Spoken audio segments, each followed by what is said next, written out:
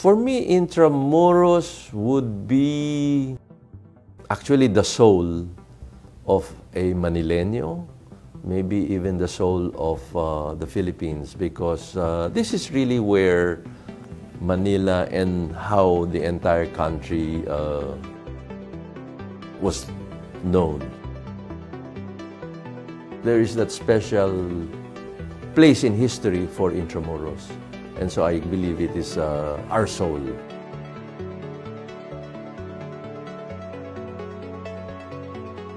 I think Intramuros is important because if you do not know where history started, if you do not know where memories came from, then you will be lost. And so I urge everyone to even read a few chapters of books written on Intramuros, so they will just know how life then was and how it evolved to life now. We have here close to 400, if not 500-year-old history, and so there's nothing like going back in time, and so reminisce for me is the word that would describe how I would feel. I'm Roberto P. Laurel, President of the Lyceum of the Philippines University, Manila, Cavite, and Makati campuses. The original LPU was located here in Intramuros in 1952 by my grandfather, Jose P. Laurel. Lyceum, LPU, has been here for the past 67 years, and I believe it has contributed to nation building. We have a number of alumni who we are very proud of, who have accomplished great accomplishments, achievements in their private and public lives. I wish Intramuros would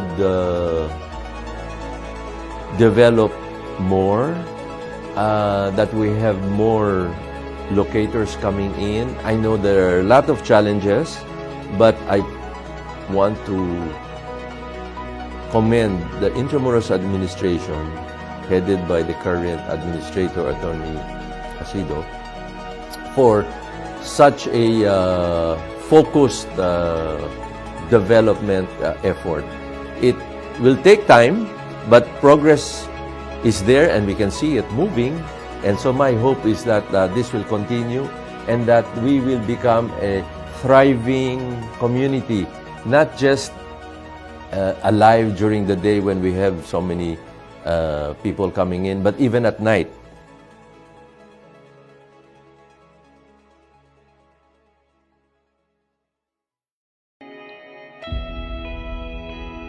If you're looking at Intramuros from the perspective of history, it's one place where you could actually see the history of the Philippines as it unfolded.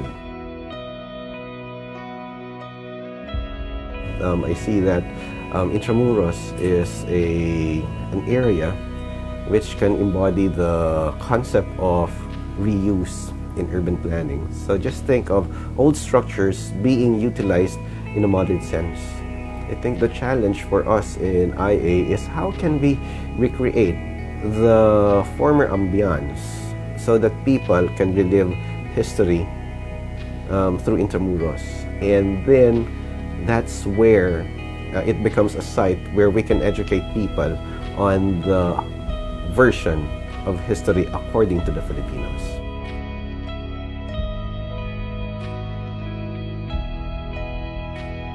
So I am Roberto Alabaro III, and currently I'm the Assistant Secretary for Tourism Development Planning. And it's fantastic to have an urban area, an old urban area, wherein maybe in our generation we can see this transformed into a more developed society where poverty will no longer exist within the walls of Intramuros.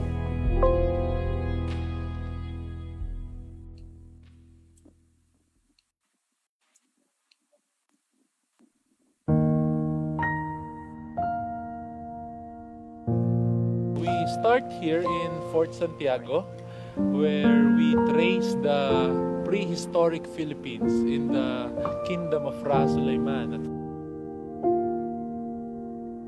He introduced me Manila, and I fell in love with it. That's why we started Don't Skip Manila, to say, okay, since I fell in love with your stories, why not let's share it to others and let other people to fall in love with Manila.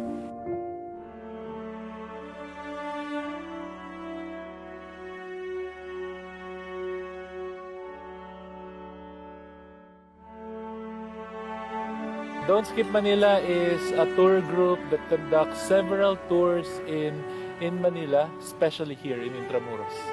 We are the one who tells the story of this place and what's the importance of it.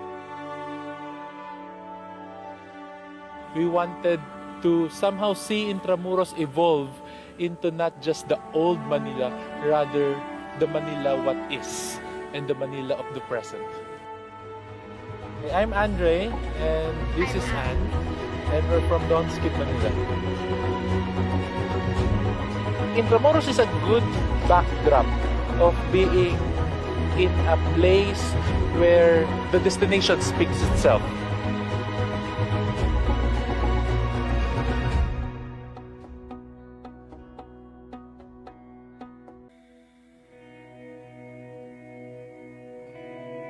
For me, Intramuros is a place of history. It is a cultural and creative hub, and it brings so much pride and joy to the 5th District as well. If I could describe Intramuros in one word, it's mesmerizing because walking along or walking around, it gives you a sense of history and makes you step into a whole new world that is so different from what you see outside the walls of Intramuros.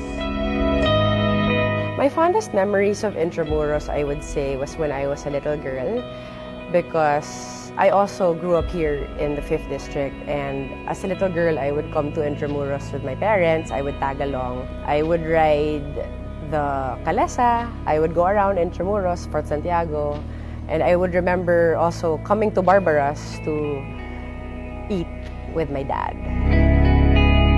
Hi, my name is Crystal Bagatsing. I am currently the Congresswoman of the 5th District of Manila, where Intramuros is located. One of my advocacies is about culture, preserving culture. And one of the things that I also do as a congresswoman is make legislation, and I also have a constituency inside Intramuros.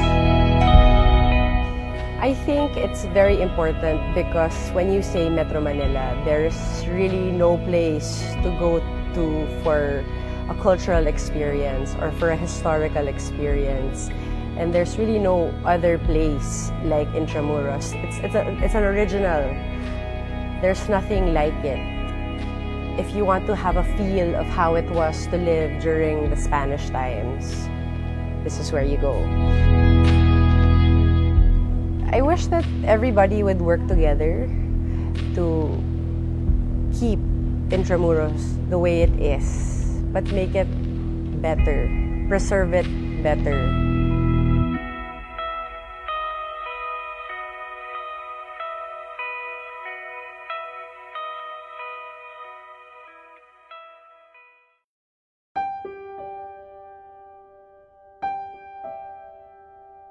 Intramuros for me is, I would say, the soul of our country.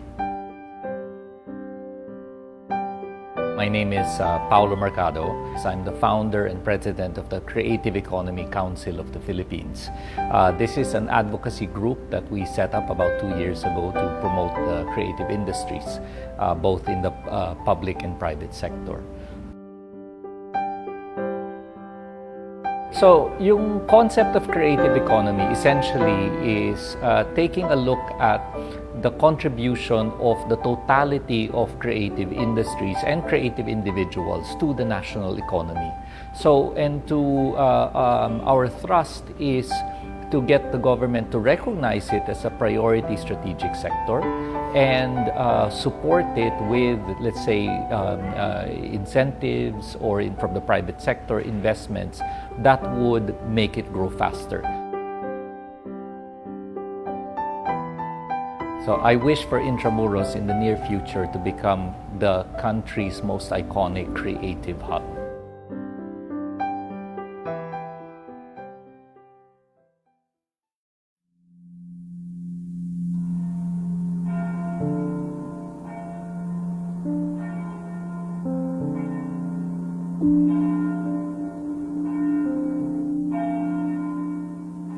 Intramuros was the biggest European city in Asia. It defines our culture. The problem is most of our officials do not appreciate it.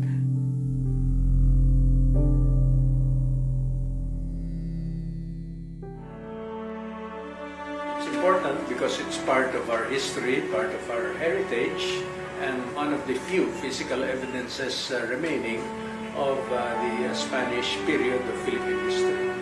There are many good stories about Filipinos, people who headed the construction of the walls. The carvers were Filipinos also. It was a very exciting time. That's what I remember most, having a restoration force as big as Intramuros was at the time. Well, didn't exist anywhere in the country. When we came into Intramuros to work, what are we restoring? We do not know. How did it look, except for the ruined walls? That's why we have to dig pictures and pictures and pictures just to be able to provide a background. And in the early days, it was really a dead town. Even when Casa Manila was finished, we would make whatever pakulo just to bring in people.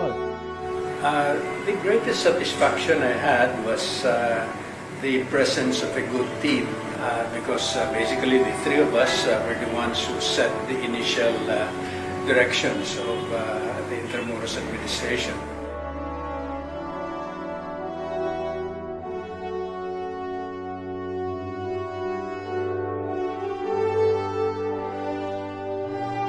Since last year, I'm really amazed at how Intramuros has grown and has attracted so many people considering the problems we had in the beginning. There are thousands of people coming here and all of them are paying the entrance fees, restaurants, all those cales. Can you imagine? It's alive.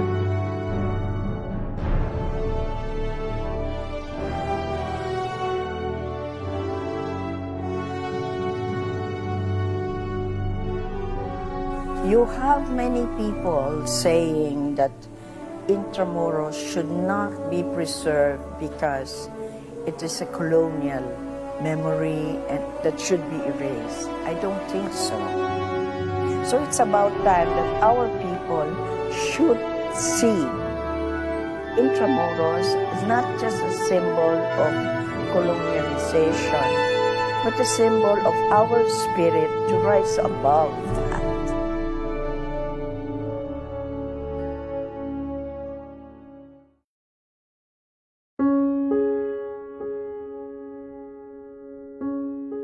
Intramuros, as like I said, it is the noble and ever loyal city. Its spirit will not die. This is our history. This is the story of our people. This is where everything started as far as this Manila is concerned. This is the history of our people. Fondest memory, of course, is going to Fort Santiago and learning a little bit of the history of Rizal. And then learning how, well, we were exploited, we were oppressed, but because of the resiliency and strong character of the Filipinos, we were able to survive all of that. I am Mengi Covarrubias. I am under the office of the University President, Dr. Leonora Vasquez de Jesus. At the moment, I am a consultant. I am handling now our tourism and hotel and restaurant management courses. Pamantasan ng Luzon ng Maynila was incorporated in 1965. It opened its doors in 1967 to its first batch of students. With PLM alone, this is a lot of history. So what we do now is we try to impress on our students the historical value and the cultural legacy of Intramuros. It is not simply the walls and the cobbled streets. So we try to impress that it's really part of our culture, our history, and our heritage. My role right now, like I said, is to impress the importance of Intramuros, that it is a part of our life, it is the story of our people. Now, coming from that, it can provide you with so many possibilities in terms of employment. You see, if we can improve our community, the shops to be open, restaurants, coffee shop, curio shops, we don't even have to look far. You know, if we're just thinking of employment, we're thinking this is something that we can do for our country. I don't think I have too much time. The near future to me was yesterday. So we hope that most of the original will be restored. I'd like to see more locals traveling here or coming around here, make use of this as their park, as their leisure places. In the meantime, learning a lot about history.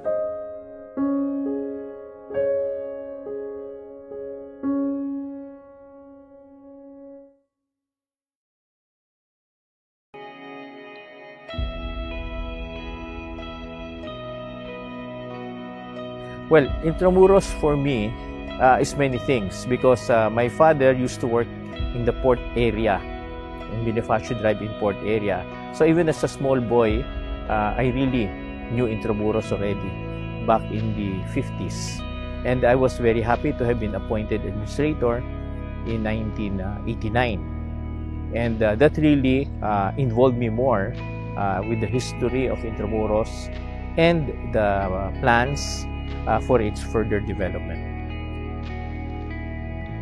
It would be very important that we know where we came from, and I think that's the special value of Intramuros. But even in modern times, there could be or there should be, and as it's happening now, other developments here in Intramuros. I'm Jose Capistrano Jr., formerly administrator of Intramuros. Well, as what's happening now, Escuela Taller assists in the restoration of heritage structures through our training of out-of-school youth in the various arts and crafts of heritage restoration. And I think this is important to preserve our historical and heritage structures, and at the same time also reach out to other parts of the country for the same purpose.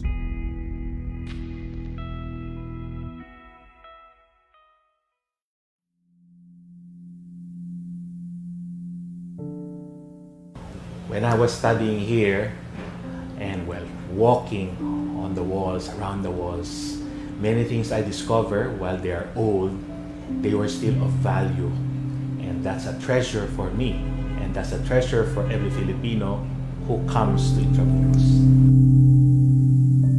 From my elementary years up to my junior high school, I was a student of Letran. So that's 11 years of studying here in Intramuros.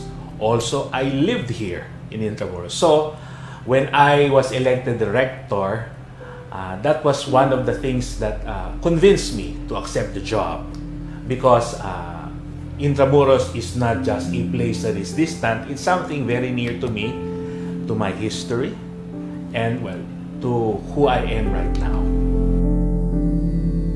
I am Father Clarence Victor Marquez of the Order of Preachers. I am the rector and president of Colegio de San Juan de Letran since the year 2015. However, Letran has been in Intramuros since the year 1620.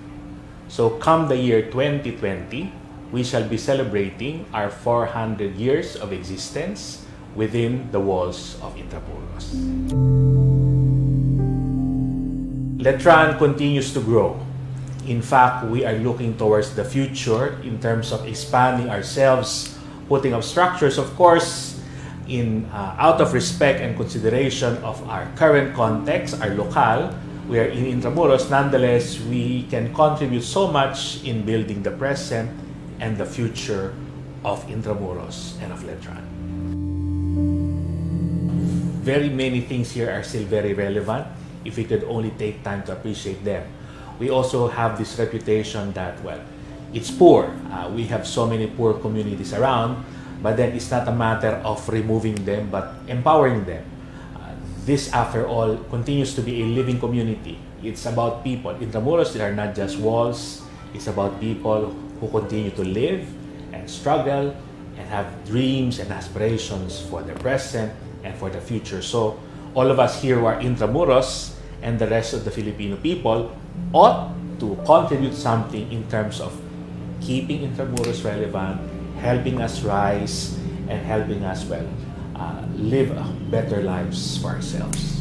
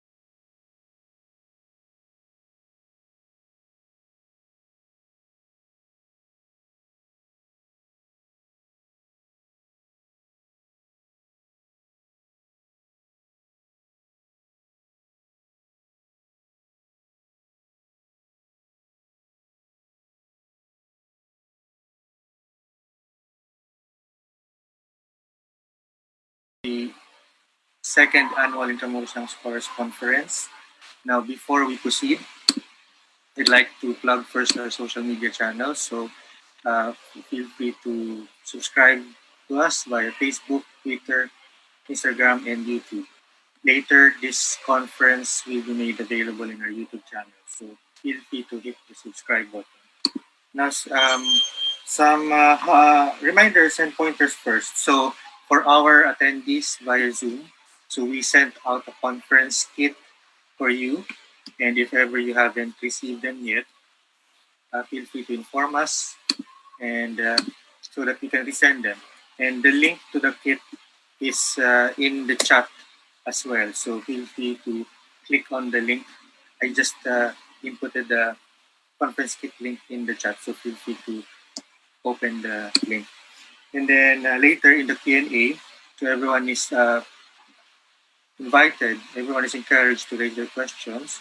So we're going to open the Q&A button in the Zoom link, in the Zoom. So there's a Q&A button at the bottom of your screen. And for comments, you can use the chat button later after the presentation. So each session is 60 minutes. So each paper is 60 minutes, divided into 30 minutes presentation, 20 minutes commentaries from our panel, and 10 minutes for Q&A. Now for today, we're going to have 4 papers, 2 in the morning and 2 in the afternoon. And we're proud to say that day 2 is truly an Intramuros event because out of the 4 papers today, 3 are from Intramuros. So we have a paper from Colegio de San Juan de Letran and 2 papers from the Lyceum University of the Philippines. And later, to cap off the event, we're going to hear an inspiring message, a closing remark from the Dean of the College of Tourism from the Lyceum of the Philippines University. Now, before we start, so I'd like to reintroduce again our panelists. So for today, we're going to have 4 panelists. So of course, we have Gabriel Caballero, who is a landscape architect and an independent World Heritage specialist. He has an MA in World Heritage Studies from Brandenburg University and a Bachelor in Landscape Architecture from the University of the Philippines, Diliman. Then we have Rona Repangcol, who is a researcher with an expertise on volcanic tuff or adobe stones. So she has an MA in Cultural Heritage Studies from the University of the Philippines, from the University of Santo Tomas, and currently pursuing a diploma in archaeology from UP Diliman. Then we have, for this afternoon, we have Bernardo Arellano III. So he has a BA in History from UP Iloilo and a Master's in Geography from UP Diliman. So he's currently teaching at the University of the Philippines, Los Baños. And then, of course, we have Voltaire Palania, who is a journalist. He has an Asian Studies degree, a Master's degree in Asian Studies from Chulalongkorn, and a Master's in Korean Studies from Seoul. And for our young scholars for today, so for paper 4, so we are already at paper 4 because papers 1, 2, and 3 were presented yesterday. So paper 4, Seismic Vulnerability Assessment of San Agustin Church in Intramuros using Fragility Curves. So this is a paper by Ar-ar Jambalos, Kyle Santos, and Rojan Trellana from the Colegio de San Juan de Letran, to be presented by R.R. and to be reviewed by Gabriel and Rona. So R.R. earned his BS in Civil Engineering this year from the Colegio de San Juan de Letran. And while at Letran, he was previously an intern at the Department of Public Works and Highways. Then also this morning, we have a paper from Praise Diokno, Muni, Creative Hub Enhancing Workplace for Future Workforce through Generation Z, Suitable Architecture. Praise earned her BS Architecture in 2020 from the Polytechnic University of the Philippines. Praise was formerly an intern at the Intramuros administration. Now her paper is going to be reviewed by Gabriel and Rona. Then this afternoon, we have 2 papers from the Lyceum University of the Philippines, the Lyceum of the Philippines University rather. First, we have a paper from Ian Keith Robles, Lord Toriano, Gabriel Timblaco, Walter Morales, John Mark Palata, and Jocelyn Kamali. So their paper is entitled Creating Experiences Within the Walls of Intramuros, an assessment of the tourism transportation in the district. So Ian earned her BS in International Hospitality Management, major in cruise line operation and hotel services from Lyceum, also this year.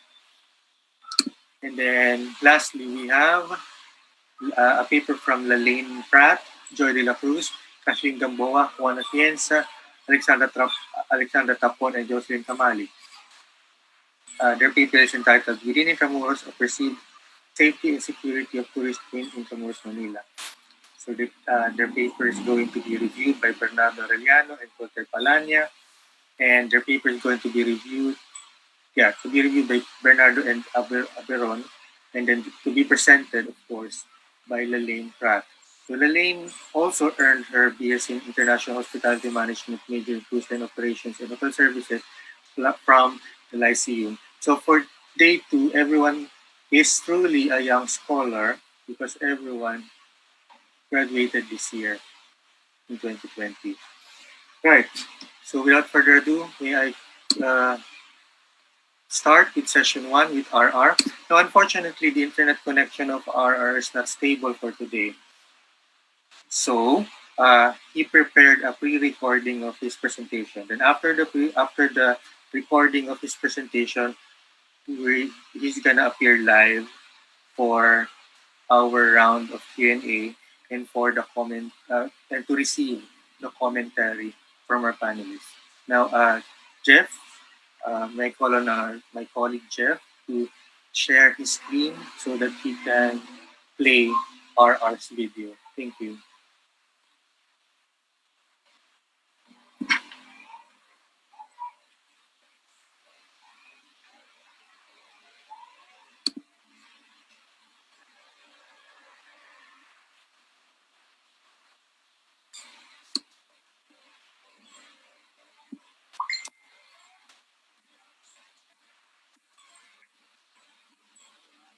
Good day, everyone, to our panelists and to all the viewers in Zoom and in Facebook Live. My name is Ar-ar Jambalos. I'm a civil engineering graduate at Colegio de San Juan de Letran.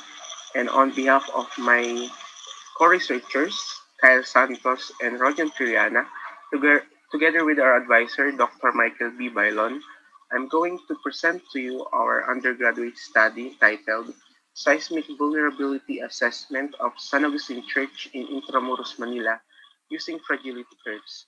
But before I start my presentation, I would like to thank the Intramuros administration for having me as one of the presenters on the second annual Young Scholar Conference. Again, thank you, IA.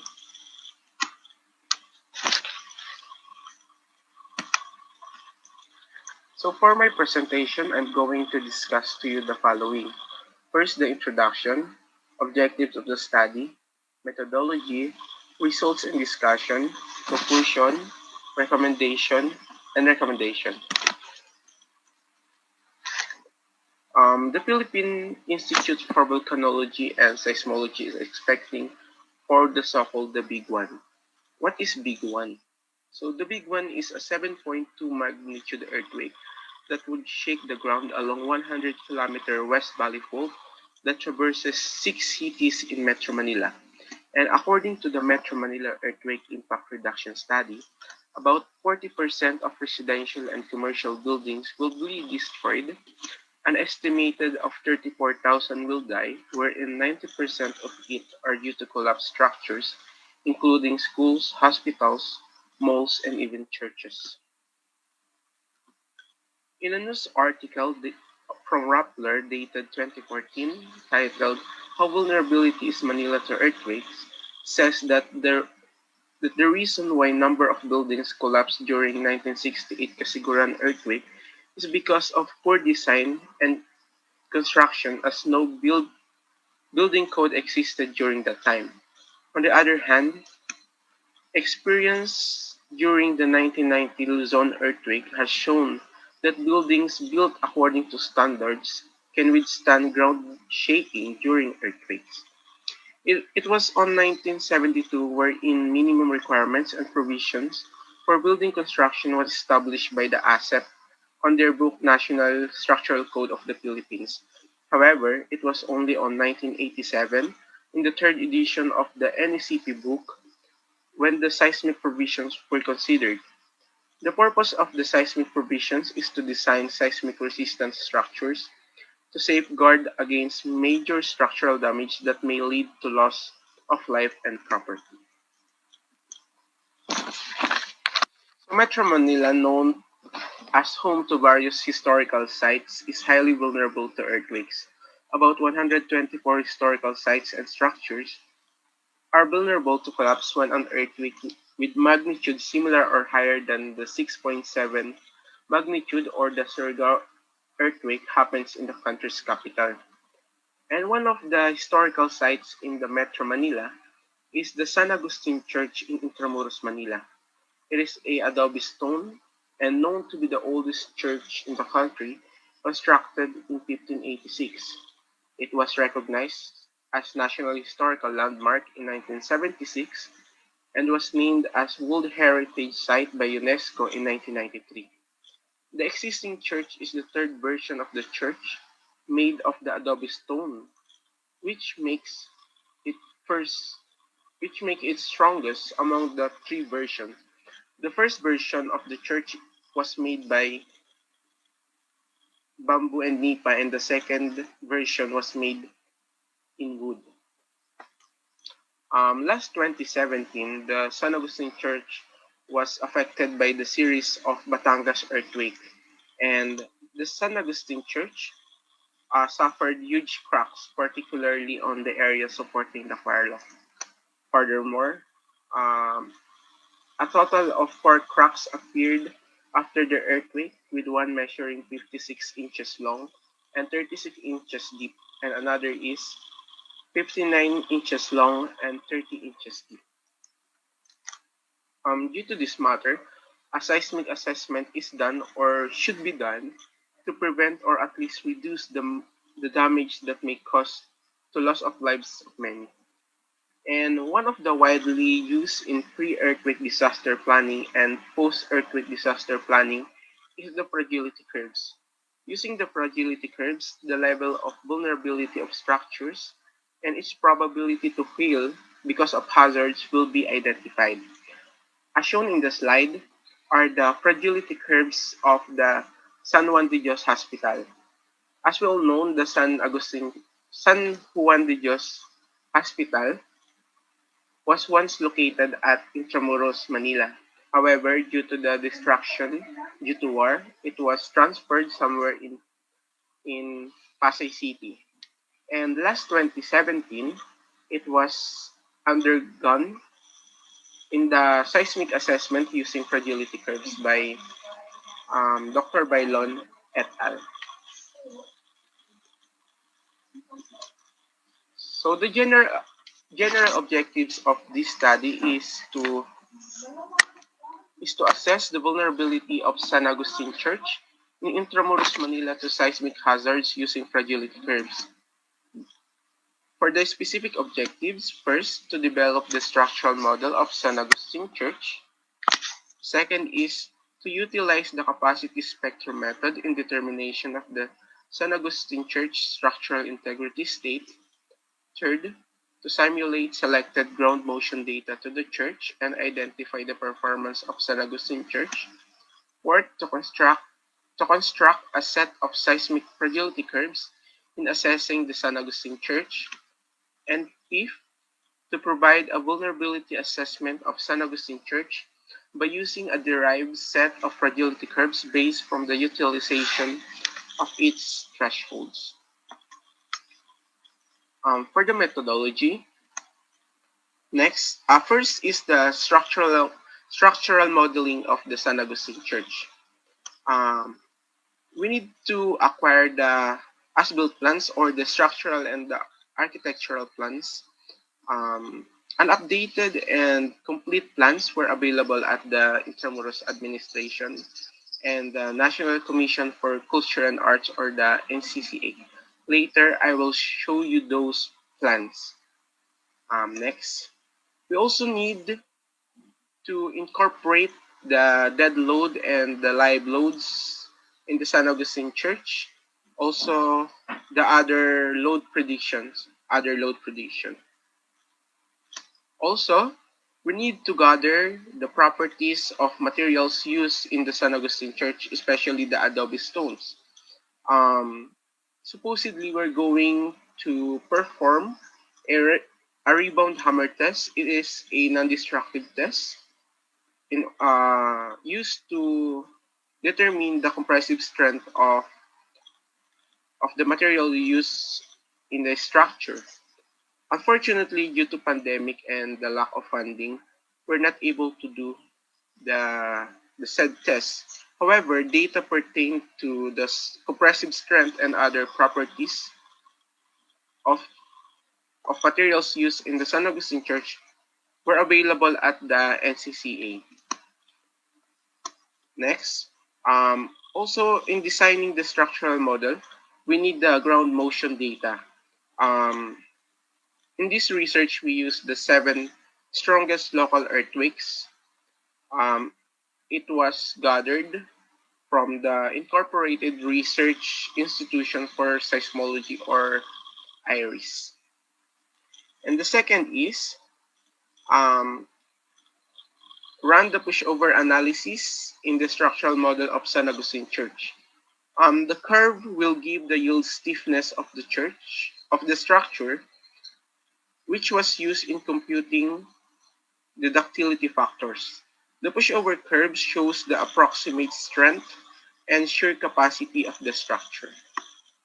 Next is the structural model will be run under the nonlinear dynamic analysis together with the response spectra. The response spectra of the ground motion data were derived using Prism. Just import the ground motion data into the Prism app to generate the curve, and the response spectra show the relationship between the peak ground acceleration, or the PGA, and its corresponding structural response period. This nonlinear dynamic analysis will give the hysteresis curves. The area of this curve is the hysteretic energy. It is also used in computing the ductility factors. The results on the performance points with the maximum displacements will be used in calculating the damage ranks. And in calculating the damage ranks of the performance points, we will use the damage state threshold by Basvada in 2016. So as shown on the slide, here are the structural and architectural plans from the Intramuros administration dated June 1995. Also are the plans, as-built plans of San Agustin Church from the NCCA dated 2005. And here are the ground motion data from IRIS, 7 local earthquakes, including Samar, Philippine Island region, Mindanao, Mindanao, and Panay, together with their magnitude and the PGA in east-west and north-south directions. And this is the properties of materials used available at NCCA dated 2005. For example, the compressive strength of stone, the adobe stone, is 3.50 MPa. For results and discussions, the as-built plan model was generated using SAP 2000. So here is the structural model of San Agustin Church using SketchUp, and this is the structural model of San Agustin Church using SAP 2000. As you can see, it is purely wall because we want to use wall as the main structural element of the church, and those arcs and other structural elements like buttresses were converted as a dead load. In pushover analysis, the pushover curves for the x and y axis of the structure were generated, and the maximum and yield point for each axis were obtained. As shown is the pushover curve at x direction. As shown on the curve, it has a yield point of 5,925.937 kilonewton at a displacement of 0.000361 meter. And it has a maximum displacement of 0.00488 at 8,583.108 kilonewton of base force. On the other hand, as shown is the pushover curve at y direction. As shown on the curve, it has a yield point of 4,475.43 kilonewton of base force,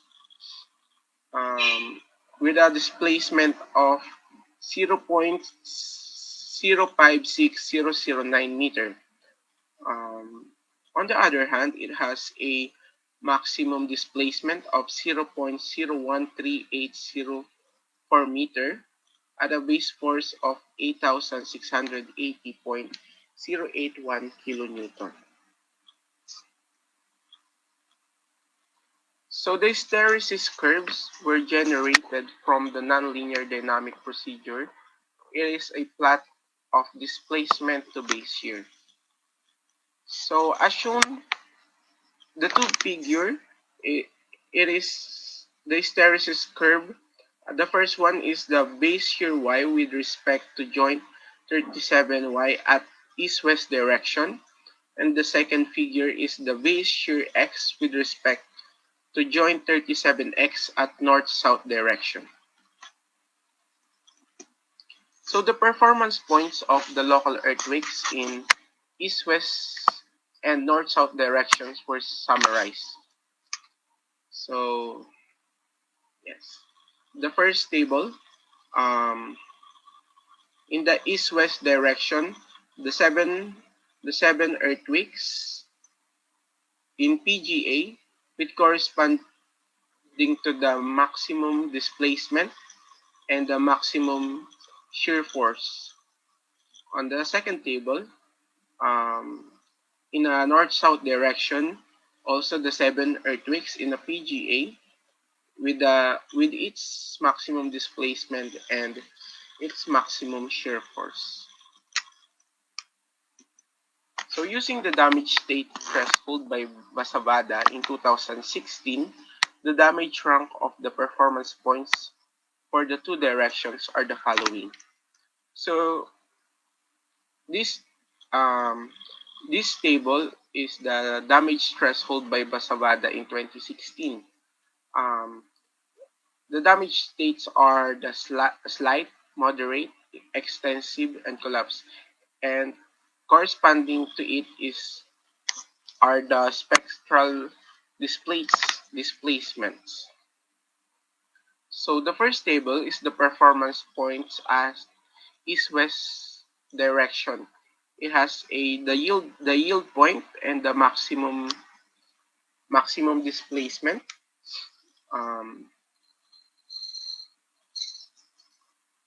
As shown, the results from the damage ranks are all D, letter D, which corresponds to no damage.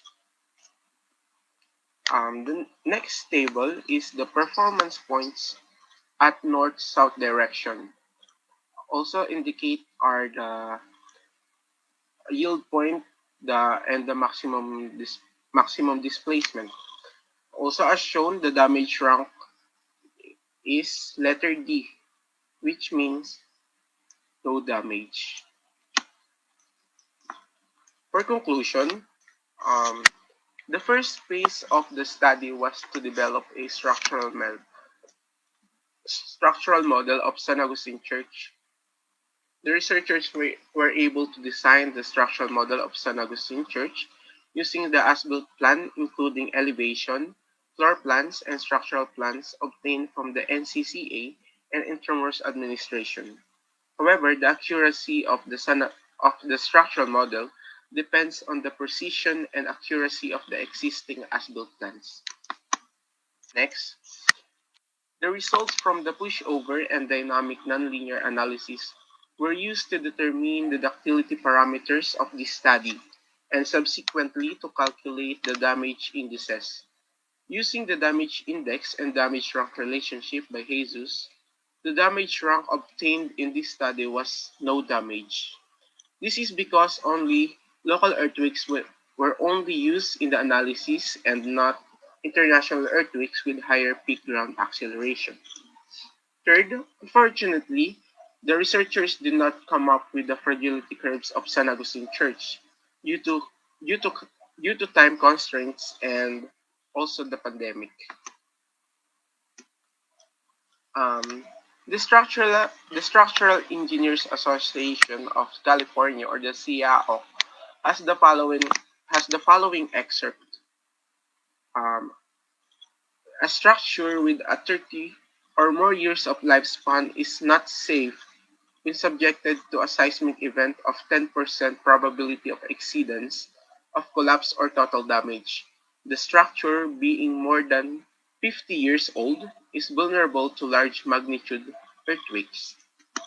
And lastly, the San Agustin Church, the country's oldest church, is almost 413 years old. Following the standards set by the NSCP and the CIAO, the structure is therefore unsafe for occupancy when subjected to seismic activity, considering only base year as a mode of failure. For recommendations, um, consider the cost of retrofitting or repairs in seismic response mitigation policies in defining fragility curves. This will require an evaluation of economic losses of San Agustin Church, and it is possible to generate fragility curves considering economic point of view. The damage level and the building type should serve as the basis of the repair cost. Next, as per the damage rank obtained using local earthquakes resulting in no damage, the researchers recommend using international earthquakes with higher PGA for better results and might be possible to generate fragility curves. And lastly, the researchers would like to recommend the San Agustin Church to start a retrofitting procedure to the whole structural system as a countermeasure against the impending high magnitude earthquakes. This will provide an opportunity to San Agustin Church to reconstruct with earthquake resistant specifications and enforce safety to the users of the church. Thank you for listening, and that's all be all. Thank you.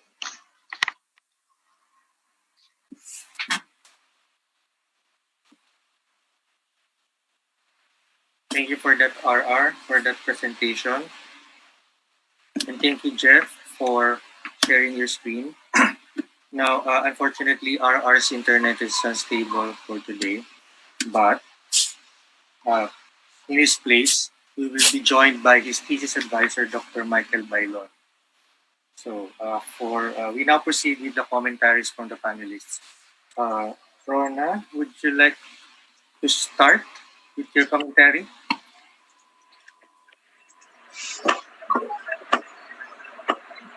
Okay, sure. First, I would like to congratulate RR and the proponents of the study. Seismic vulnerability assessment is one integral part of the study of cultural heritage buildings, and it should be done as soon as possible.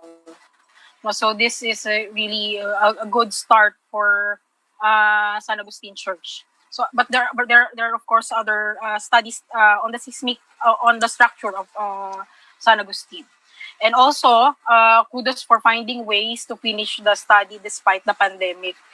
No, so that's really one challenge for the researchers. Okay, and also we need more civil engineers on board in heritage conservation. So maganda itong pag-aaral nila RR. I have a few points, but I would like to know first uh, if the group of RR consulted or has worked with San Agustin Church mismo. Have you worked on with the San Agustin Church? Yeah, can I answer in behalf of RR? Hey, sure, sir. Okay, good morning to all of you. Together with RR, no, I'm just only the advisor. He told me that the three of them have consulted the San Agustin Church, no, administration. In fact, they have already the plans. Okay, they got it from them, and at the same time, the data, especially that of the non-destructive test, it's very costly. They cannot afford it. Okay, Yes, even me, even me. So we just get the data and then incorporate it in our model. Yeah, thank you, sir. I need to hear that kasi hindi ko narinig dun sa kanyang presentation yung kanyang collaboration with San Agustin Church. So thank you for that. So allow me to start again by clarifying the historical background of the study, because I believe it's important that the historical background be clear, because it gives context to the whole structure of the study, because this building is not just an ordinary building, no, this is a heritage building, and so it should be approached in a different manner perhaps than other buildings. So in the presentation, CRR, he said that San Agustin Church is a 413-year-old structure, no. So sometimes this is a common misconception, because the foundation of the church or the first mention when it was built does not necessarily translate the actual age of the existing structure. So this is where the timeline or history of construction will come in. For a study that will measure seismic vulnerability of a structure, it is for me important to identify which parts of the building goes back to 400 years, 300 years, 200, until the latest. So that will give us an idea on how to tackle the seismic vulnerability of a structure. So alongside the history of the structure itself, it may be better to provide the historical background or of course to consider the historical background of the occurrence of historical earthquake, no. May mga pag-aaral na tayo diyan, no. I came across some I list down, so I read the paper prior to this, so I list down some materials that RR and the rest of the team can consult, no. See the Intramuros administration, we will submit naman this commentaries, no, as part of this exercise. And so just to mention a few historical sources that may help, no, itong historical na to doesn't really mean historical per se na talagang yung narrative and all. This could also be scientific, no. So some of those are yung archival, no. Sa archival, we have Los Terremotos in Filipinas, published in 1880. This is, I think, available already in the UST library website, no. So maghanap lang siya doon. Ano naman ito, open for all. He doesn't have to be part of the university.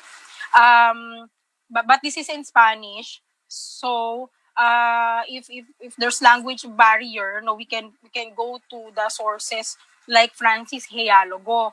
No, meron siyang magagandang studies on the historical seismology. His works is published in the Philippine Studies. Actually, I have it here with me. If you can see this one, baka baliktad, I'm sorry, no, kasi naka front camera ako. But this one is Disasters in History. And this, there's an article here by Francis Hialogo on the historical seismology. He used archival data, so hindi na kailangan magkalkal ni RR dun sa primary source. So this one is very good. And also we have this book, Cyclones and Earthquake. This is by Aitor Anduaga, and there is a chapter here on seismology and earthquake engineering. No, and this is on a historical perspective. That is, this will give him a more perspective with regards heritage structures. So, and also recently merong nagkaroon ng conference, online conference lang naman, ang Museo Sugbo, which mentioned some things that one can do to protect heritage sites from geohazards. No, this was in collaboration with the Mines and Geosciences Bureau and a heritage group in Cebu. So this is very good. 4 years ago also, there's an international conference by National Museum, NCCA, and UST on the seismic retrofit of unreinforced masonry. So baka makuha niya yung mga ganyang data. So yon.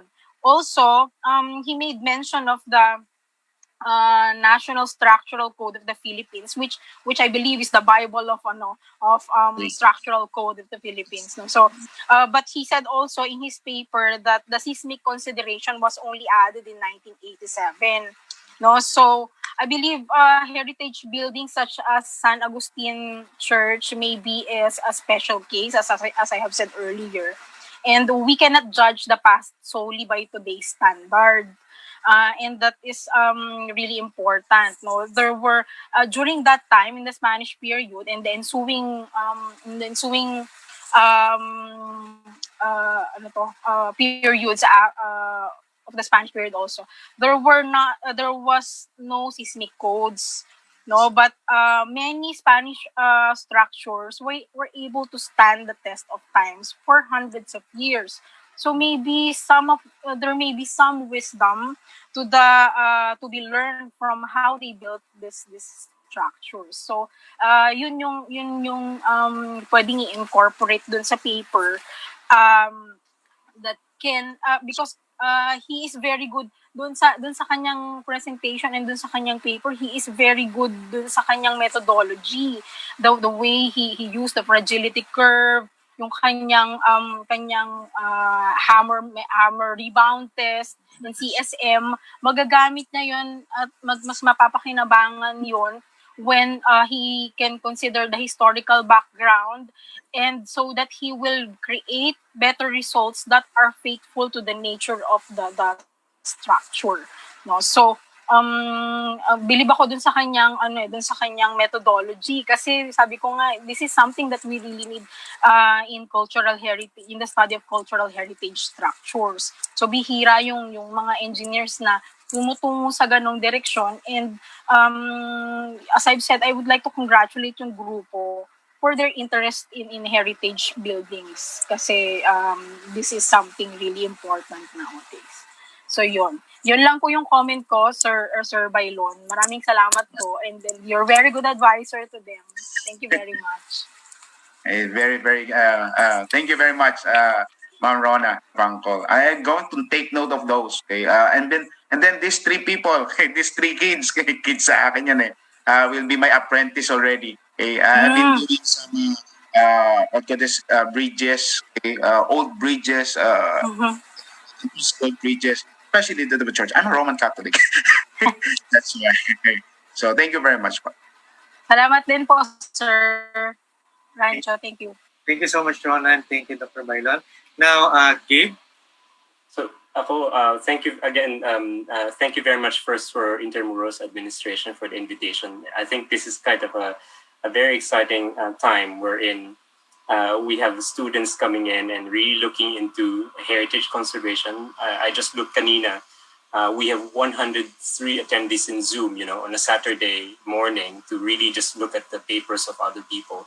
And it's quite exciting to do that. So with regards to the topic, I'm actually quite surprised with this because, with heritage conservation, it's always mostly about the historical background and the historical context.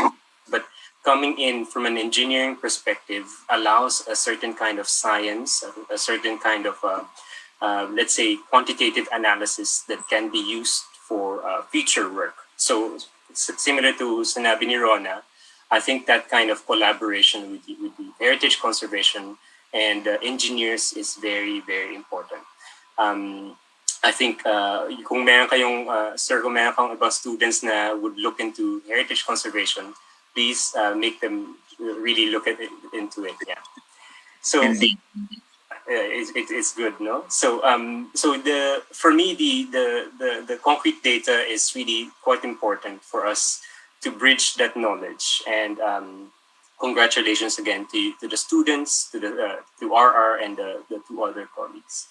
Yung akin, ang point ko was primarily on echoing some of Rona's points about the historical research that needs to be done. Kasi indeed, yung pinakita niya kanina na sources yung Inquirer. So ito dapat you need to look at archival data so that it is more accurate.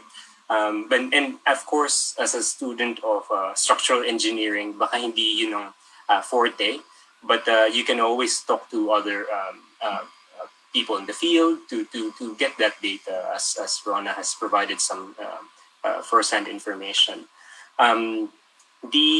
Nakita ko yung result that you said it is no damage. So what does that mean first? I want to clarify that. Does it mean that it can withstand the earthquakes that have been provided? Tama po ba yan? Yes, thank you very much for that question.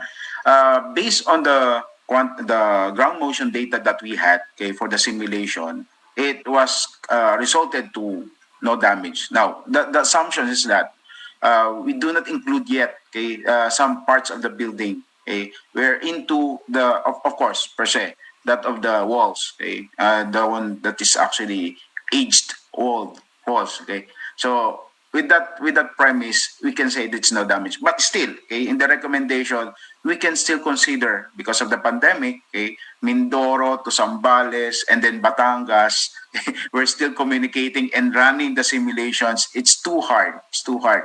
But for further study, we can get the this system probability of exceedance of this structure. So some assumptions were actually considered. Okay. Kasi yung reference nung una niyang sinabi na yung Siaok ba yun, the Californian right? So I was a little bit scared of what it said, that it's like after 50 years you cannot use the building and it's not meant for human use. And I think that is a very limited kind of perspective that we should take for consideration for heritage buildings. As Rona said, heritage buildings or heritage structures have been there for a long time. And I think that kind of view of what are the traditional knowledge that we can use. Example, yung Intramuros walls, diba? They've been there. They're fortifications that have stood the test of time. I think that kind of perspective has to be taken into account, so that we are not saying that all buildings of 50 years or older are no longer in use, cannot be in use. A good case for this is the practices in Japan, wherein you have that kind of ideas of making the buildings stronger for the earthquakes, but at the same time there is a lot of sensitivity to heritage buildings that are older, and so you need to balance. It needs to be balanced with the perspective. May akong tanong din. I've given some comments earlier to RR, and I think it was sent out. Yung number one is yung recommendation. Why was it not considered to do monitoring as a potential course of action? I think the course of action that was said is like yung parang you wanted to have the retrofitting, or that is an intrusive kind of way of doing it. Was there any thoughts of monitoring on what is happening? Okay, in terms of monitoring, we have the structural health monitoring in the Philippines not as early, just lately. Okay, it would another cost. Okay, so what the group mentioned about the retrofitting, there should be, of course, the monitoring first and then retrofitting. Now, the data that would be coming from the monitoring would be very helpful in the retrofitting. That it so happened that in their limitation and their scope, they haven't considered the structural health monitoring. But of course, it's very welcome to our study to come up with the. Of course, there are existing companies that have this structural health monitoring. My company, by the way, have that. Okay, I'm very helpful to this kind of endeavor. Okay, and coming up, of course, coming up with the monitoring of heritage structures. So, salamat po yun, sir. Kasi ayan, I think that's one of the steps. Kasi kung rather than doing an intrusive perspective, at least kung may mag-assess muna tayo, kumbaga, how is it really in the setting that it is. Yung isa pa pang point na I think it will be quite useful for the future, not that it can be done now with the study, is that yung data na na-collect, it can be put together with the National Disaster Risk Reduction Management Council. Because in 2013, if we remember, there was an earthquake in Bohol that happened, and there was a study of heritage structures, heritage churches that were done. And I think my data din yun na has been collected in the effects. I'm not sure if one of the references, the local earthquakes that that was identified in the study actually referred to the Bohol earthquake, because that is a very good reference in terms of the magnitude that can be taken. But that's again maybe a future work. With regards to I think this one is more for RR and the team, but yung kumbaga yung ano kaya yung potential use of the study, can it be done for other cases in Intramuros, or how can the researchers expand on the work? I think, sir, ito parang magbigay na lang kayo ng wishful thinking for your students. Do you think the studies are good? Okay. With these guys, these 3 students that they already graduated Colegio de San Juan de Letrán, very, very interested in terms of the preservation of heritage structures. To the fact that they do not have enough skill, supposedly, but because under my supervision, they were able to use the software. Okay, the one that were not being used in the schools. Okay, the one that we are using in the field. In earthquake engineering, maybe we can extend it. We can extend it to different structures, especially that of the heritage. What more? These kids are very enthusiastic in terms of this kind of study, and hopefully we can give them scholarship for their graduate studies. Of course, they have already the tools. Okay, so Maraming po salamat sa study, and then thank you, sir, for your guidance and then very good research. Thank you, Gil, for that. And for your last question, in fact, RR has something to say. He said that fragility curves were already used in various kinds of structures and buildings. And yes, they easily be done for the fortifications and walls of Intramuros since it was made of adobe stones. For the future study, they may study other structural elements of San Agustin Church, the arcs, example, and other structural failure, not only base shear. Did I read that right? Sorry. Yeah. Shear. Also, this methodology can be applied or used to assess the seismic vulnerability of other heritage sites in Intramuros that were built with no seismic codes. Yeah. Because we have already the data coming from our friends internationally, we can still access them. That's good. Ang maganda dyan, if you have one case study, tapos yung the rest of the area, so you understand the whole disaster risk of the whole area rather than just one building. So I think if your students and can continue in the future and understanding the rest of the area, that will be really, really great. Actually, I have soldiers of researchers nowadays. Okay, I'm still waiting for the blessing coming from the IA. If we can do research projects, okay, in cooperation with them. Okay? If it's possible, we can do. I have 3 schools, 3 schools that can give students, okay, doing this kind of research and more elaboratively. Yes, of course, we look forward to the future collaboration with the Colegio de San Juan de Letrán. So it will further our study on Intramuros as scholars on the field. Thank you so much for that. And then meron dagdag si, sorry may mga dinadagdag si R. Sabi niya, Prism is a software developed by the U.S. Geological Survey. It has features such as plotting, acceleration, visual velocity, and displacement given the ground motion data, response spectra, and force displacement for different hysteresis algorithms. These features output are input to the modeling and simulation software and application. So pahabol lang ngayon. Anyway, so we can proceed with the Q&A. So very short Q&A. So thank you everyone for raising your questions. Feel free to ask questions if you feel like it. So we have a question from Zoom. Hopefully, sir, you can answer this. Good morning po. How did you account for the cracks mentioned in the recent earthquake in the modeling process? That's a good question. We considered also that those cracks in the moment of inertia, okay, those factors in the modeling of SAP 2000. Okay, there are 0.7 and 0.6, 0.7 and 0.3, okay, taken into account based on our codes. Thank you so much, sir. We have a comment from Violeta Munoz. To IA and Professor Bailon, may I strongly suggest that this study be submitted to our policymakers, namely the National Commission for Culture and the Arts and the Intramuros Administration, as basis for requesting the budget and programs for both the governments and private sectors to start the retrofitting of San Agustin Church so as to avoid destruction of this heritage structure.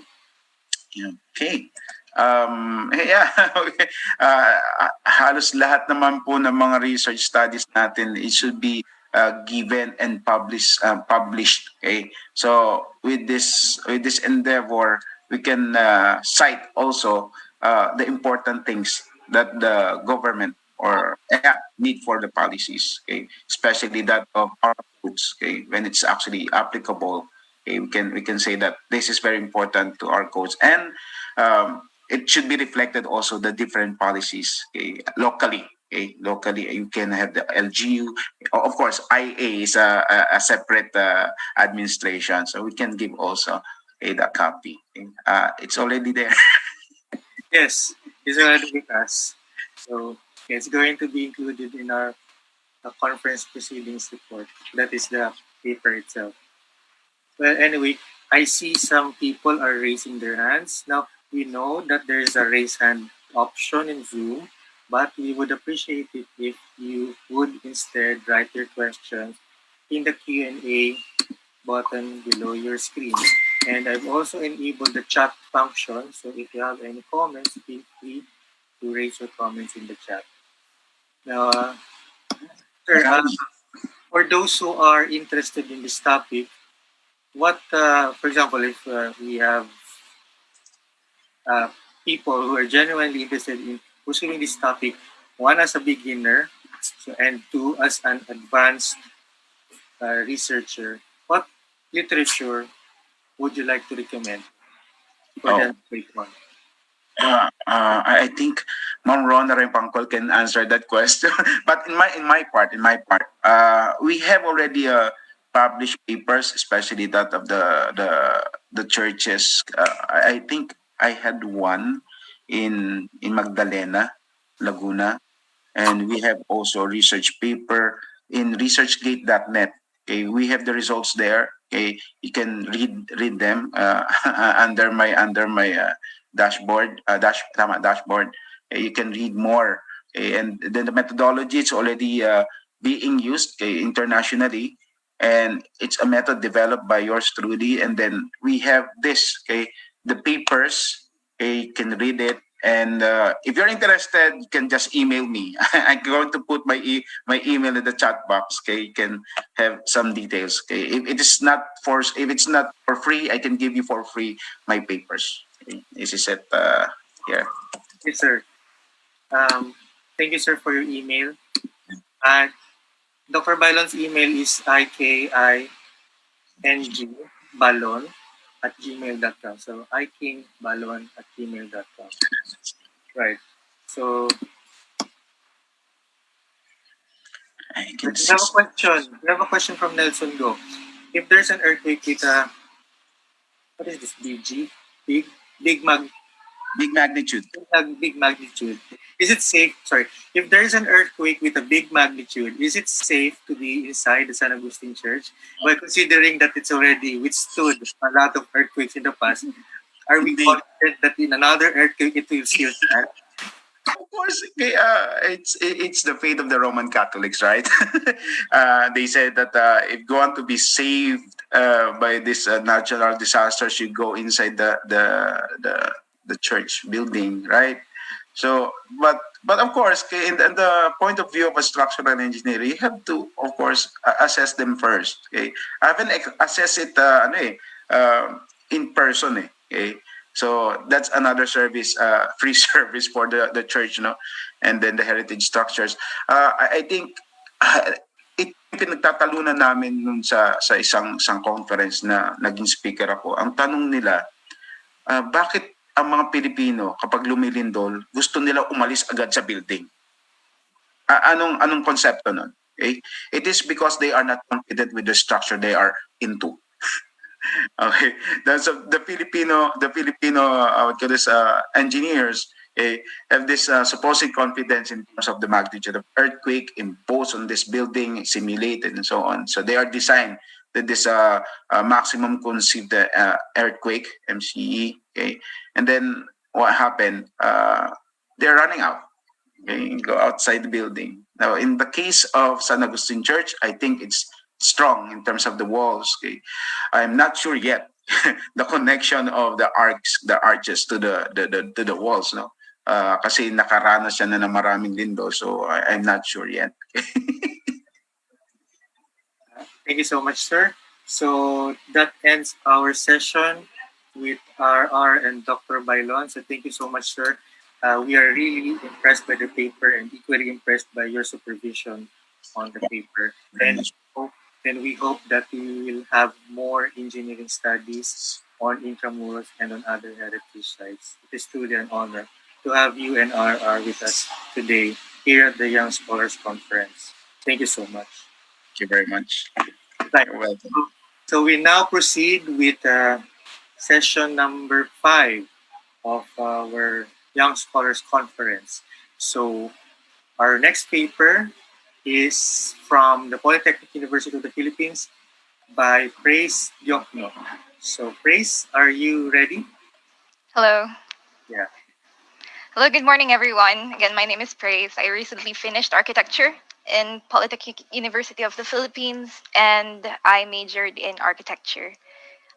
Good morning to all panelists and participants. I'm really happy to be here. Hold on, let me just share my screen.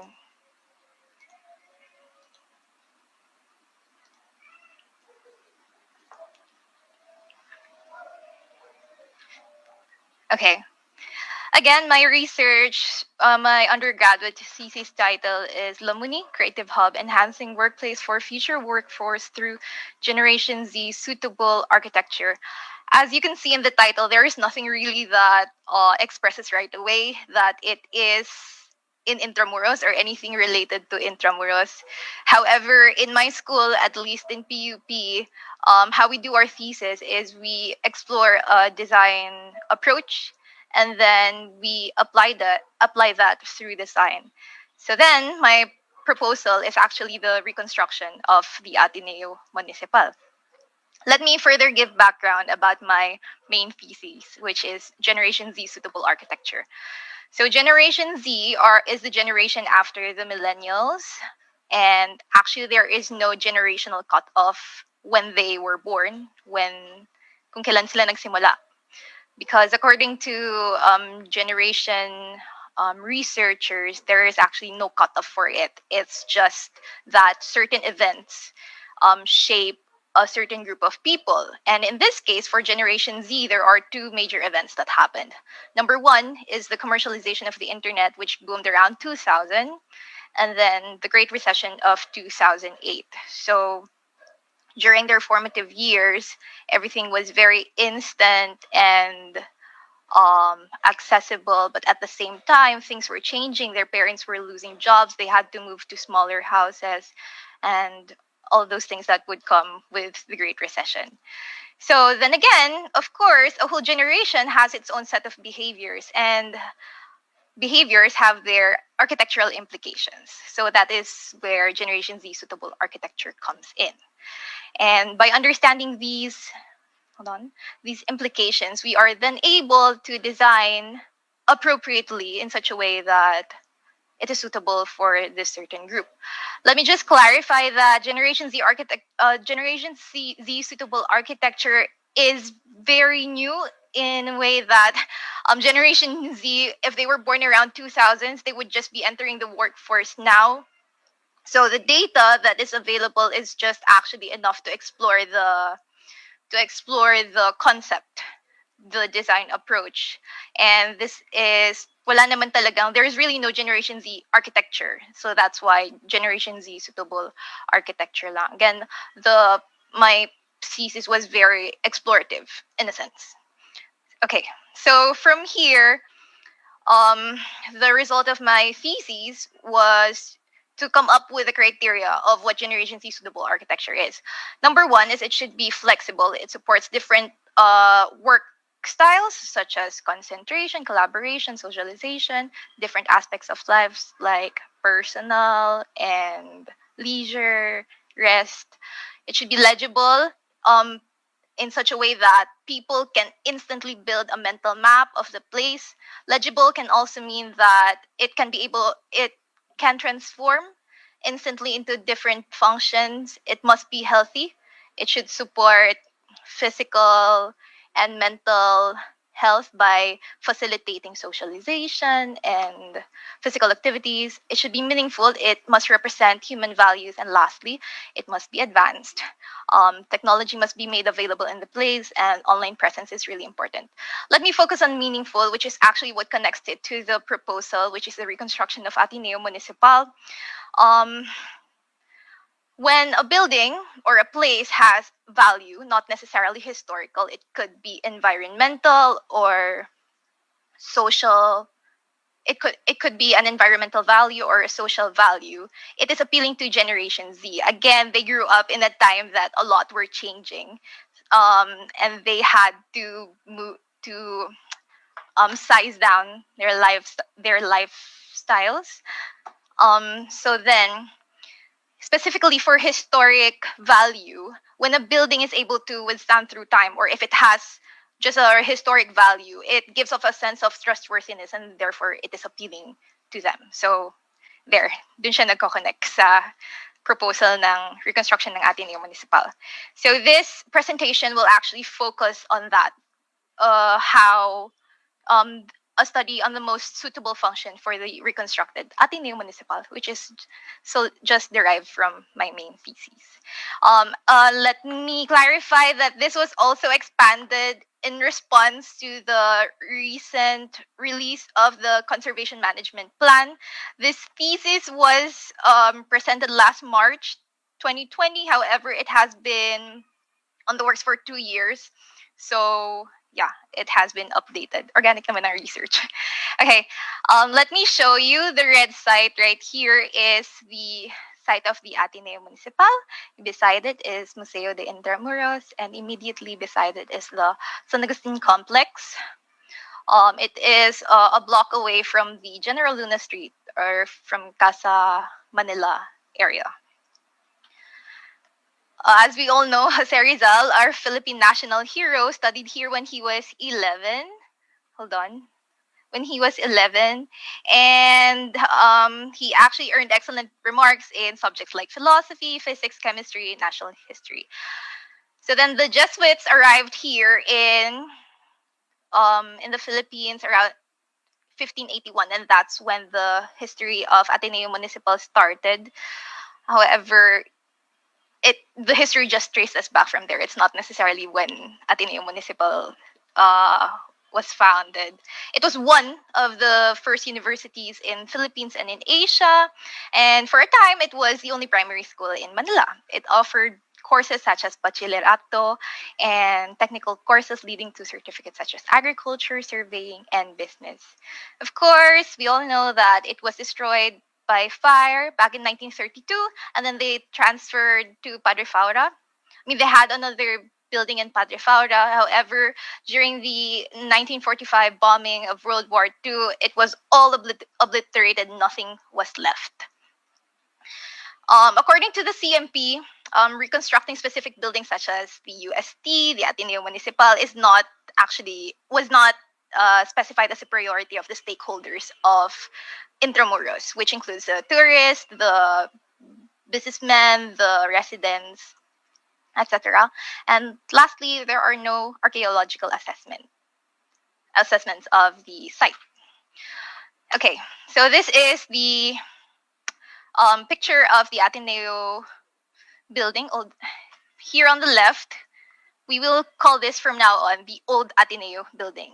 And then on the right,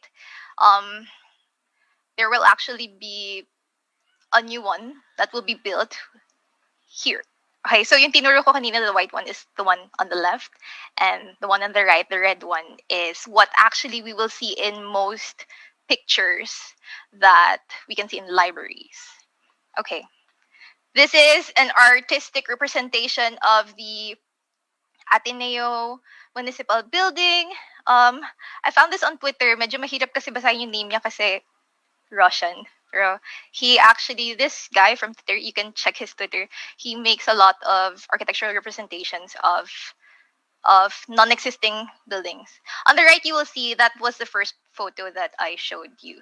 So this one, the red one, is the new Ateneo building. The one on the right is the old Ateneo building. And then, Ateneo Municipal is a Philippine-Spanish architecture of 16th to the 19th century. Similar to this is actually the Baroque churches of the Philippines, which is recognized by UNESCO, namely Paway, Miagao, San Agustin, and Santa Maria. I may be wrong, but sorry. Okay, here is the entrance of the Ateneo Municipal. The one on the left is very elegantly sculptured arches, and this is a staircase. Again, this is an artistic expression by the previous artist I showed you a while ago. And then the person responsible for what you can see on the left is actually Isabelo Tampinco, who is also the one responsible for the door of San Agustin Church. Isabelo Tampinco is actually classmate of Jose Rizal in Ateneo Municipal. Hold on, let me just go back to my notes. And he was a student of the Academia de Dibujo y Pintura, which was actually also in Intramuros. However, it's likewise obliterated. He's also responsible for the arches and some parts of the Manila Cathedral. He also has a I forgot the opposite of temporary. Permanent exhibit in National Museum. He's actually a very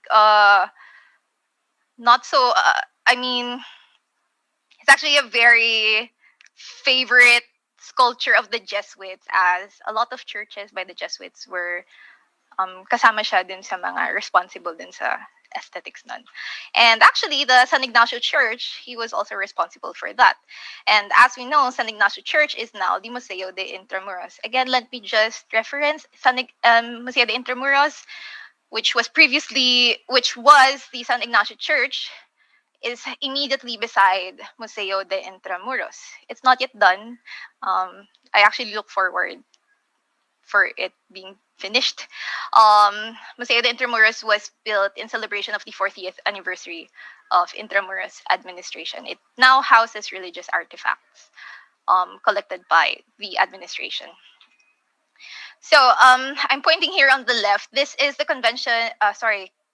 convent of the San Ignacio Church, which has a bridge connected to the Ateneo Municipal.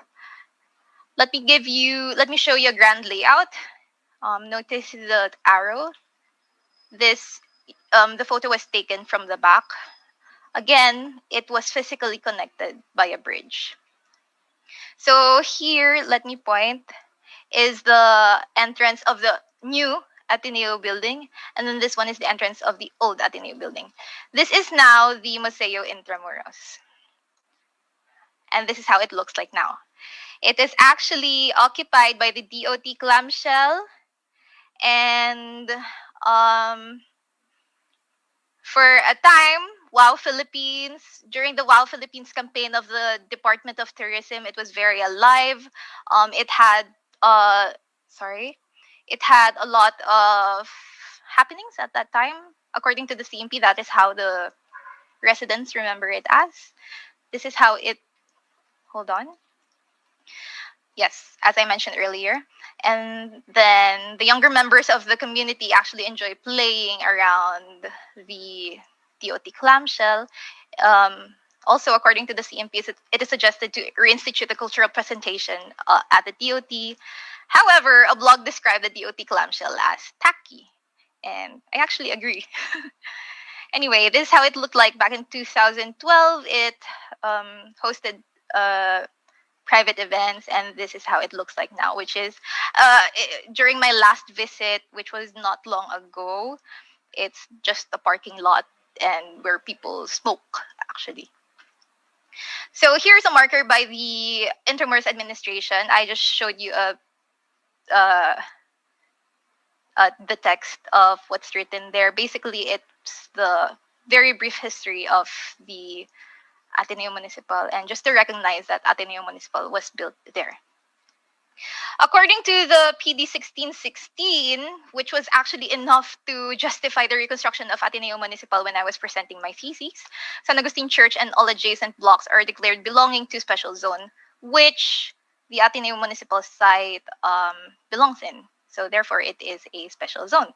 Rules such as creating an authentic ambiance of Intramuros of the 1890s shall be applied to special zones, again, which Ateneo Municipal is. The facade of buildings shall be made faithful reproductions of the architecture of that era according to Rule 4, Section 5. Lastly, very important, the historical precedents shall, whenever available, be respected and be the primary consideration in allowing or disallowing specific architecture, structures, or designs. Rule 6 from Section 2. Again, this was enough. When I was doing my thesis, this was enough to justify the reconstruction of Ateneo Municipal. However, according to the Bureau Charter, reconstruction means returning a place to a known earlier state. However, it is only appropriate when a place is incomplete through damage, alteration, or when there is sufficient evidence to reconstruct an earlier state. Likewise, again, with the release of the CMP, Conservation Management Plan of Intramuros Administration, it recognizes that the Bureau Charter, current international practices, does not favor reconstruction on built heritage that had already been lost. As I mentioned earlier, Ateneo Municipal is completely obliterated. It's only appropriate to reconstruct when the structure still exists and is merely incomplete. And then, however, as there are still no set of criteria and protocols to identify when reconstruction would be appropriate or not, this does not completely discourage the reconstruction of Ateneo Municipal. However, a more elaborate guide for future reconstructions would be really helpful. So then here we are with the significance of the study, why this is important. From here, I believe we can recognize that Ateneo Municipal has value such as in terms of the education, the history, and the arts, and reconstructing that building would physically unfold that value to the people around it, and sorry, I got distracted a bit, would physically unfold the value of that, would physically unfold the value to the people around it and would therefore give this sense of identity. However, the value of a place is not stuck at the time when it was made. It grows with the people around it. Therefore, knowing the best function for the reconstructed Ateneo Municipal with the present community in mind will make it resilient and therefore will further its cultural significance into the future. The problems are there's a lack of understanding of the architectural value of Ateneo Municipal, lack of updated plan, and lastly, lack of recognition that Ateneo Municipal is not being used to its full potential. Everything around it is being used well, such as the San Agustin complex, the Museo de Intramuros, and the surrounding buildings are actually used as office spaces. Yun na lang yung hindi. Ginagamit siyang parking lot. And then the goals of this research is to explore the cultural significance of Ateneo Municipal, conduct site analysis for research, and then to develop criteria for the most suitable function of reconstructed Ateneo Municipal. Sorry. So this is the methodology. I had two considerations: the analysis of the site and the behavior of, in the context of the Ateneo Municipal site, the IRR PD 1616, guided by the CMP. So then I come up with the criteria, and then I test this against two proposals, and so then I come up with the best function for Ateneo Municipal. Okay, so reconstruction. Hold on. Reconstruction, according to an article, places with social or spiritual value may justify reconstruction, not necessarily the tangible aspects of it, even though little may remain, such as buildings, footings, tree stumps. Still, the requirements for sufficient evidence to reproduce it is necessary. The reason why this is opposed by many cultural workers is that it may falsify history and create a fictional place that never existed in the first place. And this is actually in line with what CMP says, that Intramuros is not a theme park, but is a living community. A perfect example of this is the Las Casas in Bagak Bataan. They bring old buildings from different places, from different parts of the Philippines, and bring it to a park, and it's just out of context. However, the case of the San Ignacio Church is very strong, since it has actually a lot that are left, such as this, the entrance, walls and posts, the aljibe, and the sorry, I can hear myself.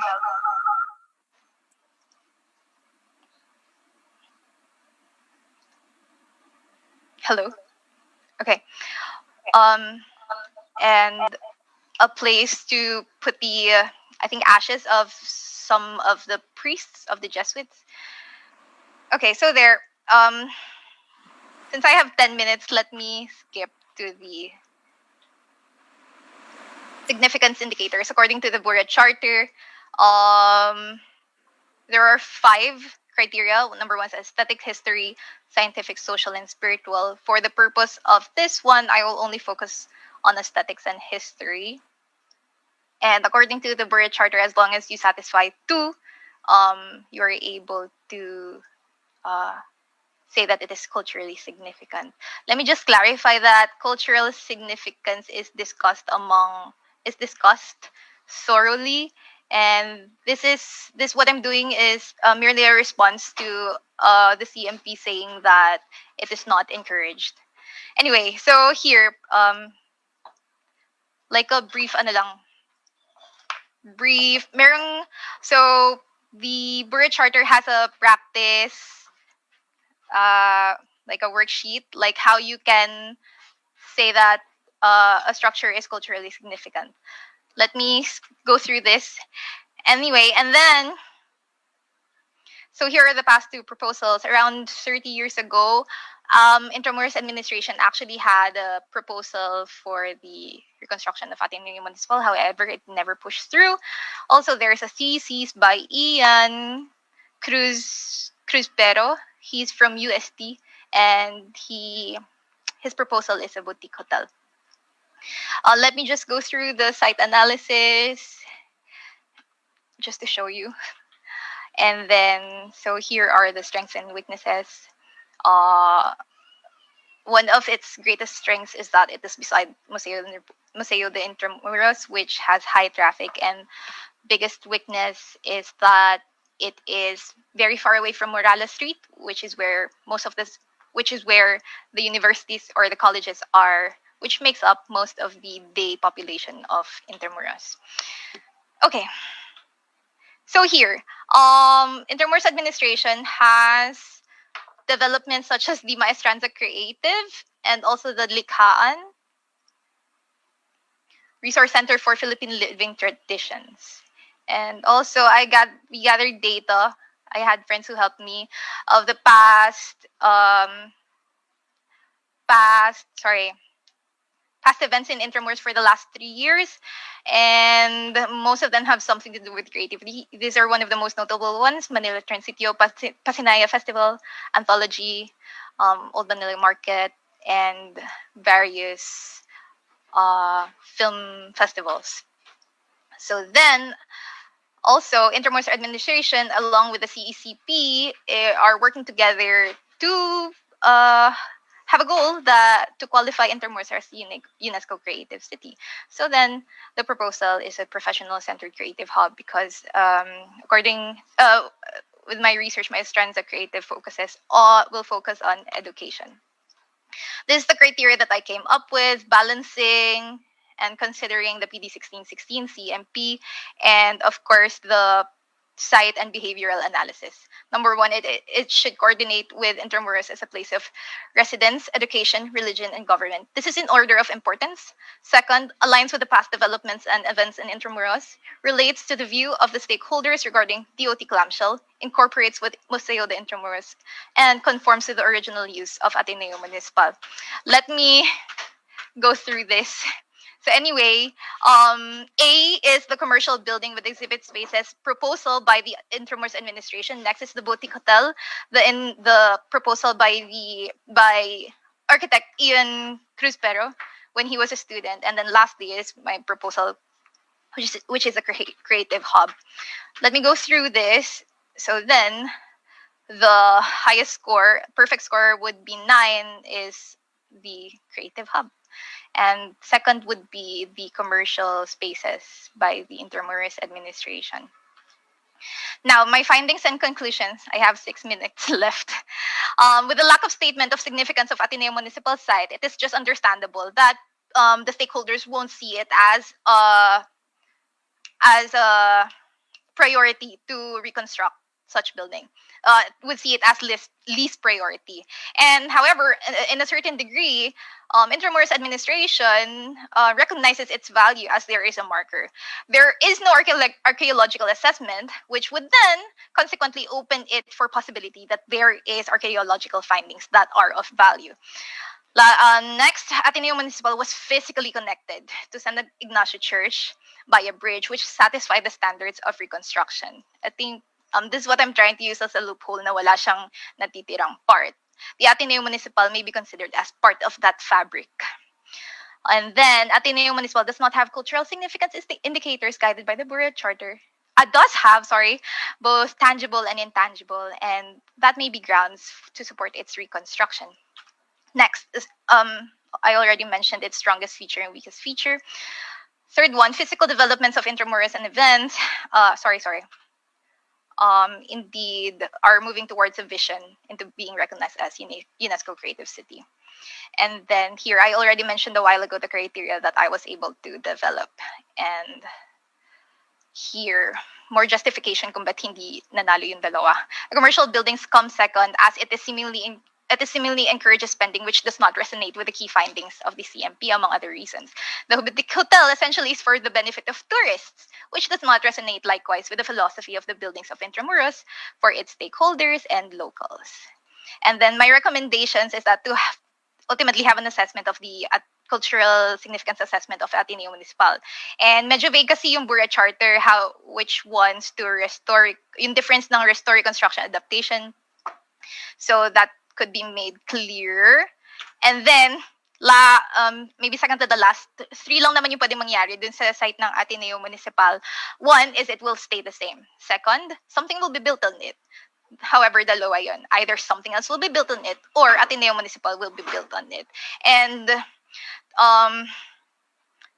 satisfying the PT 1616, there is actually no reason not to. Let me rephrase myself. With with the rules of the PD 1616, everything that is that Ateneo Municipal was in terms of architectural guidelines already satisfies those. So why not Ateneo Municipal? Lastly, if not reconstructing Ateneo Municipal, the paper encourages simply revisit the proposal. And then let me just show you the application of um, the findings of my thesis. So this is Ateneo Municipal. Exterior, kept faithful with the color. And then this is the entrance, my student center. I had a a black box theater, gallery space, offices for example, an architecture firm or whatever that can be. Ito sa taas, instead of using it solely as a roof, ginawa siyang roof restaurant. And then a place for relaxing collaboration sa taas. From there, you can see the San Ignacio Church. And then, that's it. Thank you very much.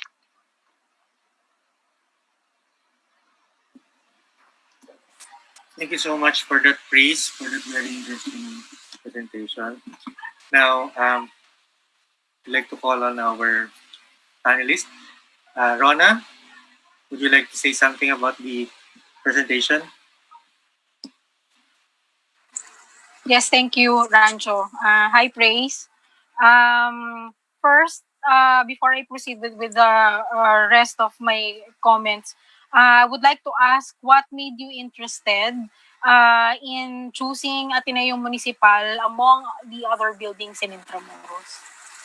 I actually interned for Intramuros administration back then, and I was actually talking to Sir John, his suggestions, kung ano yung mga pwedeng gawing thesis. He actually suggested that one. Kasi no one was really tapping on it. Puro intendensya, tsaka yung mga walls. So, it was actually from him. Hi. Okay, thank you. Thank you for that. Well, what I like about the study is that, as you said, it's very explorative.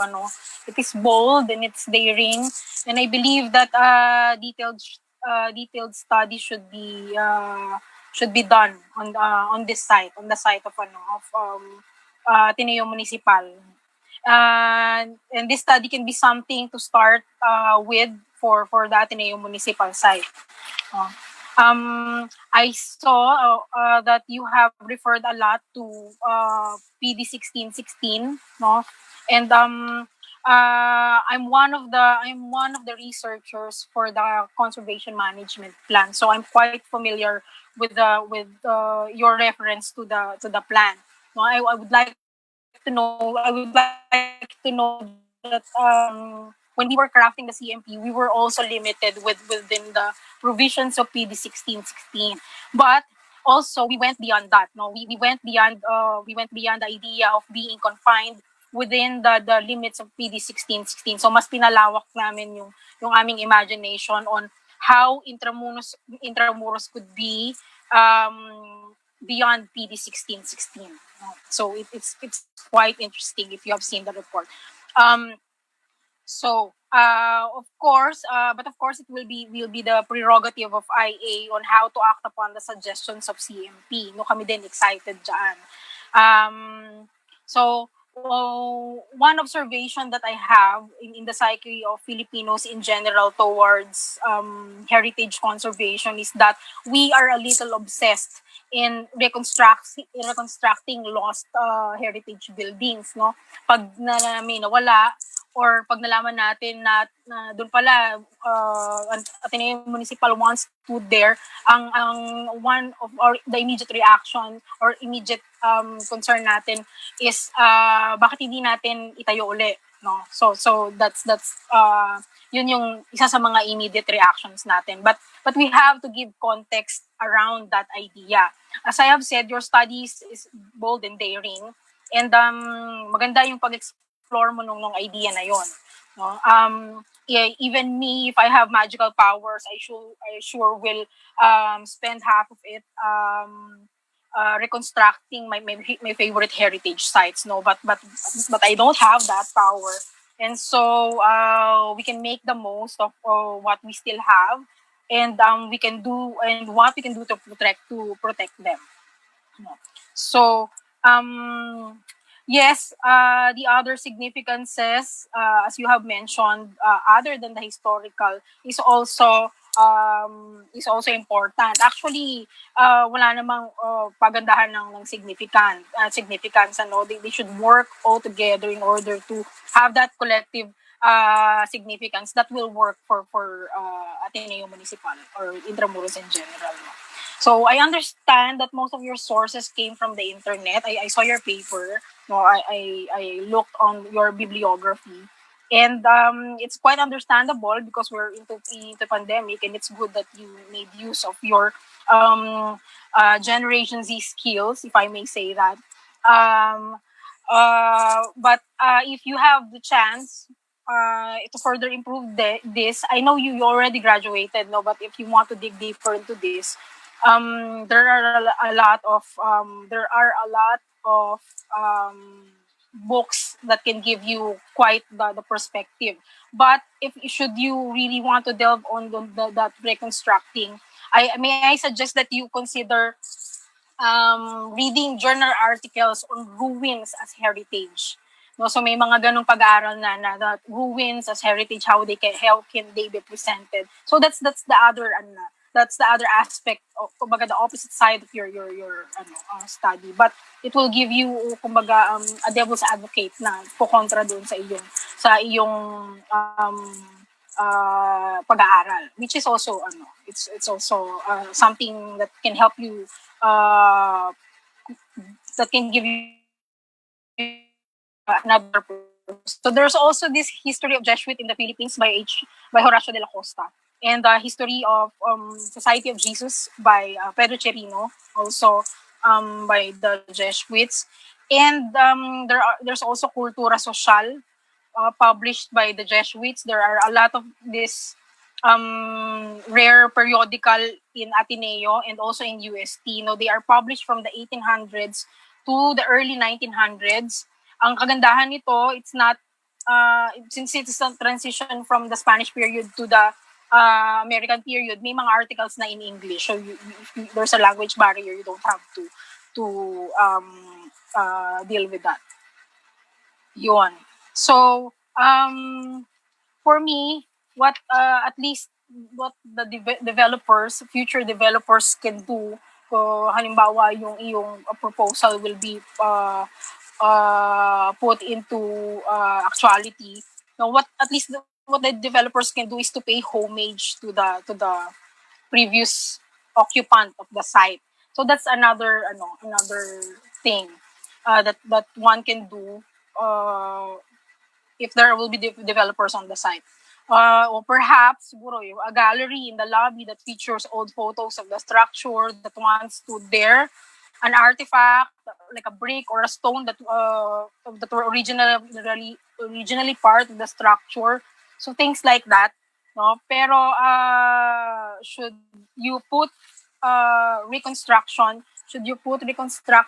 at the forefront of the priority, maraming kailangan i-consider, no, in the creation of our CMP, the CMP of Intramuros. So before we propose something sort of reconstruction, meron ba tayong funds to do that? And yung fund na yon maibabalik ba? Syempre maibabalik siya as time goes by, no? Pero yung fund ba nun ay masusuportahan yung reconstruction faithfully? It will kailangan dig deeper into the research, those kinds of things na not only the reconstruction per se, hindi lang din yung itsura ng building, kung hindi the overall significance ng building, maipo-project ba siya doon sa na yan. But I believe you can help with that, no, with this study. This study can help with that. So yun. So congratulations, Praise. This one is a really good activity, a really good study that will give us an idea of how sites can be developed, especially inside Intramuros. Thank you so much. So yun. Thank you, Praise. Thank Thank you, you. Rancho. Thank you for that, Rona, for that commentary. Now, Gabe. Okay. First of all, for Praise, thank you very much for your presentation. I think you've educated us in the priorities of the Generation Z. Now, I think for me, I'm not from the Generation Z, so it's a new type of typology for architecture, and it's good that you're thinking about that. Very good.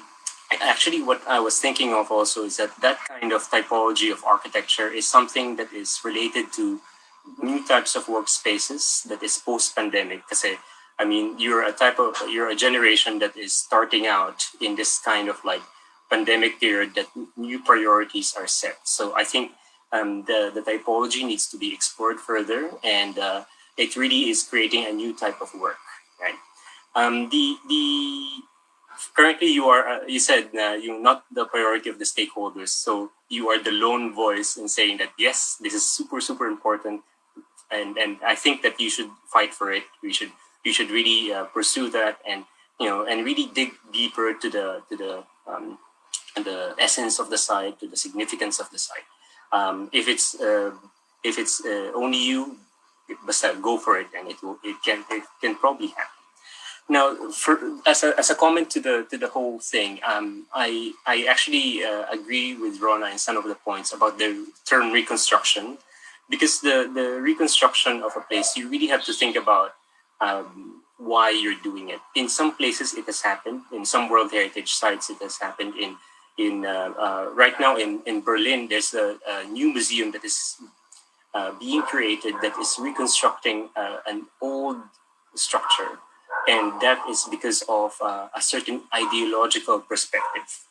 Yeah, I don't want to fully bore you with the ideological perspective of it, but they wanted to tear down a building that was erected during the Nazi regime, and then afterwards they wanted to remove that and create a representation of a bigger perspective of the German ideas. So meron siyang rationale. Now for here, I think when you want to push for it, what is the purpose, right? You provided some ideas on the Generation Z. Let me just pull out my notes. That you said that it needs to be meaningful. So, but when you say meaningful, does it need to be of a certain historical form, right? It needs to be functional. You said that it needs to be healthy. I think that's a priority right now. But yung bakit kailangan na bumalik sa the past, right? The what you've highlighted as a Bura Charter as your highlight, and indeed yung idea of the Bura Charter also doesn't want to reconstruct for the sake of reconstruction. Binasa ko, I just pulled out the Philippine Heritage Charter, which was developed for our use in the Philippines, and it refers back to the reconstruction as a potential for post-conflict scenarios. So it needs to be participatory and consultative and inclusive. So before I continue on, do sa ideas mo ba, did you ask anyone about the potential use and what are the perspectives? What do they need in that area? Well, actually, I remember back in university, I did some survey, more on like student center yung naging sagot. However, some things happened during the research, so parang sinadjust na kailangan siyang tagalin kasi hindi naman daw ako anthropologist, something like that. So anyway, it's important to understand yung kumbaga yung needs, the current needs, diba? Of course, an educational center is good. Yung creative hub that you've created is fantastic. But kumbaga, in the future, will it last? Because the people who need to create it or like need to use it has a certain needs as well, right? So I think that is where the starting point should be. Ano ba ang kailangan of the current current generation. Now, the other one, I think the special zone of that site is really anchored to its status as a World Heritage. Now, in the previous ideas of World Heritage, that idea of maintaining a certain kind of look was very important. But now it is no longer as important as before. And I gave you this link of the 2011 UNESCO recommendation on the historic urban landscapes that recognizes that cities have to evolve. It is not just one point of time that you have to reference, but we need to understand that, let's say, 100 years down the road, we are also having a new type of historical fabric. So even if let's say the building that you have now there is, it doesn't look nice, it's tacky, as you said, but it will have its own meaning down the road, right? So we should also not discount that. And what needs to be done is you have to have the layering of history and in there in your research, so that you understand that this is what you said. It was the Ateneo in the past. It was burned. It was destroyed in 1945. It became a car park and whatnot. But those layers of history are part, and that is the spirit of the World Charter, actually, to know that it is all related.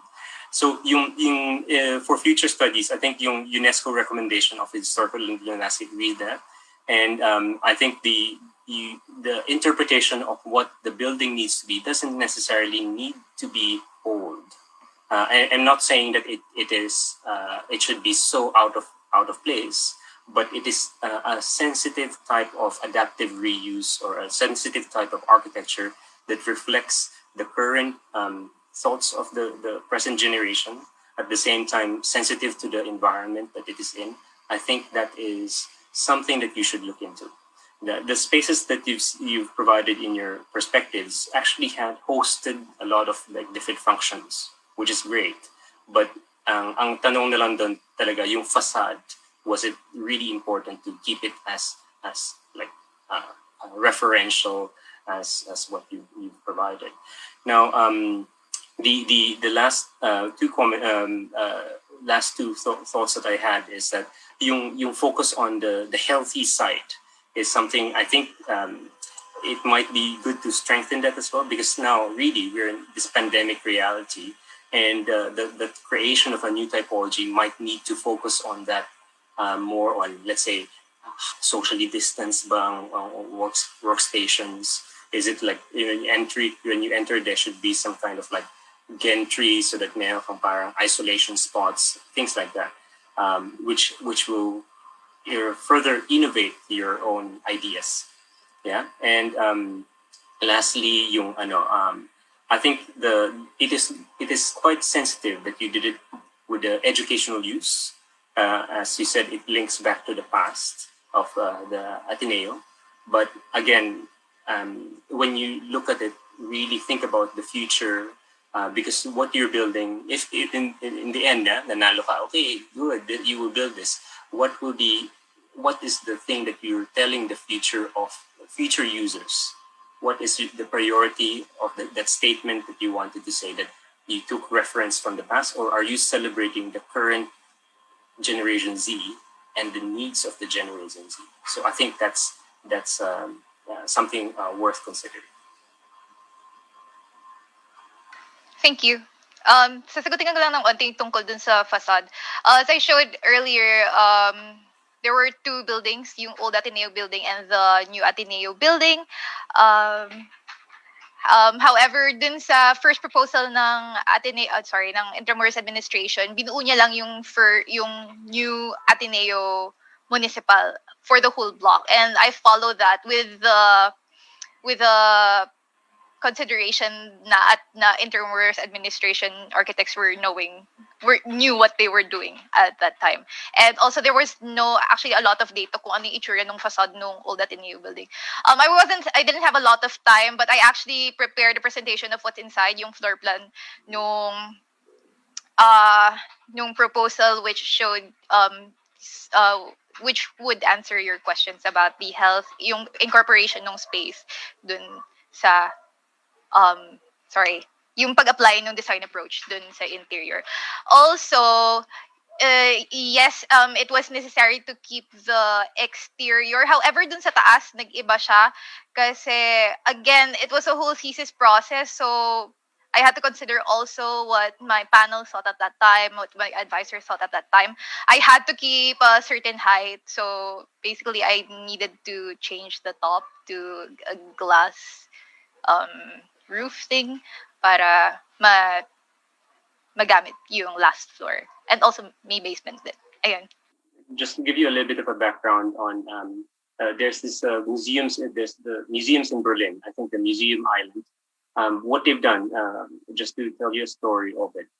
So your Museum Island, it's a group of museums, and it's a World Heritage Site as well. It was bombed during the war, so there was a part of it that needed to be, let's say, rebuilt. But what the architect has done is that he used the same kind of material, but in a different form. So makikita mo yung difference of the old and the new. And that yung old, actually, there are still some bullet marks in it that tells the story of the Second World War, right? But there's a part of it, I think travertine yung material na ginamit, but the travertine material, or no, sorry, sandstone, I think, sandstone. So the makikita mo yung one part of it is has a lot more neoclassical, but the lintels and the levels have been maintained the same. So in that respect, there is a certain kind of story that is told, that you respect the old fabric and you create a new fabric that is totally new generation. And people can tell that. And kasi yung problem is that if you cannot tell what is old and new, there is that kind of disnification that can happen. And that is what the CNP is wanting to stop. We do not want to say that everything is old. There is an evolution that occurs. Yeah. Thank you for that. Understood. Considered. All considered. Thank you so much, Gab, for that commentary. And thank you, Praise, for noting down the comments of our panelists. Right, so everyone is encouraged to raise their questions. So I've opened the chat button. If you want to make comments, use the chat button. If you want to raise any questions, feel free to use the Q&A button below the screen. Right, so we have several comments from Paulo Alcazaren, who is here with us today. So hello po, Sir Paulo. So here's a question. Question to Praise. Did you study the expansion plans of the 6 universities already in Intramuros? All of these campuses have maxed out in terms of space and all want and need to expand. The Muni is short walking distance from all of these 6. Could the Muni not be reconstructed for use as expansion of any one or a consortium of these institutions in a long-term lease? This lease or co-share could push the cost of the construction to them instead of burdening the IEA with the cost. So I did not do a specific study with each of the universities inside Intramuros. However, I am aware that Letran recently demolished its gym, tapos meron siyang tinatayong bago, and then also Lyceum is expanding sa likod niya. Yes, it could be possible na gawin siyang extension of one of the universities there, especially PLM since siya yung pinakamalapit. And however, kasi at that time, I remember that it is, until now actually, it is it is Intramuros administration that owns that lot. And nawala ako.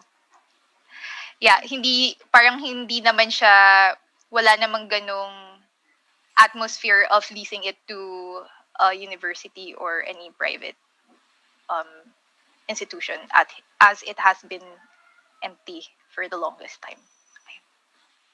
Yeah. Mostly for private events dun sa clamshell. Thank you for that. We have a comment from Claudia Montero. She said that there are a lot of success stories when it comes to reconstruction, but there's also the risk of Disneyfication. What are your thoughts on that? Sorry, risk of? Hindi ko lang... Disneyfication. No, the question is not on Zoom. Okay. Facebook. Sorry, can you kindly explain what she means by that? Hindi ko masyado maintindihan. Yes, Thank you. So the idea of Disneyfication is that you create a theme park in that whole side. So I think Claudia is asking if have you considered what are your thoughts in creating this kind of theme area in Intramuros that represents one type of periodic period in time. Very considered. As noted by the CMP, Intramuros is not a theme park. So that is why one of the significance of the study is to incorporate its significance now sa kung paano ko, upon formulating the criteria, considered kung paano siya binibigyan importance nung people around it. Again, one of the criteria was how people saw DOT clamshell, the site of DOT clamshell. So, yun, isa yun sa kung paano ko siya kinonsider. Thank you for that. We have another question from Sir Paulo Alcazaren. By the way, Sir Paulo, thank you for being so supportive of our conference. We really appreciate it. Right. This question is, in 1997, the hotel chain Melia Sol had, I believe, proposed to reconstruct the Muni as a hotel. So that was in 1997. So there was also reportedly some funding from the Spanish government for reconstruction. But apparently, the Ramos administration redirected the grants for the construction of the Expo 1998 in Clark, which is not a white elephant. Do you know of any of these proposals? No, actually, I don't know any of these proposals. When I was doing my thesis, a lot of the proposals I was told were likewise undergraduate theses from years back. However, again, one of the proposals I compared my own proposal with was a boutique hotel, again by Ian Keith Robles, and kung bakit siya hindi nanalo, mostly dun sa Likert scale, is that it does not resonate with the CMP na kasi boutique hotels are usually, of course, built for tourists. To make something a tourist spot, it must be built for locals first. So it doesn't resonate with that. So thank you for that. We have a comment from Gio Absede. So he said, from Gio Luigi Absede. So, hello, interesting choice of a study. Was hoping to see more of the designs that you flashed at the last minute of your presentation. This question is, how much of your proposed design reflected elements from the original structure, since you said this is a reconstruction? And if I may add to GU, if you're intending for a reconstruction, what are your innovations, both exterior and interior? again, for my school, medyo maliit kasi. Pasok yung lot area ko dun sa requirements ng school. However, it was still considered small kasi parang a little above lang siya dun sa minimum, which was 0.5 hectares. What I did was basically, ganun pa rin yung exterior. However, in-elevate ko siya ng onte para magkaroon ng basement. I think I elevated it around 0.7. And then, yung imbis na roof siya, imbis na clay roof siya, naging glass roof para magamit yung roof deck. So overall, nagkaroon siya ng 2 additional floors. Tapos, I hope you were able to see, ginamit ko pa rin yung grand staircase kasi manggagaling siya sa labas. So supposedly part siya nung exterior, yung grand staircase from what you see outside. And then, I guess that's it. Kung ano pa man. Sorry, I was right. So thank you for that. We have another question. This one is from Nina Angelica Venus. So, hi, Ninya. So, our question is, creative hubs are big on sustainability. How sustainable do you think is your proposed hub in terms of operation, in terms of structure? Just offhand, of course, since this also requires separate studies. So, what do you think? Well, dun sa main thesis ko, I further discussed there the creative industry of the Philippines is actually booming, mainly yung media and design, such as furniture, jewelry. So sustainable in a sense that the creative industry itself is already booming without these creative hubs. And I believe the DTI is encouraging the building of these creative hubs. So mostly the encouragement of the government and the natural booming of the creative industry of the Philippines. So, and then also, um, 98 Collaboratory sa Escolta, which is mostly commercial, and then yung Maestranza Creative, which is being built, according to what I've read, is mostly for educational purposes. So, yung concept ko dun sana parang connected siya. So, first you consume, and then you educate yourself, and then you merong kapartner na professional-centered creative hub. So, commercial, education, professional. Ayun. We have a comment from Sir Paulo. The use of the deck for an al fresco area is wonderful, especially as you can look out to the perimeter walls. But the interior spaces with glass roofs will lead to too much heat and heat gain and be expensive to cool. So, any comment on this? Thank you for pointing that out. Actually, I failed to consider that. Pero kasi naman, hindi naman siya bukas sa other, sorry, hindi siya sarado dun sa other side. Dun lang siya sa other side. Tapos, wait, let me remember where the sun rises. Yeah, tama si Architect Paula Alcazar. I failed to consider that. Mostly what I thought was dapat sa loob nung al fresco, makikita pa rin yung Manila Cathedral. Kasi otherwise, if it were not like that, hindi mo makikita yung Manila Cathedral, which I thought was very important sa design. Yeah, thank you for that. We have a question. Did you consider parking? Yes, merong basement sa ilalim. So you're going to use basement parking? Yes. Kaya medyo elevated yung Ateneo Municipal compared to how it really was to make room. So all in all, your reconstruction, how many floors do you have, including the basement and the roof deck? 1 basement, 3 floors, and roof deck. Right. Thank you for that. Then we have, let's see, maybe I can take one more comment.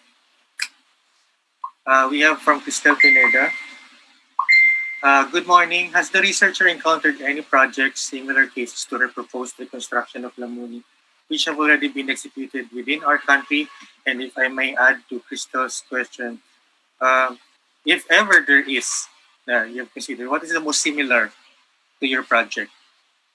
Pinakamalapit, always encounter this question. Pinakamalapit na that I can think of is the Manila Cathedral. However, there was no Intramuros administration at that time yet. No nire-reconstruct siya. There was no PD 1616, no CMP. So, ayun. Mostly case studies that I used for tweaking the design a bit was the Ayuntamiento, yung Recursion basement, pati yung Palacio del Gobernador kasi especially Palacio del Gobernador, which was very different from how it looked like before. Ayan. And yeah, there are a lot of architecture studies, undergrad architecture studies about at the Ateneo, the possible reconstruction of the Ateneo. So we have several already, and I think you have included that in your paper. So you've cited one earlier, and then there are still more to come. And now, what do you think makes your study unique among all of these Ateneo reconstruction studies that are being done by undergrad students? elsewhere? Well, mostly I believe is my focus group, which is Generation Z. Okay. Yun. Exactly. Yeah. How it is suitable for the generation now. Ayun lang naman. Thank you so much for that, and thank you everyone for joining us in our morning session of the second annual Intramuros Young Scholars Conference. Now we are going to resume our session this afternoon. So this afternoon we're going to have papers 6 and 7. And for those who are viewing via Facebook, feel free to register for Zoom. So the registration link is in Facebook. So feel free to join us via Zoom. So right now we are going to have a break, a lunch break from 12 to 1. And we are going to resume at 1 p.m. So see you later, everyone. Thank you so much.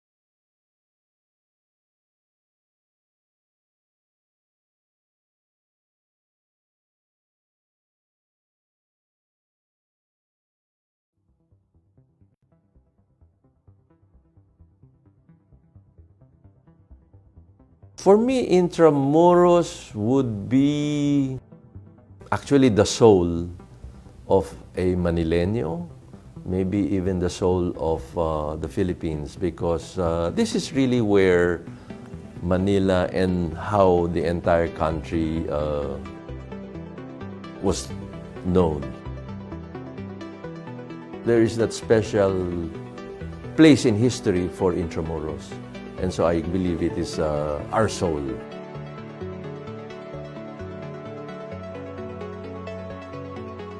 I think Intramuros is important because if you do not know where history started, if you do not know where memories came from, then you will be lost. And so I urge everyone to even read a few chapters of books written on Intramuros, so they will just know how life then was and how it evolved to life now. We have here close to 400, if not 500-year-old history, and so there's nothing like going back in time, and so reminisce for me is the word that would describe how I would feel.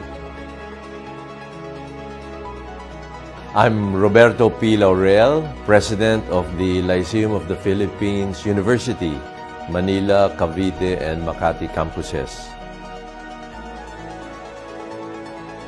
The original LPU was located here in Intramuros in 1952 by my grandfather, Jose P. Laurel. Lyceum, LPU, has been here for the past 67 years, and I believe it has contributed to nation building. We have a number of alumni who we are very proud of, who have accomplished great accomplishments, achievements in their private and public lives. I wish Intramuros would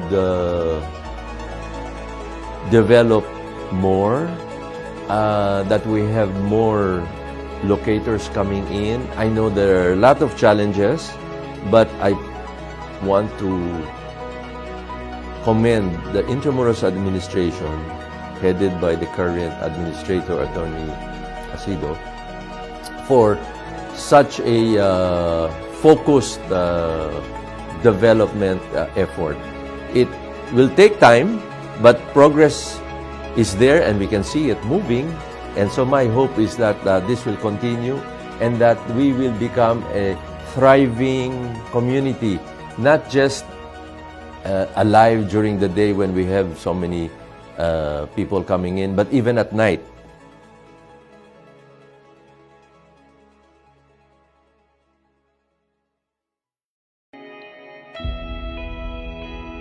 If you're looking at Intramuros from the perspective of history, it's one place where you could actually see the history of the Philippines as it unfolded. I see that Intramuros is an area which can embody the concept of reuse in urban planning. So just think of old structures being utilized in a modern sense. I think the challenge for us in IA is how can we recreate the former ambience so that people can relive history through Intramuros. And then that's where it becomes a site where we can educate people on the version of history according to the Filipinos.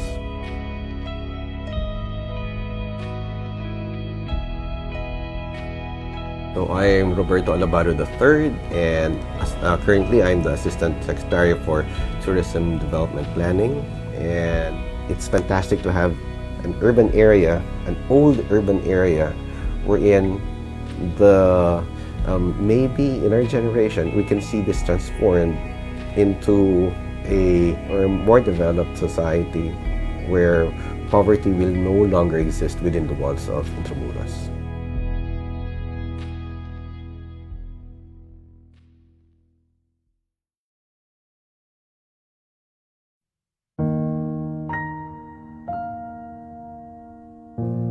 We start here in Fort Santiago, where we trace the prehistoric Philippines in the Kingdom of Ra Sulaiman. He introduced me Manila, and I fell in love with it. That's why we started Don't Skip Manila, to say, okay, since I fell in love with your stories, why not let's share it to others and let other people to fall in love with Manila.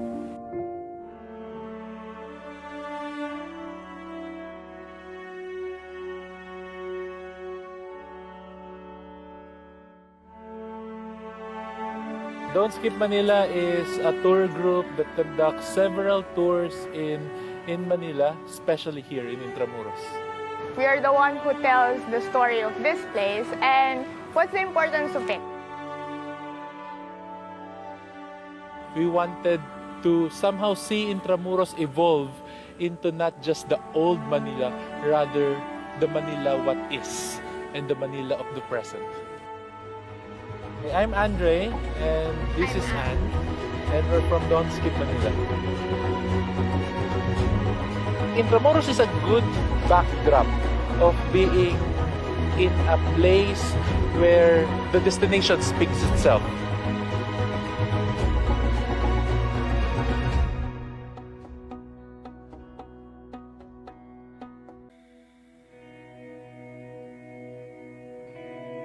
For me, Intramuros is a place of history. It is a cultural and creative hub, and it brings so much pride and joy to the 5th District as well. If I could describe Intramuros in one word, it's mesmerizing because walking along or walking around, it gives you a sense of history and makes you step into a whole new world that is so different from what you see outside the walls of Intramuros. My fondest memories of Intramuros, I would say, was when I was a little girl, because I also grew up here in the 5th District, and as a little girl, I would come to Intramuros with my parents. I would tag along. I would ride the Calesa. I would go around Intramuros, Fort Santiago, And I would remember also coming to Barbaras to eat with my dad. Hi, my name is Crystal Bagatsing. I am currently the Congresswoman of the 5th District of Manila, where Intramuros is located. One of my advocacies is about culture, preserving culture, and one of the things that I also do as a Congresswoman is make legislation, and I also have a constituency inside Intramuros. I think it's very important because when you say Metro Manila, there's really no place to go to for a cultural experience or for a historical experience. And there's really no other place like Intramuros. It's an original. There's nothing like it. If you want to have a feel of how it was to live during the Spanish times, this is where you go. I wish that everybody would work together to keep Intramuros the way it is, but make it better, preserve it better.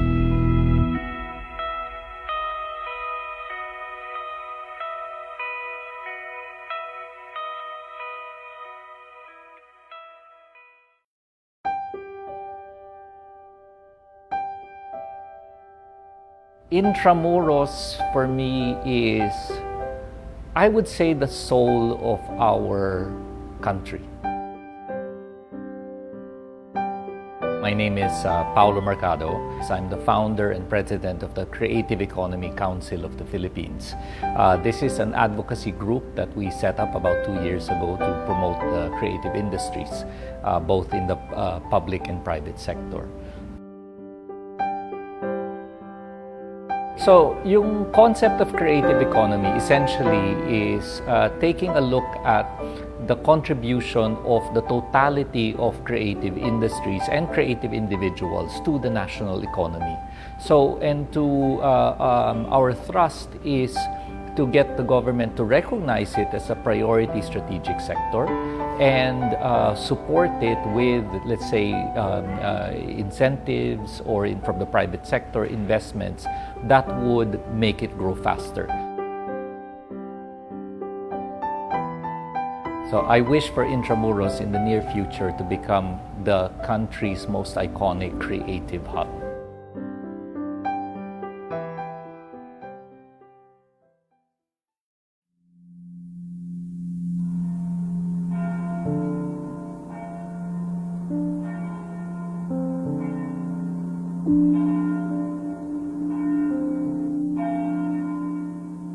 Intramuros was the biggest European city in Asia. It defines our culture. The problem is most of our officials do not appreciate it.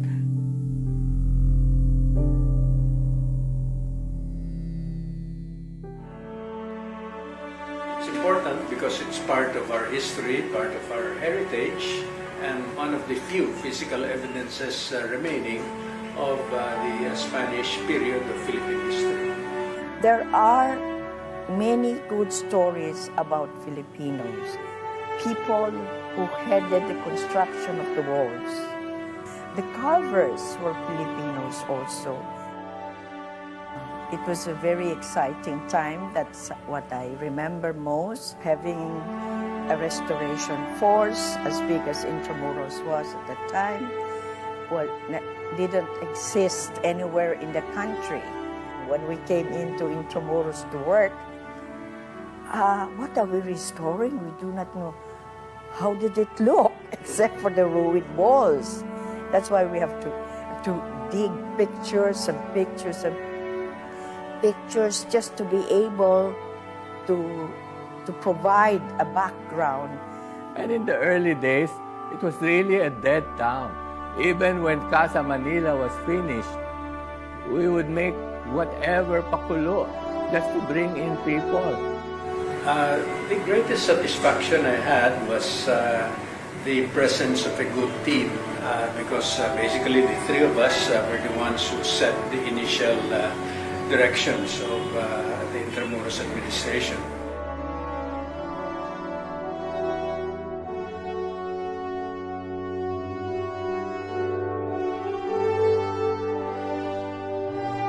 Since last year, I'm really amazed at how Intramuros has grown and has attracted so many people considering the problems we had in the beginning. They have thousands of people coming here and all of them are paying the entrance fees, restaurants, all those chalets. Can you imagine? It's alive.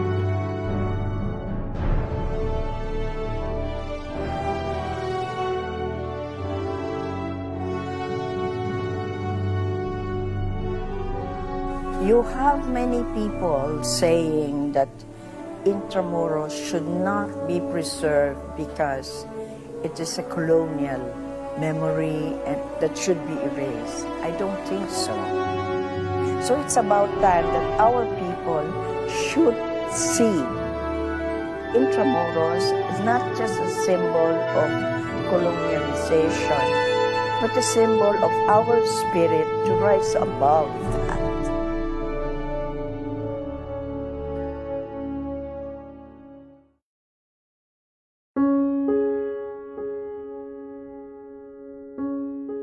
Intramuros, as like I said, it is the noble and ever loyal city. Its spirit will not die. This is our history. This is the story of our people. This is where everything started as far as this Manila is concerned. This is the history of our people. Fondest memory, of course, is going to Fort Santiago and learning a little bit of the history of Rizal. And then learning how, well, we were exploited, we were oppressed, but because of the resiliency and strong character of the Filipinos, we were able to survive all of that.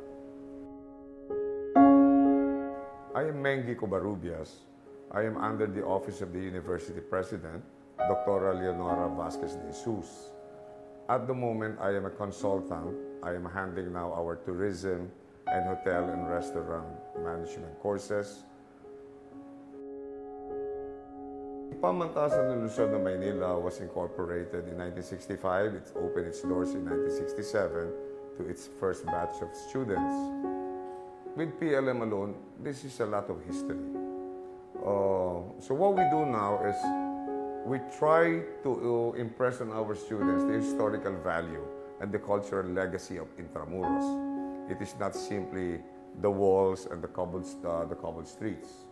So we try to impress that it's really part of our culture, our history, and our heritage.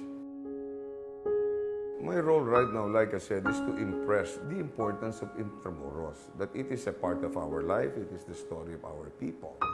Now, coming from that, it can provide you with so many possibilities in terms of employment. You see, if we can improve our community, the shops to be open, restaurants, coffee shop, curio shops, we don't even have to look far. You know, if we're just thinking of employment, we're thinking this is something that we can do for our country. I don't think I have too much time. The near future to me was yesterday. So we hope that most of the original will be restored. I'd like to see more locals traveling here or coming around here, make use of this as their park, as their leisure places. In the meantime, learning a lot about history.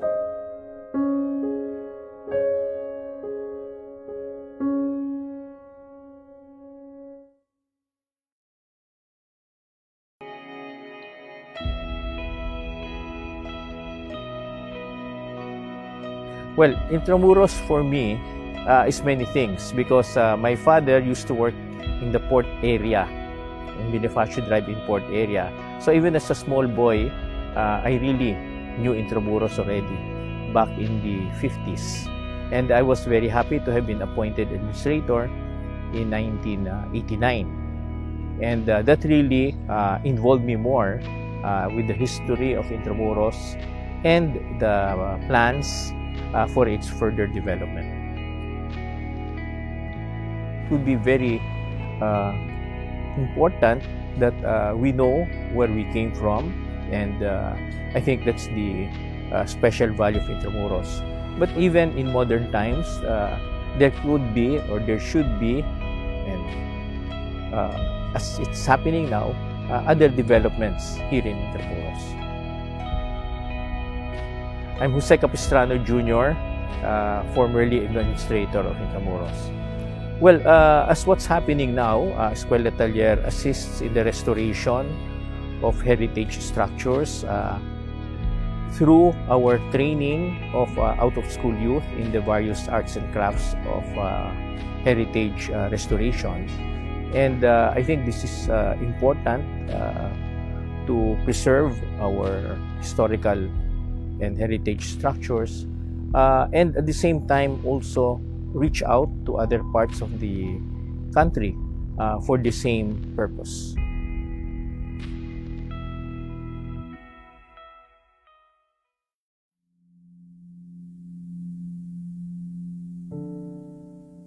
When I was studying here and walking on the walls, around the walls, many things I discover while they are old, they were still of value. And that's a treasure for me. And that's a treasure for every Filipino who comes to Intramuros. From my elementary years up to my junior high school, I was a student of Letran. So that's 11 years of studying here in Intramuros. Also, I lived here in Intramuros. So, when I was elected the rector, that was one of the things that convinced me to accept the job, because Intramuros is not just a place that is distant. It's something very near to me, to my history, and to who I am right now. I am Father Clarence Victor Marquez of the Order of Preachers. I am the rector and president of Colegio de San Juan de Letran since the year 2015. However, Letran has been in Intramuros since the year 1620. So come the year 2020, we shall be celebrating our 400 years of existence within the walls of Intramuros. Letran continues to grow. In fact, we are looking towards the future in terms of expanding ourselves, putting up structures, of course, out of respect and consideration of our current context, our locale. We are in Intramuros. Nonetheless, we can contribute so much in building the present and the future of Intramuros and of Letran. Very many things here are still very relevant if we could only take time to appreciate them. We also have this reputation that, it's poor. We have so many poor communities around, but then it's not a matter of removing them, but empowering them. This, after all, continues to be a living community. It's about people. Intramuros, they are not just walls. It's about people who continue to live and struggle and have dreams and aspirations for the present and for the future. So, all of us here who are Intramuros and the rest of the Filipino people ought to contribute something in terms of keeping Intramuros relevant, helping us rise, and helping us live better lives for ourselves.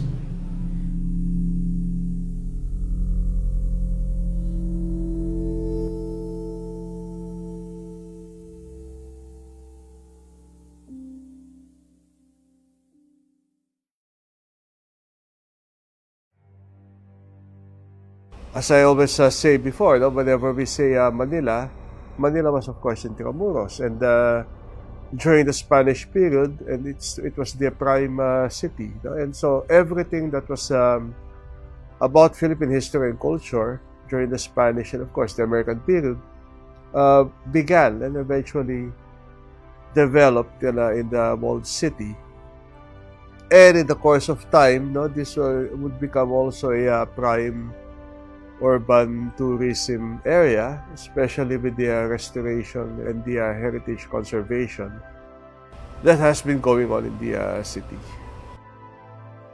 I think the biggest challenge for Intramuros is for it to be incorporated into that modernization without affecting the historical heritage of the walled city. I mean, accommodations can be done for the modernization that is happening. Internet, telephones, modern facilities for tourists, but it doesn't have to come at the sacrifice of what existed there before. I think that's one of the biggest challenge until today, for developing Intramuros. I'm Dr. Jose Victor Torres. I'm a associate professor here at the History Department of the De La Salle University. I teach Rizal and Philippine history here in the history department. Well, I think it's because it's one of the closest place. If you're a foreign visitor, it's one of the closest place and one of the most visited based on tourism information. It's one of the most visited places in Manila. Because you have to remember, Manila is the capital city. And a capital city has to have its attraction, both old and new. And for so many years, that old attraction, and I don't mean old because it's passé, no? It's old because it's part of our past. And the realization that there was something that remained behind for the people to know and experience and see with their own eyes is probably something that's an experience, a good experience for visitors, both foreign and local. I'd probably siguro describe Intramuros as rich. It's rich in heritage. It's rich in the Filipino identity, and it's very rich in our history and culture. And I think that would fit the description not only before but today. And as I always said, whenever you walk through the streets of Intramuros, you are walking through Philippine history.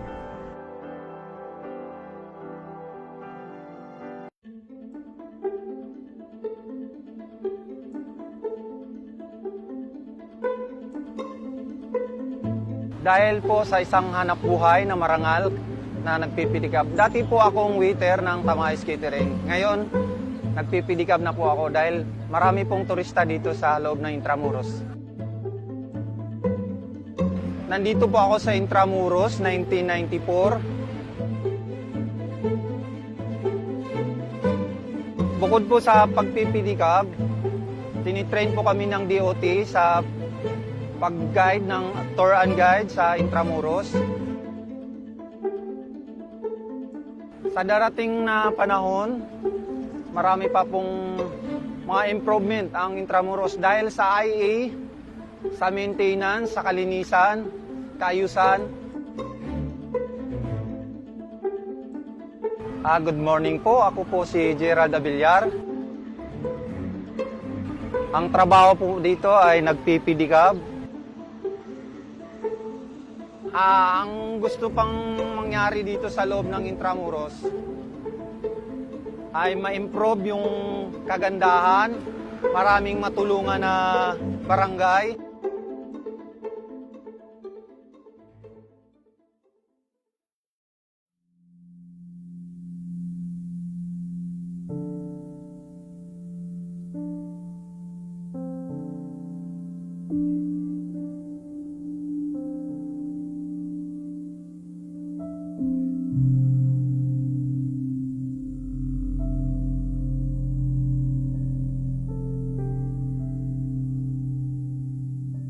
Early during the Marcos administration, Mrs. Marcos had been interested in the restoration of Intramuros.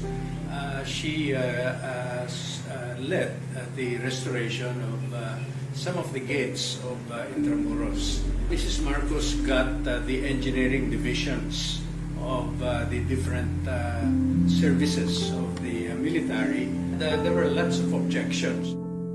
I called the attention of President Marcos. So he asked me to draft a charter for Intramuros, which is what I did, and that is the Intramuros Administration Charter.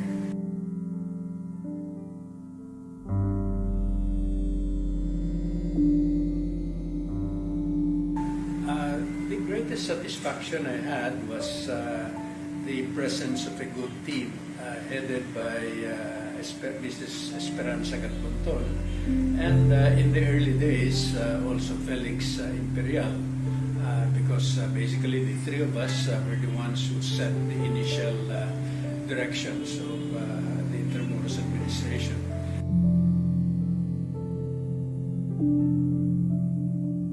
It's important because it's part of our history, part of our heritage, one of the few physical evidences remaining of the Spanish period of Philippine history.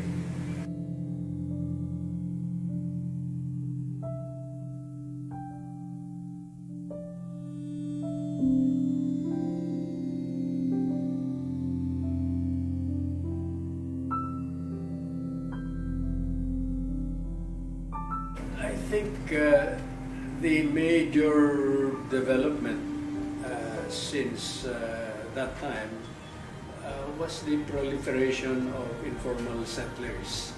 And it seems to me that the proper and humanitarian relocation of those informal settlers is critical to the future progress of the Intramuros. I'm Jaime Laya, and I think the directions of the development of Intramuros embodied in the administration charter continue to be relevant.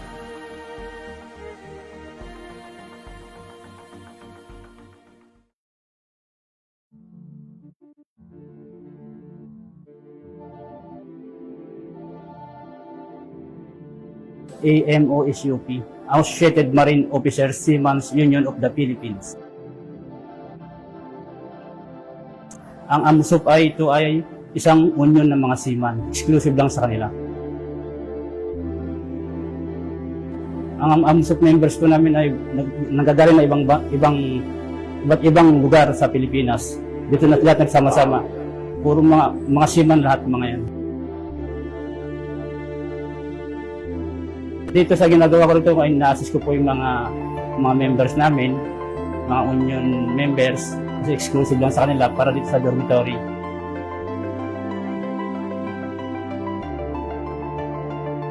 Ang contribution ko sa Intramuros ay siguro pangalagahan itong lugar na ito. Ang Intramuros importante sa akin dahil dito ako nagtatrabaho at wala na po ibang mapuntahan na dahil sa edad natin, kaya importante sa akin ang Intramuros. Ako si Joel Carino, nagtatrabaho rito sa AMSUP. Ako ay bilang supervisor dito sa dormitory. Ako ay 16 years rito sa AMSUP sa Ilorsum.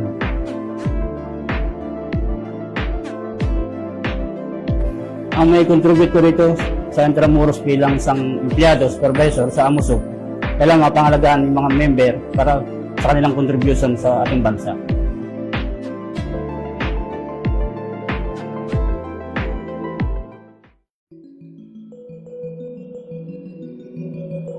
For me, Intramuros is our past, present, and our future. And because of that, it is very important in our lives.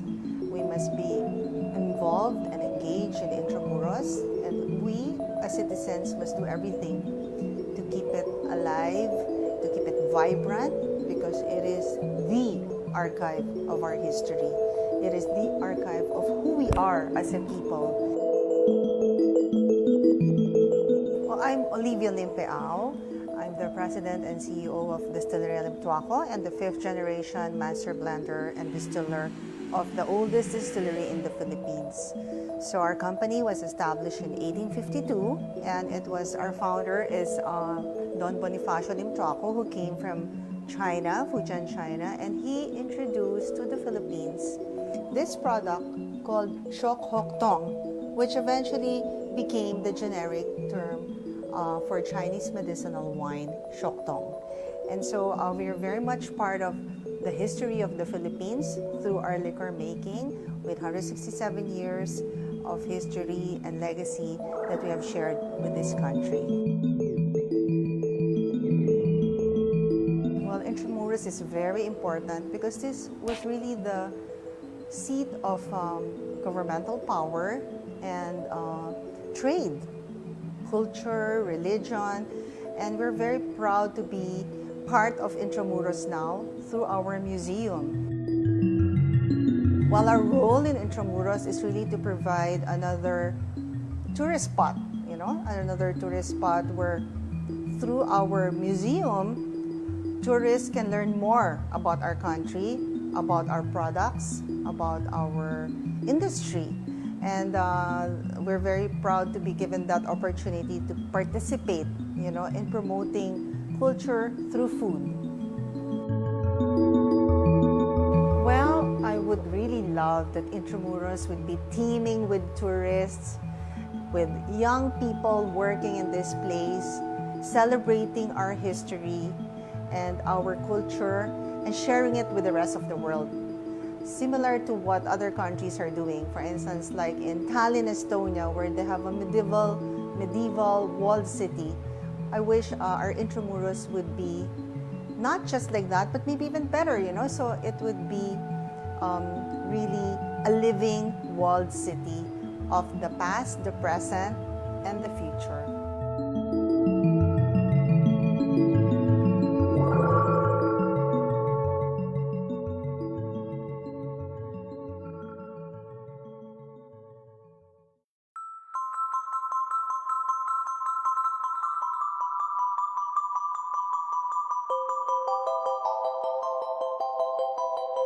So naging special sa akin yung Intramuros dahil dito rin ako nakatira, so dito na rin ako kumukuha para sa hanap buhay namin. And then ang Intramuros din para sa akin is parang isang tahanan na rin para sa akin.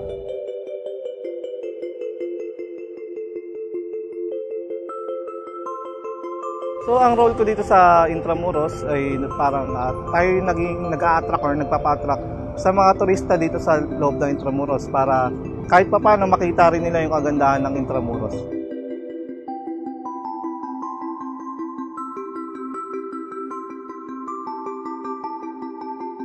Ako nga pala si Valentino Mejia, isang e-trike driver dito sa Intramuros. So ang nakikita ko sa future ng Intramuros is lalawak pa yung ating turismo dito sa loob ng Intramuros, and then talagang makikilala ang Intramuros sa buong Pilipinas, hindi lang sa buong Pilipinas, sa buong mundo.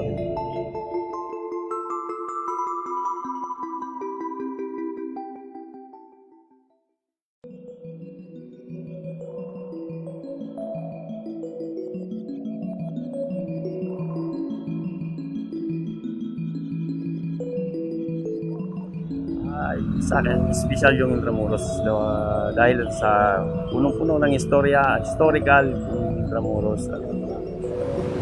Napamahal na rin po ako dito sa Intramuros dahil dito po ako nagtatrabaho.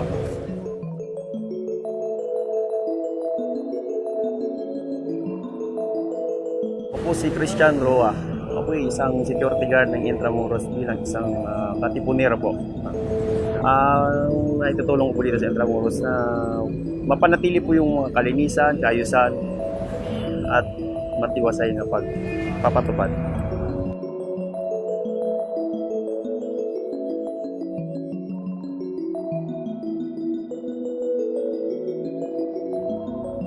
Ni-expect ko po dito sa Intramuros dahil po sa lalong tumatagal, maganda siya at dumarami yung mga turista na bumibisita dito.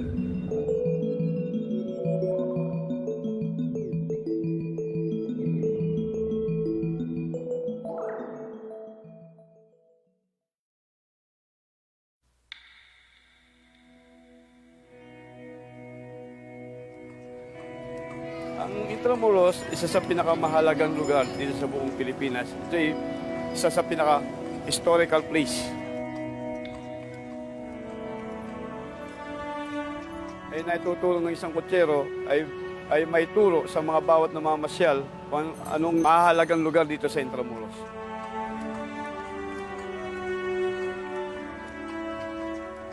Mga rule ng mga kutsero ay kailangan panatili, malinis ang lugar, tapos mag-uniforme, at sundin ang mga alituntunin ng Intramuros.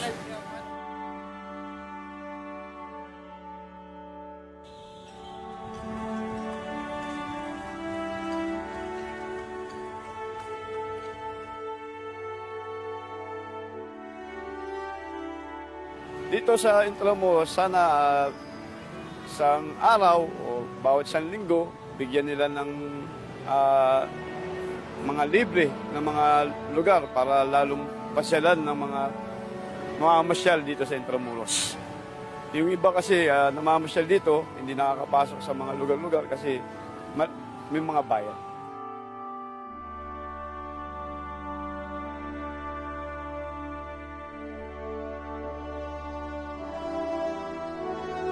Ako po pala si Romeo M. Javier bilang isang kotsero at bilang isang tour guide sa Intramuros. Dito rin ako nabubuhay at nabubuhay ang aking pamilya. Kaya malaking tulong ang Intramuros sa buhay ng bawat isang kotsero dito.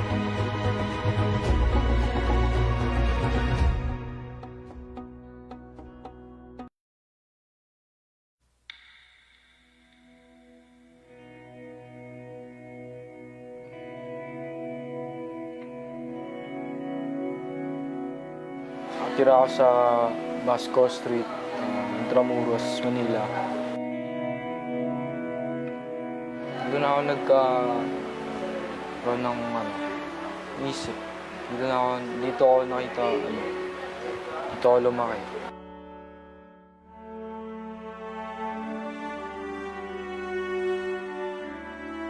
Ginagawa ko dito sa eskwela talyero sa trabaho ko. Isa ako sa mga heritage protector, isa akong mason.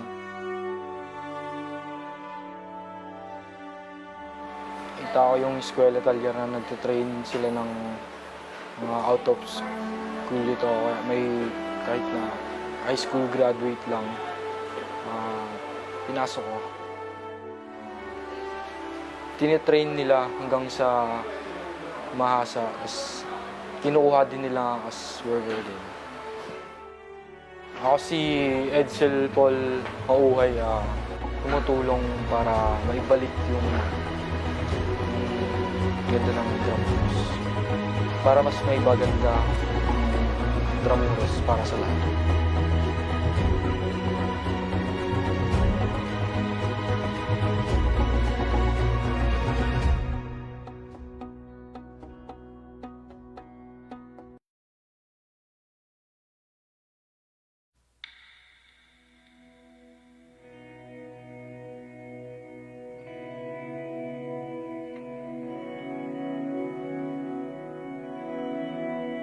Eskwela Talyer, ito yung nagbigay sa akin ng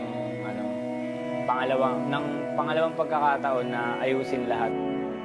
Tinutulungan kami para ma-develop yung mga skills namin para magkaroon kami ng kakayahan na gumawa ng sarili rin naming pagkakakitaan. Ang natapos ko dito ay carpentry and woodworks, tsaka painting and finishing. Ako si Romel Rivera. Graduate ako ng Eskwela Talyer ng Batch 7.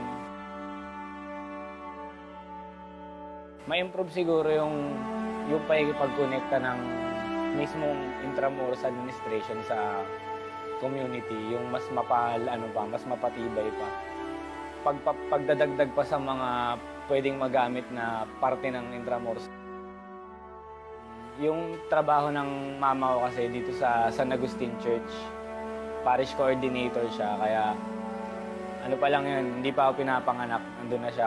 Intramuros, na sa akin to, parang mahal ko yung lugar na yun kasi dito ako pinanganak eh. Ayun na yung pinakabahay ko, hindi lang yung bahay na tinutulugan ko sa loob. Yung mismong Intramuros, siya na yung pinakabahay ko, yung mismong pader. Safe ako pag nasa loob.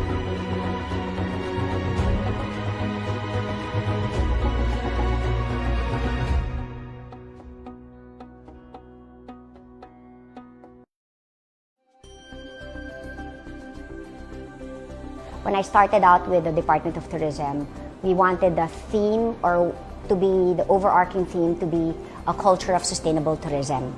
And what's good with Intramuros administration is that we should preserve it because it's a historical and a cultural site.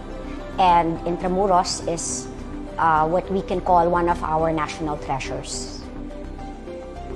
And I want the Intramuros the district of Intramuros, it's not where you go for field trips or weddings or photo shoots. It should be a place where everybody would like to go to enjoy the sights, and it's like a place where it's like going back in time. Intramuros is a place, I think, that a living urban heritage district. It's where you have history and culture come to life. I'm Bernadette Romulo Puyat. I'm the Secretary of Tourism and also the chairperson of the Intramuros administration. Intramuros should promote the cultures and values of Malasakit and Malikain.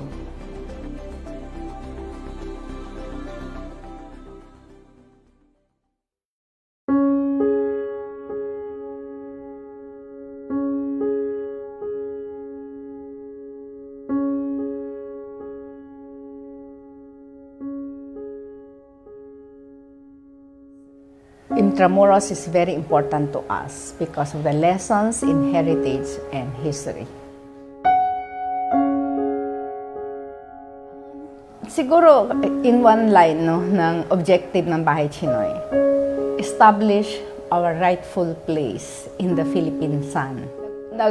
Bukas ito sa public noong 1999, inilalarawan nito ang bahagi at ang impact ng mga Chinese Filipinos in all aspects of Philippine life. I wish that the Bahay Chinoy can be recognized in the whole Intramuros and the whole Philippine society. I wish all the visitors, the audience, regardless of race, regardless of origin, regardless of your religion, can be recognized as part of this nation and as part of this nation building and the history of the Philippines. Ako po si Teresita Angsi, founding president ng Kaisa para sa Kaunlaran at ngayon ay executive trustee ng Kaisa Heritage Foundation na nagmamanage sa Bahay Chinoy, Museum of the Chinese in Philippine Life.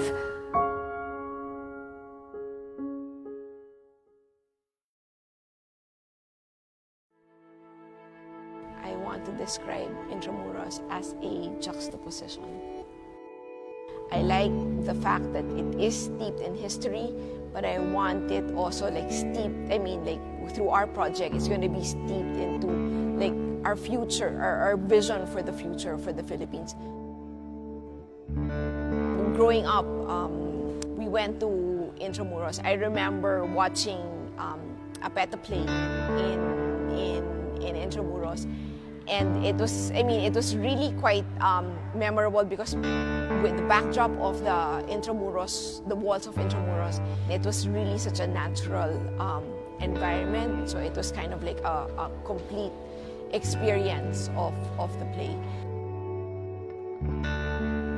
Hi, I'm Ria Matute. I'm the Executive Director of Design Center of the Philippines. Design Center is a technical agency of the Department of Trade and Industry. We provide design services to Philippine micro, small, medium enterprises to improve its competitiveness in the local and the global market. I guess Design Center actually started partnering with the Intramuros administration primarily from the connection with Design Week Philippines. When Design Week Philippines identified the Intramuros area as a creative environment.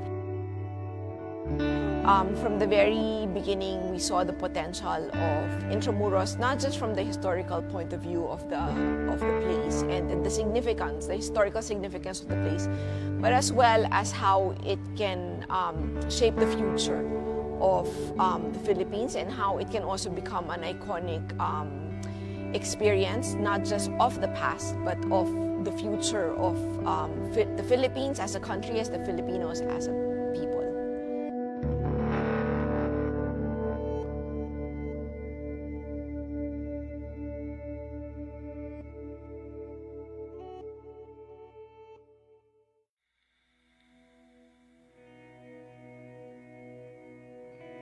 Ang mga binibenta ko pong pagkain na ulam, adobo, sinigang, kaldereta, pork chop, fried chicken, may mga gulay, pakbe, tsaka chapsoy.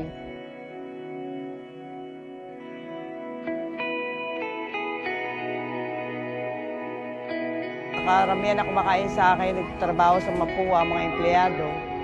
Tapos, estudyante rin ng Mapua, Lyceum, Manila High.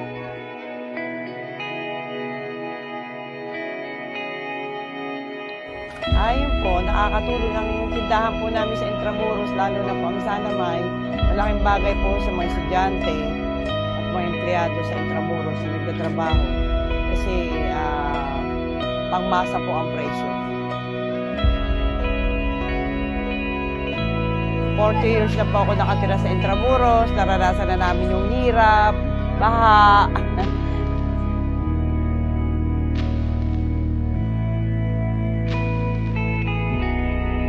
Para sa amin, ang Intramuros, malaking bagay kasi dito nabuhay yung mga anak ko, dito ako nagpalaki ng mga anak ko, dito ko kinuha yung pampalaki ng mga anak ko, maaral.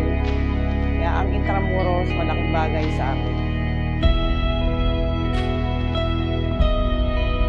Dito na rin nag-aaral ng mga anak ko ng high school, elementary sa Quiapo, Mabini, nag-high school sa Manila High School, sa Intramuros.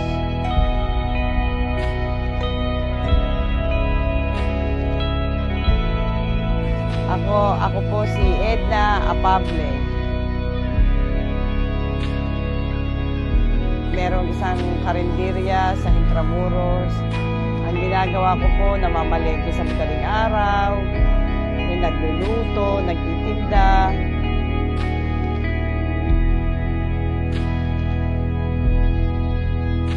Ang pangarap ko po sa Intramuros, sana huwag kami mawala at habang buhay kami makapaghanap buhay sa Intramuros.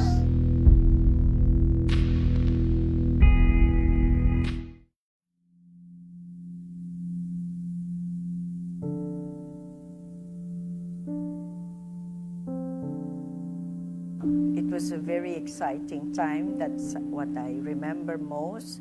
I was on a holiday and I got a frantic call. Where are you anyway? They have been looking for you. And I said, what about? Having a restoration force as big as Intramuros was at the time didn't exist anywhere in the country.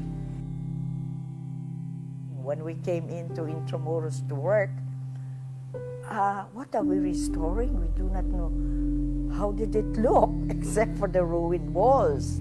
That's why we have to dig pictures and pictures and pictures just to be able to provide a background and tell people this is important, this part of the walls look like this.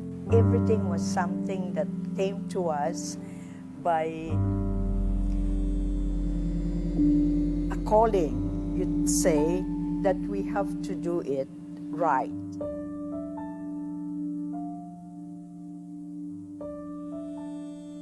Intramuros is a beautiful memory of the past.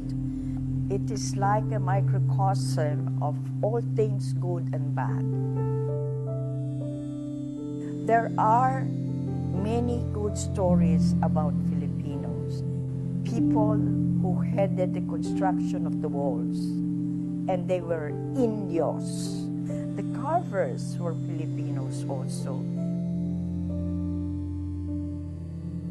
People should follow the regulations more, and that they should not seek exemption all the time. And this applies to both government, church, and private owners. I'm Esperanza Bunag Cartunton. I was hired, I would say, I was one of the first employed in the Intramuros administration structure, and that was pretty 1979. You have many people saying that Intramuros should not be preserved because it is a colonial memory and that should be erased. I don't think so. It represents failure. It represents achievement. So it's about time that our people should see Intramuros is not just a symbol of colonialization, but a symbol of our spirit to rise above that.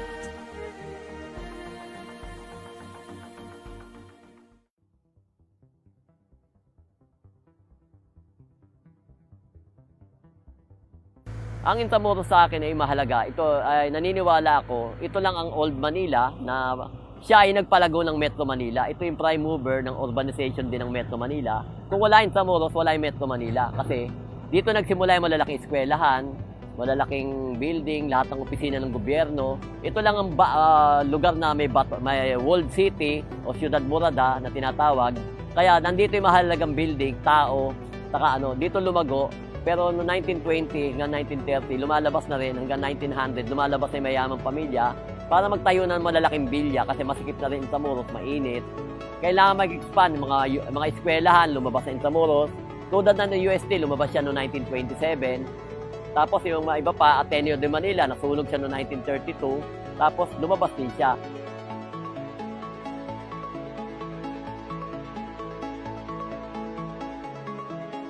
Sana magpatuloy, tuloy-tuloy na maayos sa Intramuros. Pagdating ng present generation, maayos sa Intramuros na wala nang masyadong problema. Kasi sa ngayon may mga kakagibat pa rin problema.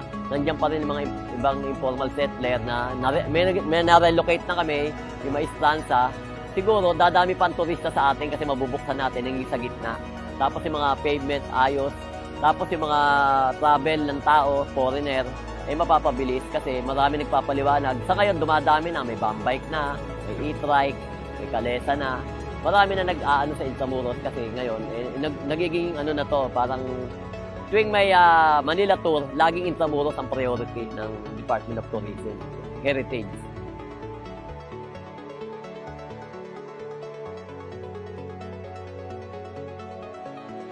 Ako nga pala si Mr. Reynaldo Cadiz, nagtatrabaho sa Intramuros ng almost 40 years, from 1979 hanggang ngayon. Naging restoration project,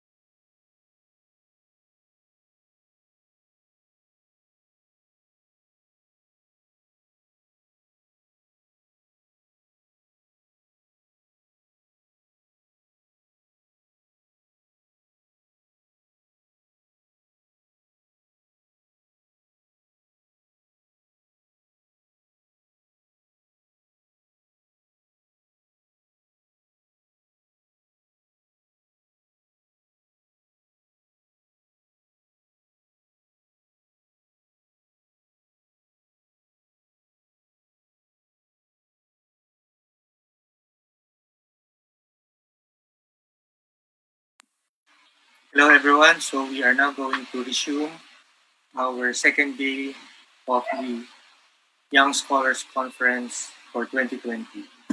Now, just some reminders and pointers. So for our participants here in Zoom, please send to your individual email addresses the conference kit. So feel free to check your email in case you haven't seen it yet. And this afternoon, we're going to have two papers. The last two papers, both from the Lyceum of the Philippines University. And each paper is one session. And each session, there's going to be a 30-minute presentation of the paper, and then 20 minutes for the commentary, 10 minutes for both the panelists, and the last remaining minutes for the Q&A from the public, from you, our dear participants. Now, if you have any questions, feel free to use the Q&A button. And later, after the presentation, I will turn on the chat button in case you have any comments on the paper.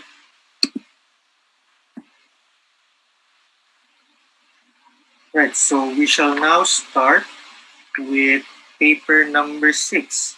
It Paper number 6 is going to be presented by Ian Keith Robles, and later in the Q&A and in the panel portion of the session, we will be joined by his advisor, Dr. Roselyn Tamalik. Ian, are you there? Ready when you are. Yes, po, sir. Okay. So for the next 30 minutes, I'm going to give the floor to you.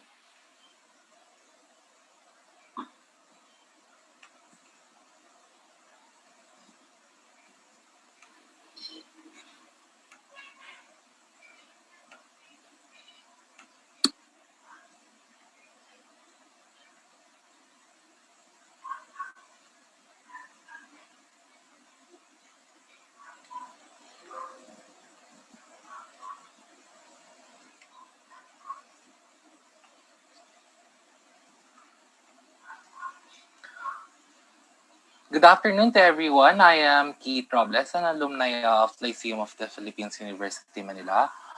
First of all, I would like to thank the Intramuros administration for the opportunity to share the findings of our humble study. Likewise, to our beloved Dean, Dr. Lilibet Aragon, and my mentor, Dr. Jocelyn Y. Kamalik, for the support and guidance.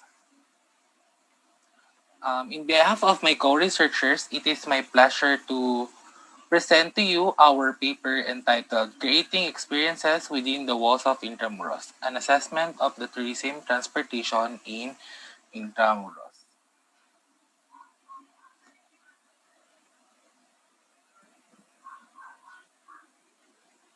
As we all know, tourism plays an important role in the country's economy. The nation brags of wealthy characteristic excellence in its numerous, fabulous shorelines and sunny climate, and wealthy biodiversity. More than that, the Philippines' interesting and complex culture as exemplified by its individuals. Food and ways of life pulls in many people to visit the nation for traveling within within the Philippines.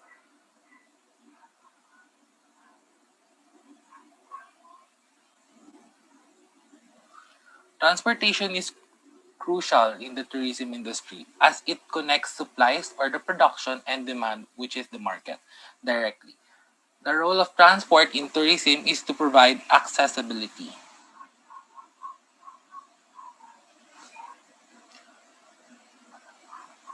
Accessibility is not only defined as providing ability to tourists to reach destination, but also by the use of transportation services and at destinations once they arrive.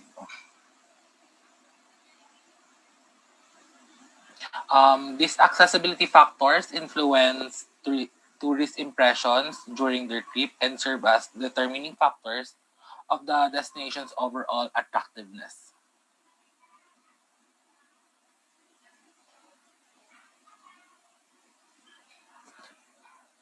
For the introduction, the ancient walled city of Intramuros in Manila belongs to a bygone era, but one that stays relevant over time for its historical significance.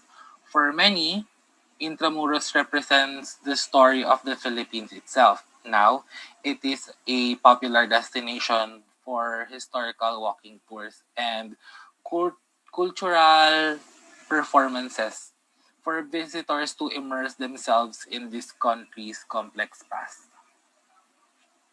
Over the years, the main transportation accessed by the tourists within Intramuros, Manila, are Kalasa, e-trike, pedicabs, and lately Bambike are introduced as tourism transportation as well.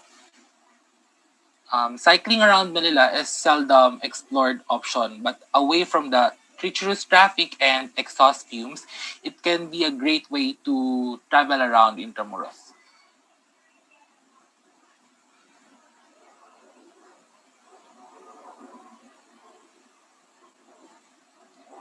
It is the purpose of the paper to assess the tourist experience in terms of the available tourist transportation in Intramuros, Manila. Specifically, it looked into the profile of the participants' tourism transportation used by the tourists. assess the level of expectation and actual experience and its significant difference, and the tourist overall assessment.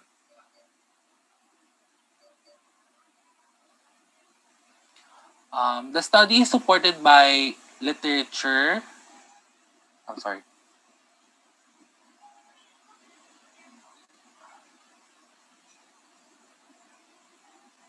By literature review on tourism and tourism transportation. The paper utilized the quantitative research approach, most specifically the descriptive research designs. The participants of the study are international tourists visiting Intramuros, Manila. During the conduct of the study, and the sampling technique used is purposive sampling.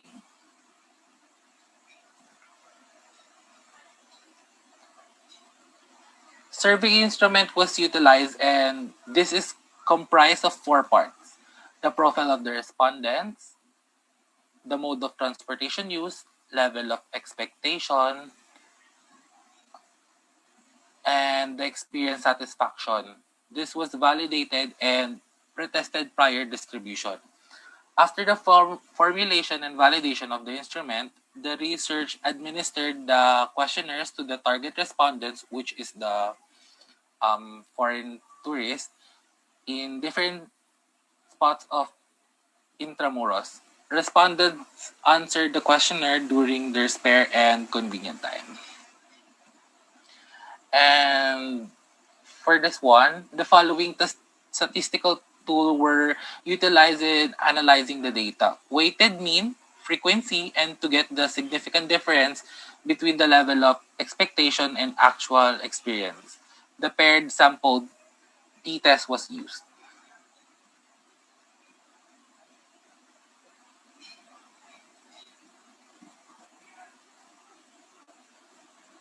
After the data undergone statistical treatment, we, the research proponents, interpreted and analyzed the data. So for the demographic profile, majority of the participants are male, between ages 23 to 27 years old, which is 46.2%. So we can say that the majority of the visitors in Intramuros were millennials. In terms of the nationality, majority are French, which is 25%, followed by Spaniards, which is 21.2%, and Chinese and American with both 7.7%. Intramuros indeed is a favorite tourism attraction for international tourists.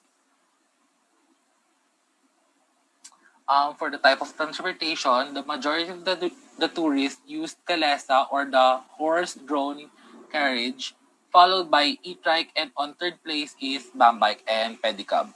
Kalesa was the most utilized due to its authenticity as a Philippine transport, and it adds to the historical experience of tourism in Intramuros. Looking into the level of expectation on tourism transportation, the participants had high expectation in terms of comfortability, which is seats of the vehicle are spacious enough for each other, the vehicle has proper ventilation, and the comfortability.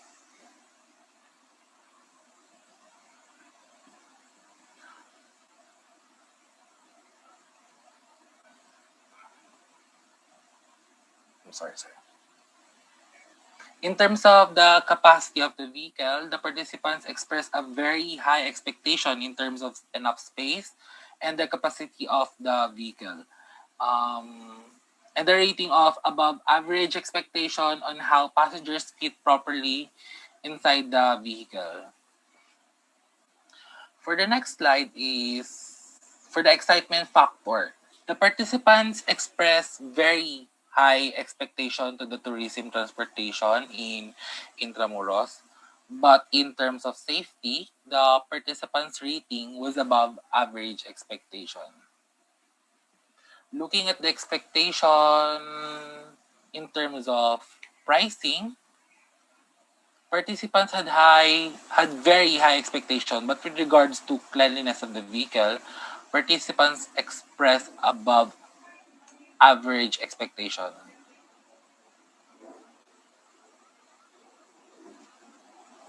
Participants had a very high expectation too in terms of the condition of the vehicle. For the summary of means, this table represents the summary of means for the level of expectation. The participants responded a very high expectation in terms of comfortability, capacity of the vehicle, excitement factor, pricing, and the condition of the vehicle. They felt that these are most important factor when they use transportation in Intramuros. I'm sorry, I forgot to turn on my video pala. Okay.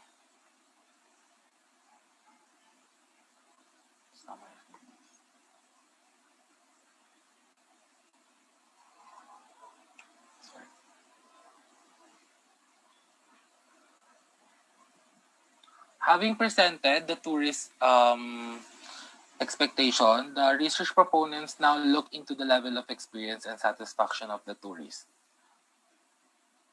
In terms of comfortability, the capacity of the vehicle and tourists rated the experience as satisfied.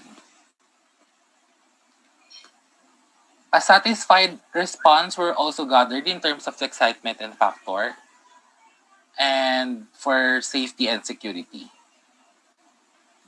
For pricing and cleanliness, the participants also gave a satisfactory rating. And lastly, for the condition of the vehicle, the participants' experience was also satisfactory.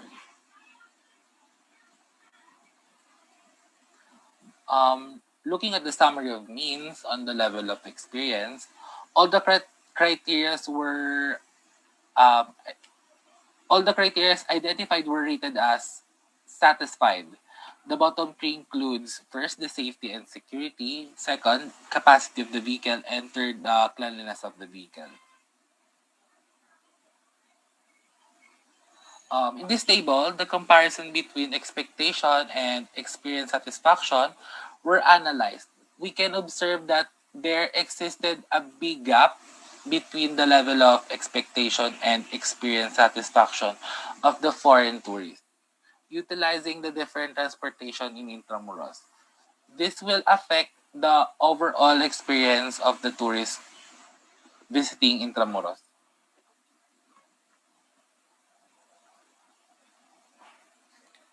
So for this slide, paired sample t-test was conducted to determine significant difference between expectation and the experience satisfaction on the tourism transportation in Intramuros. Results revealed significant difference with p-value ranging from 0.002 to 0.00 between the expectation and the experience satisfaction on the transportation inside the Intramuros. This means that their experience was different from what they were expecting in their travel using their transportation vehicles available and common in the walled city, which is Intramuros.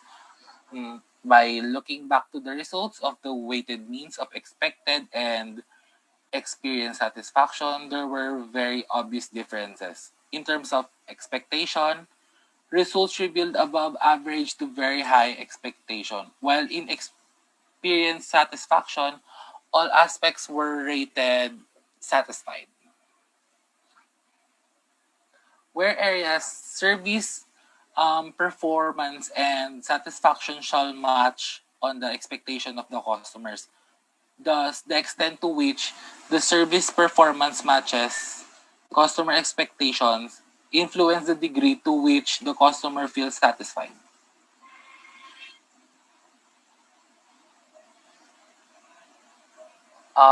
For this slide, the conclusion, the research proponents can say that tourists have high expectations on services, especially in tourism industry and on tangible and intangible products.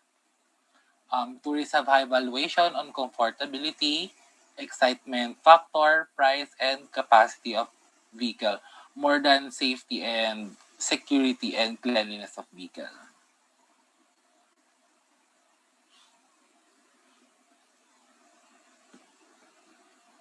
Experience satisfaction in all aspects of tourism transportation in Intramuros is lower than its expectation.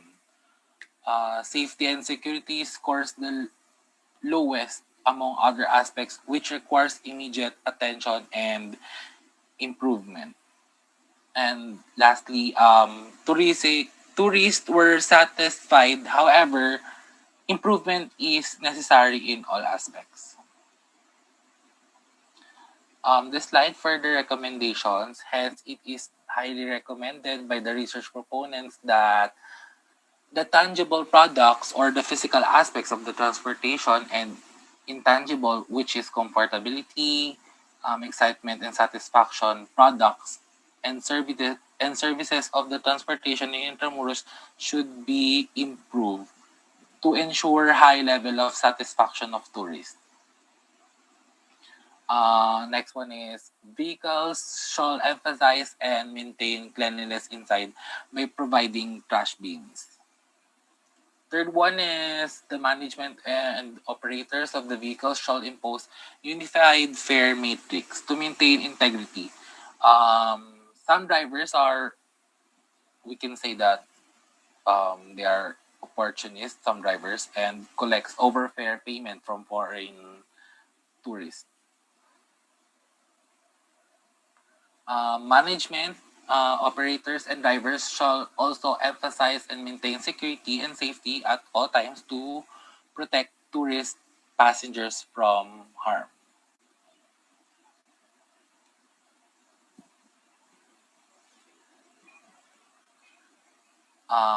For the fifth one, management of Intramuros shall coordinate with the tourist agencies to conduct seminars to all drivers of tourism transportation inside the Intramuros walled cities. Inside the walled city, which is Intramuros. Um, Management and concerned agencies in Intramuros shall formulate regulations and policies regarding transportation. LPU and other educational institutions shall conduct and promote responsible tourism inside Intramuros.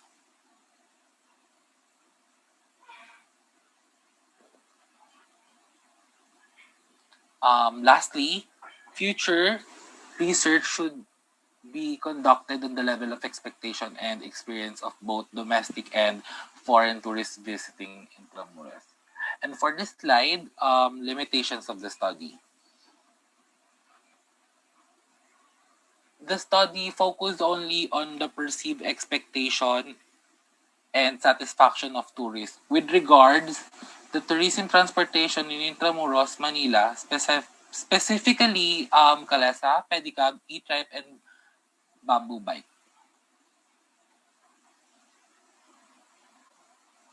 That ends my presentation, and thank you so much for listening.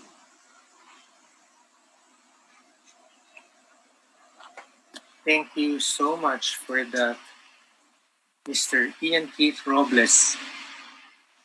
Now, for our commentaries, may I call on Mr. Bernardo Arellano III for his comments. Bernardo, ready? John, yung tawagan mo na lang akong Bernie. Sige. It's kind of awkward, the Bernardo. Ako matanda. Hi. Magandang hapon sa inyo lahat. Good afternoon to everyone. I would like to thank the Intramuros administration for inviting me for this Young Scholars Conference and as one of the panelists. So, Ian, thank you very much for presenting your Ian and the rest of the research crew and research team. Thank you very much for presenting your tawag ito, your presentation, your research regarding the tourism transportation of Intramuros. This is more of the ano ba tawag nito? This is more of the expectation versus reality. Like yung nakikita natin sa meme na this is the expectation and this is the reality. So from the perspective of someone who is not into statistics, at least the ang tawag nito, yung study was made clear on the expectations, the level of expectations versus the perceived satisfaction of the tourists. However, I have some certain questions about, not really major questions, more like clarifications regarding the study, since it's more on the qualitative. I have the first question, why is it that limited tayo sa international tourists? Yeah, for the response to the panel, the advisor and student would like to, Dr. Kamalig, right there, and Ian, feel free to have a conversation with the panelists. Yeah. Hi, Sir Bernie. Good morning. Good afternoon. This is Dr. Kamalig. Actually, the reason why we have chosen the foreign visitors as our respondent is that basically when we talk about the local visitors or domestic visitors, they already know. Okay? They already know all the tourism transportation facilities. Now, this time, what we want actually to gather is the perception of the foreign tourists will be either visiting for the first time or second time here in the Philippines. I think there will be a difference between the perception of the local tourists with regards to perception of the international tourists. Diba, Sir Bernie, if you look at it, most of us, most of the Filipinos, basically have ridden or have actually experienced riding the Kalesa, the Bambike, and everything. So they already have meron na silang perception before that this is actually what I'm going to experience if I ride a Kalesa and so on and so forth. But what we want actually in this paper is for us to know how can we level up the satisfaction of the foreign tourists visiting the walled city of the Intramuros. Does that answer your question, Sir Bernie? Yes, okay. It's okay, Dr. Kamalig. Thank you very much for the answer. At least ngayon, mas klaro na siya ngayon. Kasi may expectation ako upon reading the... sorry. Excuse me lang nga sandali. Medyo... It's okay. Okay, sorry about that. Kasi when I was reading the abstract, or no, not really the abstract, but the introduction at tapos yung title, siguro I had the expectation na it already includes the local tourists. Pero since you have already clarified that because of the level of the expectations that the international tourists have are different from what we local tourists have, I think okay, it answered my question. Pero siguro sa akin lang po pananaw po ito, Dr. Kamalig.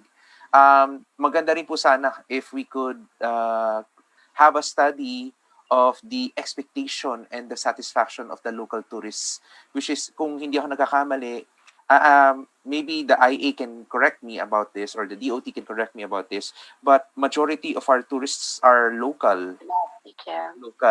So the expectations may be different from the foreigners, lalo na yung mga foreigners, parang, wow, may Kalesa, wow, may Bambike, wow, may e-trike, wow, may jeepney. Actually, ang taas na ng expectations talaga nila pagdating sa jeepneys eh. Pero once na nakasakay na sila, parang, okay.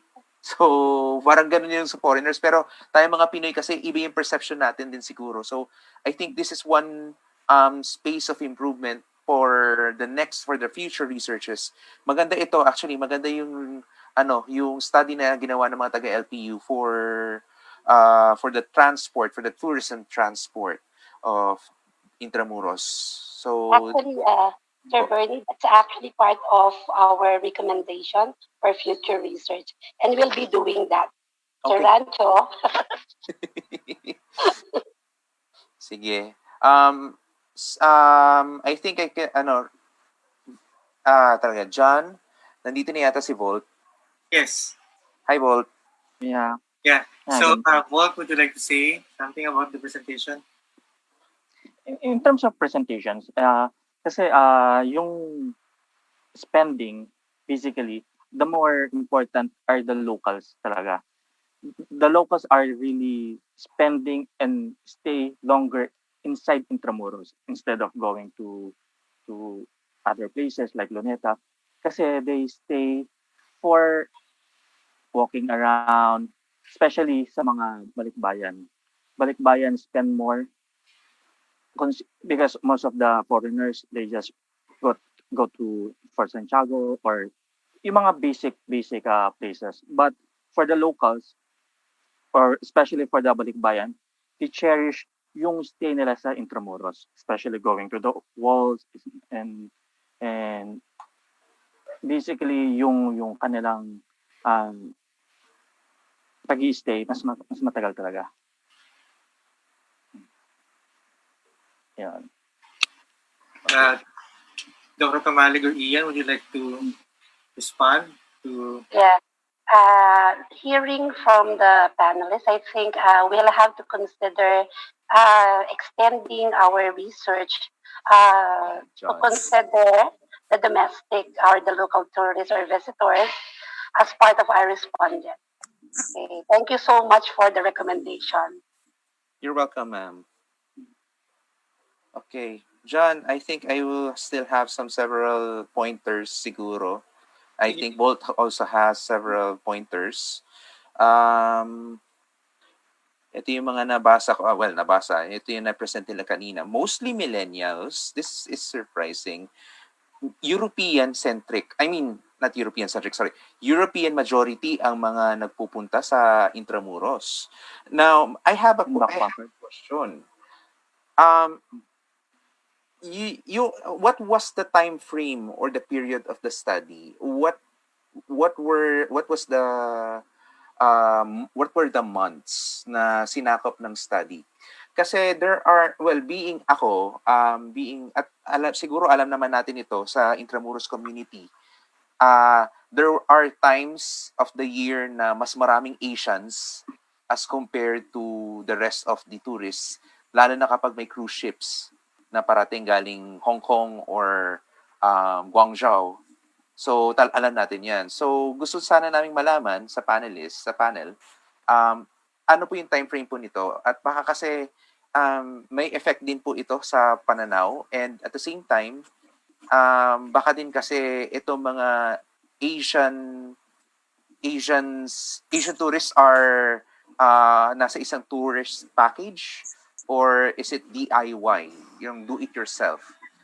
Kasi medyo na ko rin yun na bilang ako turista, pupunta ako ng Intramuros on my own, that's a DIY. Pero kung kasama siya sa package, baka iba ang deal din nun. So, yun lang po. Ian, would you like to answer that? Yes po, ma'am. Yung months po na ginugol namin sa research is 2 months. What months yun, Ian? I can't remember, pero around 2 to 3 months po yung naging yung pagbigay namin ng questionnaires po sa tourists. Okay. Actually, they took the research, I think, second sem of last year, because they are newly graduate. So most probably, the data gathering was done from the months of January to March. Okay, January to March to January to April. January to March. And basically, they approach people. I think most of the tourists are doing DIY, do it yourself. Okay. One of their limitations when I actually asked them about the number also is that they try to approach the foreign tourists. However, sometimes they are not understood because of the language barrier, or they just want to answer actually the question here. So those are their limitations. Okay. All right. Thank you. So January to March, time frame 3 months. Volt, ikaw baka may masasabi ka. So far, ang targeted lang ba nito is more in the foreigner? Diba? Oo, foreigner lang. And then kasi, wait, cannot see. Ayan. Yung how many respondents yung ginawan nito? Actually, for the 3 months, we got only 57 respondents. That's actually how hard it is to get them participate with our research. Ma'am, January to March this year or last year? Last year. Okay. Okay. Bakit po, tanong ko is, why that specific months?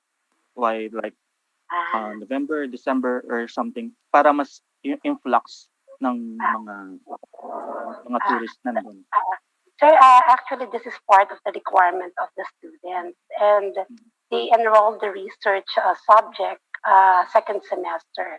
So that's actually the time frame for all the students to actually complete their research subject before the end of the term. So that's the reason why. Okay. But maybe maybe what we can do is that by the next time, because right now we have 1 year research subject, so we have research 1 and research 2. So I think if we actually do with the domestic participants, domestic visitors as our participants, we can do it 1 year, and I think it will be more relevant. The result will be more relevant. Okay. But because of time limitation, also that's the reason why we have only a few respondents, and the reason why we actually had the data gathering process from the months of January to March. Okay. All right. Thank you very much, Dr. Kamalig. Siguro anuhin ko na lang 'to, i-wrap up ko na lang 'to. Yung sa part ko. High expectations versus fair satisfaction. It's wait. Sorry. High expectations versus satisfied or fair. Maybe kasi may impact naman talaga yung promotion natin, your tourism siguro kung bakit. Okay, I know this is qualitative, but may mga rason ba sila kung bakit parang hindi parang it didn't went into their expectations? Yeah, they were just satisfied, okay lang. May mga may mga tidbits ba, quotes from the tourists, kasi it made enrich our understanding of the research po sana eh. Kung may mga konting quotes tayo galing sa mga tawag ito, sa mga turista. Kasi yes, they had the higher expectation, but why? Why did it fail to meet their satisfaction? Kasi nung gumawa ako ng sarili kong research about vegan, about their expectations, medyo may pagka-qualitative pero quantitative din, pero hinanaw ako ng konting quali. Kasi gusto ko sana malaman kung ano ba ang naging expectations niyo at bakit hindi na-meet yung satisfactions niyo, para mga ganun.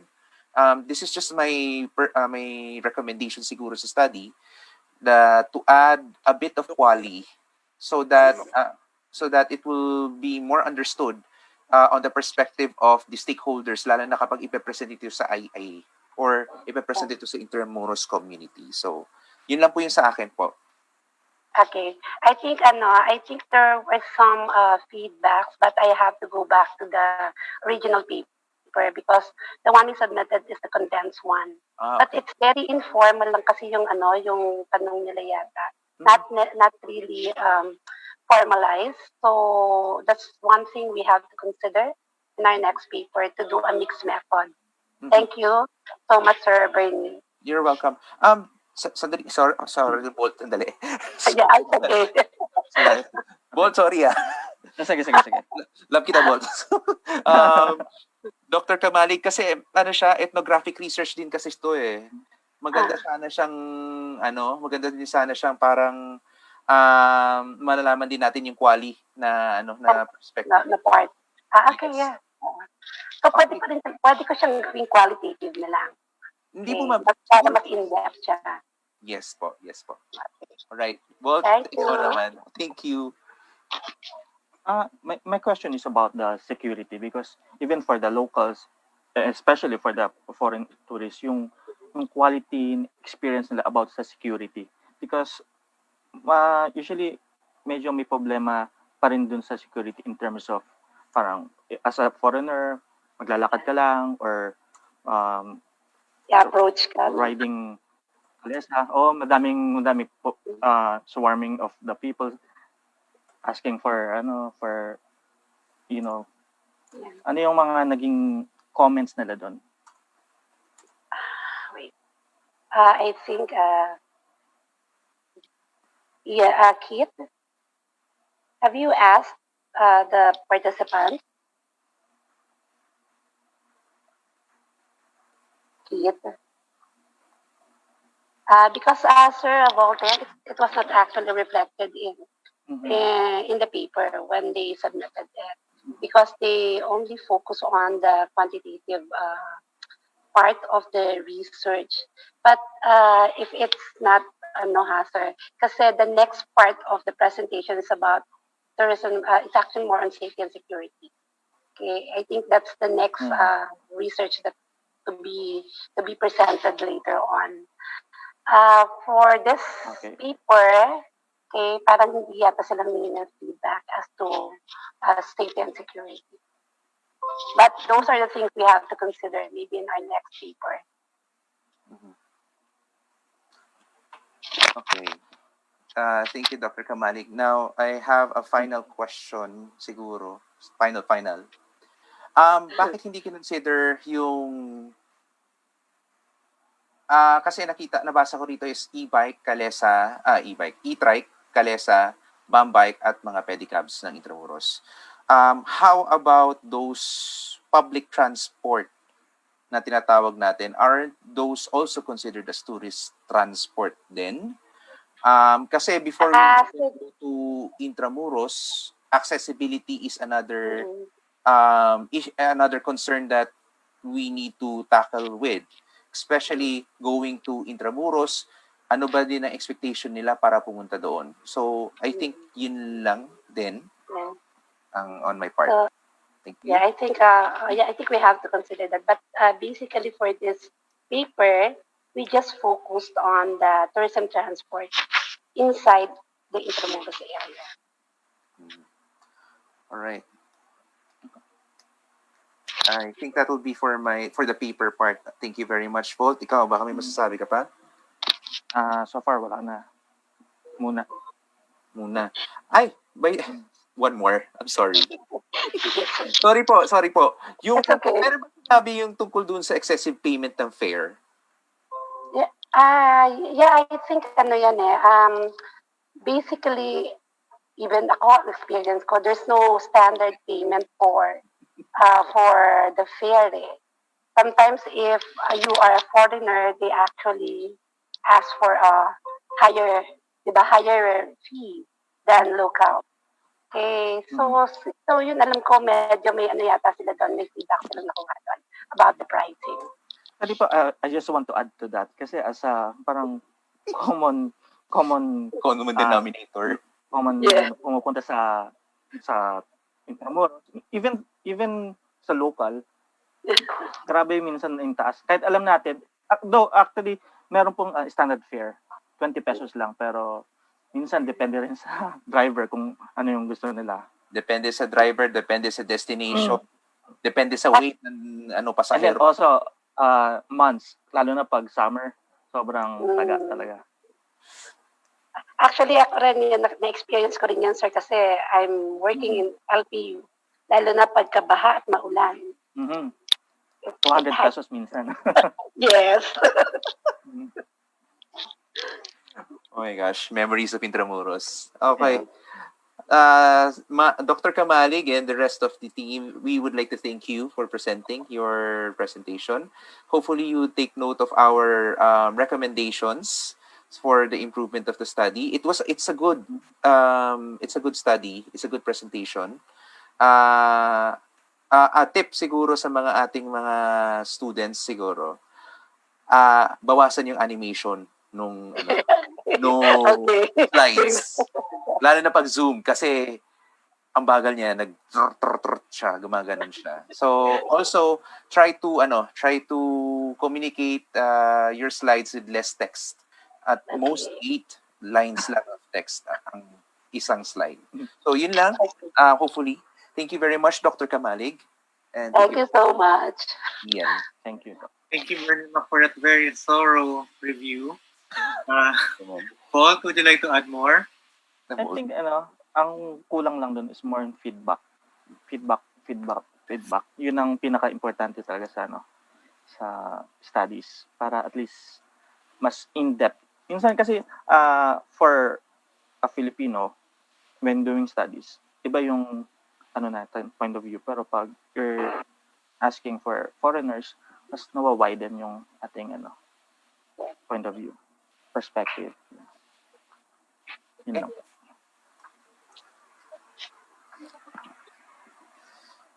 Thank you both for that comment. Now, kayo ma'am, meron pa kayong gustong idagdag?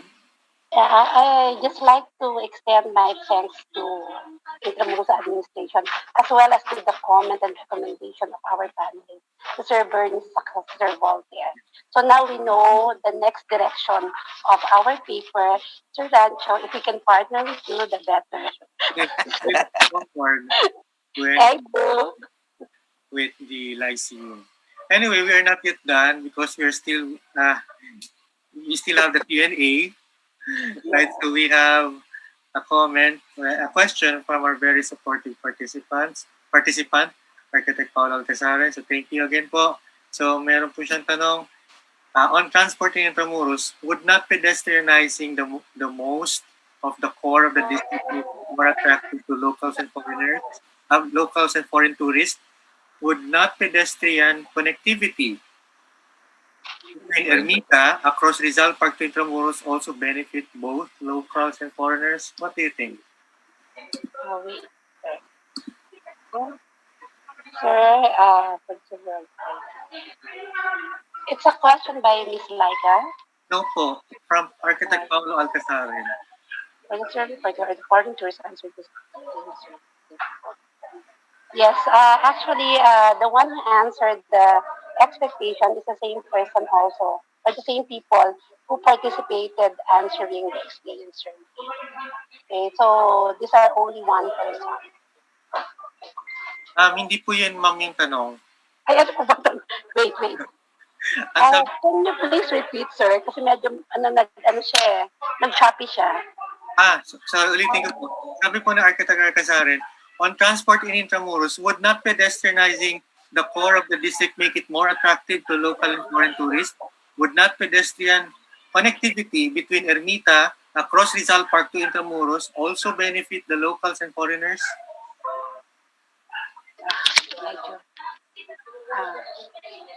Medyo choppy. Just for the... Ian, in case, would you like to answer this?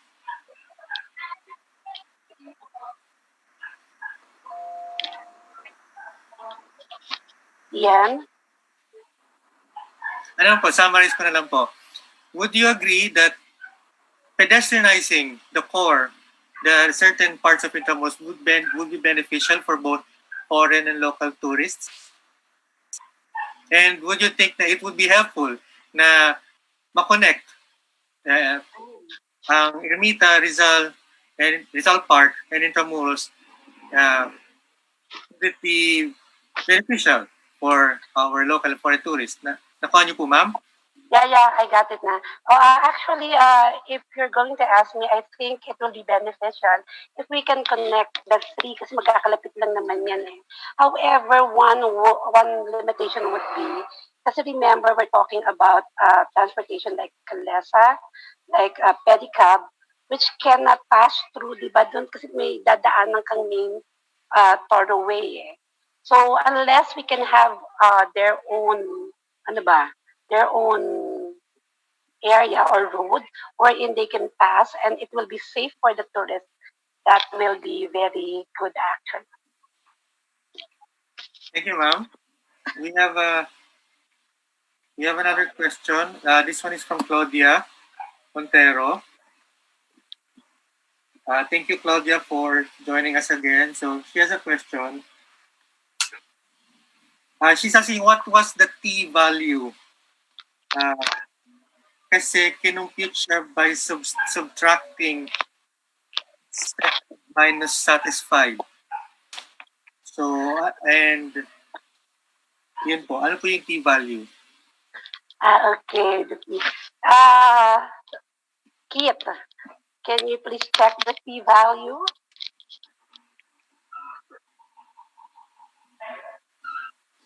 Yes.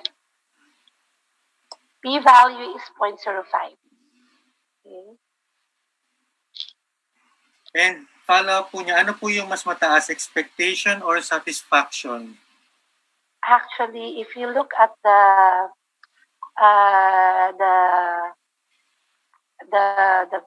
table, mas mataas yung mas mataas ang expectation as against the satisfaction. Okay. Kasi there's actually a gap between the expectation and the satisfaction. Thank you po. We have a comment from Violeta Munoz. So at the initial presentation of the paper, it stated that this was a purposive study. So I guess at any point that the study was made, there were many French tourists. Tama po ba? Actually, based on the result, yeah, majority are French tourists. Dagdag lang po ni Violeta. So if, however, we will study the actual figures of the tourist arrivals, we will see that the top 5 are South Korea, China, the US, and Japan, and Taiwan. The French daw po is not included in the top 10. So how come po na in the study, marami pong French? Maybe it's just because during the time that it was actually conducted, the data gathering was conducted, maybe it's the time wherein majority of the participants during the time were actually French. So I think it does not generalize naman eh, na because the results of the study are that the result in terms of nationality are French. It means to say that it conforms dun sa result natin with regards the most number of countries visiting the Philippines. Kasi if you look at the numbers then, very limited ang numbers. Because as I was saying a while ago, we really have a hard time, the proponent actually have a hard time, yung kinakwento nila sa akin, asking the participants to answer. Okay, minsan yung iba ayaw talaga sumagot. Okay, yung iba naman talaga, they cannot understand the language. So yun siguro yung mga natin. Maybe it's because French can also speak in English. So that's also one factor. Siguro ang ano na lang dito, we do not generalize yung sa result namin based on what is reported by DOT. Okay, in terms of tourism arrival. It's two different things, I think. Thank you po for that. We still accept questions from our audience. Kayo po, we still have time actually. So Bernie Mac and Walt, may gusto kayo dagdag or I just want to ask about they consider ba yung tourism capacity ng Intramuros? Yes, sir. Actually, meron sila doong note na ang ano yata, ang reported is 1,000 something per day. Although, yun nga din naging problema namin because of those limitations, talagang nahirapan din sila. That's, if given the time siguro, I will push for them to get more respondents. But because of time limitation, so we really stopped. Kaya nga naglagay ako ng limitations of the study at the end. Pero I'm really hoping to have more respondents para medyo mas maganda yung results ng study ko. And that's understood. Actually, Thank you for that. How were you able to determine the carrying capacity of Intramuros? Sir, actually, that's one of the, we did not actually tackle about carrying capacity. I believe when, I just do not know kung sino kausap ko, it's one of the main topic daw dapat ng, for research to actually identify the carrying capacity of Intramuros. Kasi as of now, there's no real data about carrying capacity. Am I correct, Sir Ranjo? So maybe that's another point of research for us if everything normalized. Thank you for that.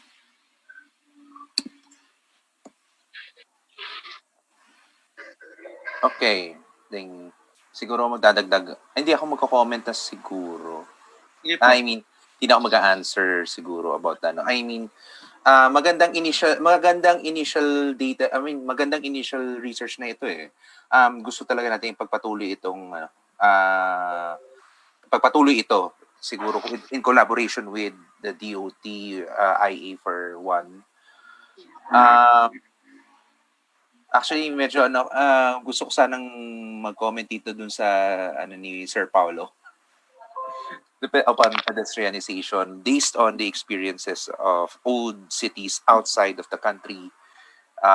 And at the same time, siguro bilang dating Intramuros, dating nagtrabaho sa Intramuros for 4 years.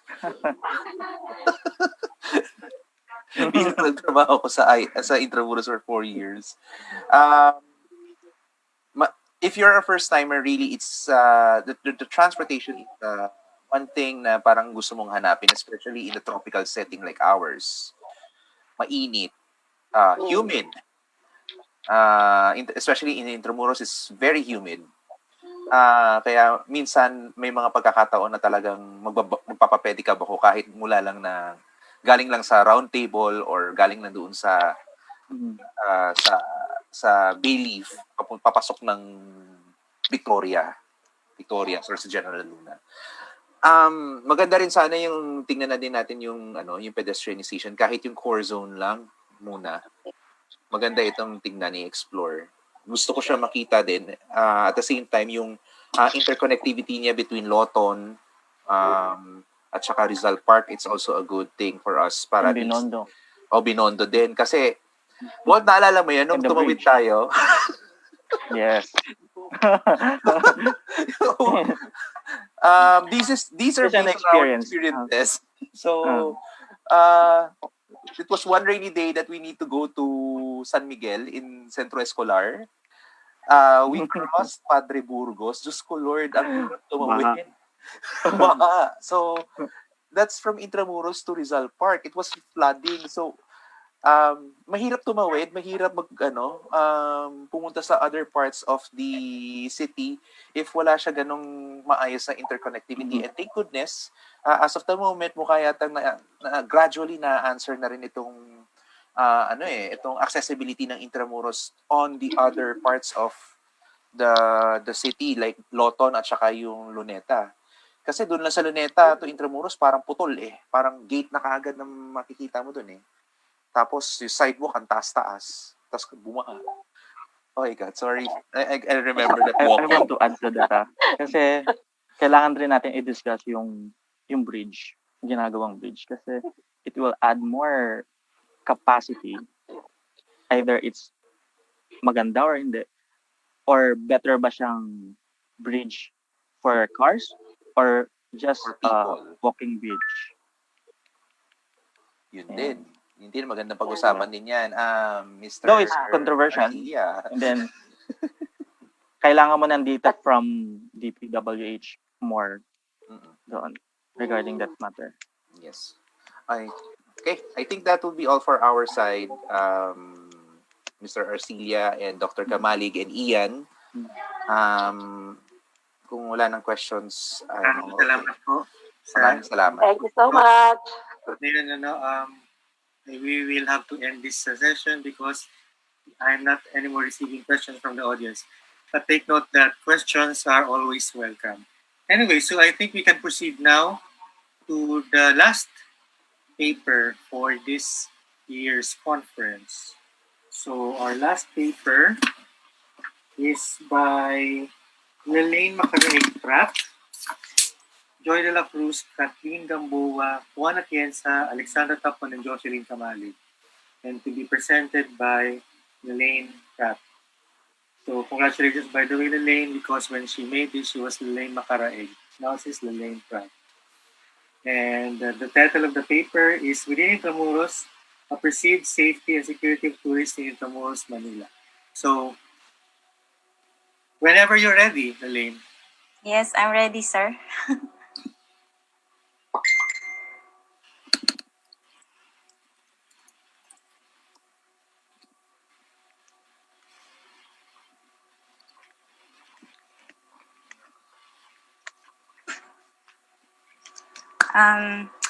Good afternoon, everyone. My name is Lalaine Macaraeg-Pratt.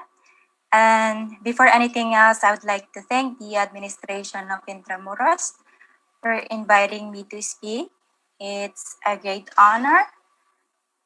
And I also like to thank the LPU, the professors and mentors for their support. Without them, I will not be here today. So thank you very much. Now, what I'm going to talk about is our research paper entitled Within Intramuros, a Perceived Safety and Security of Tourists in Intramuros, Manila. For the introduction, it includes the tourism industry, tourism in the Philippines, factors which affect tourists when making a travel decision, Intramuros background, and the statement of the problem.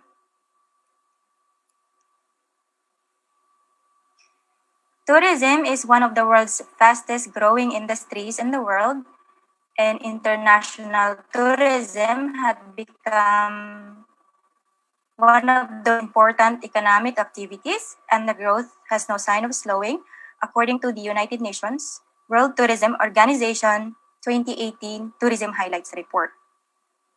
In 2017, the global tourism annuals grew with 6.8%, hitting 1.32 billion, that is 84 million more travelers than the previous years, the highest increase since 2009, according to the Global Economic Crisis Hit, CRIPS 2018.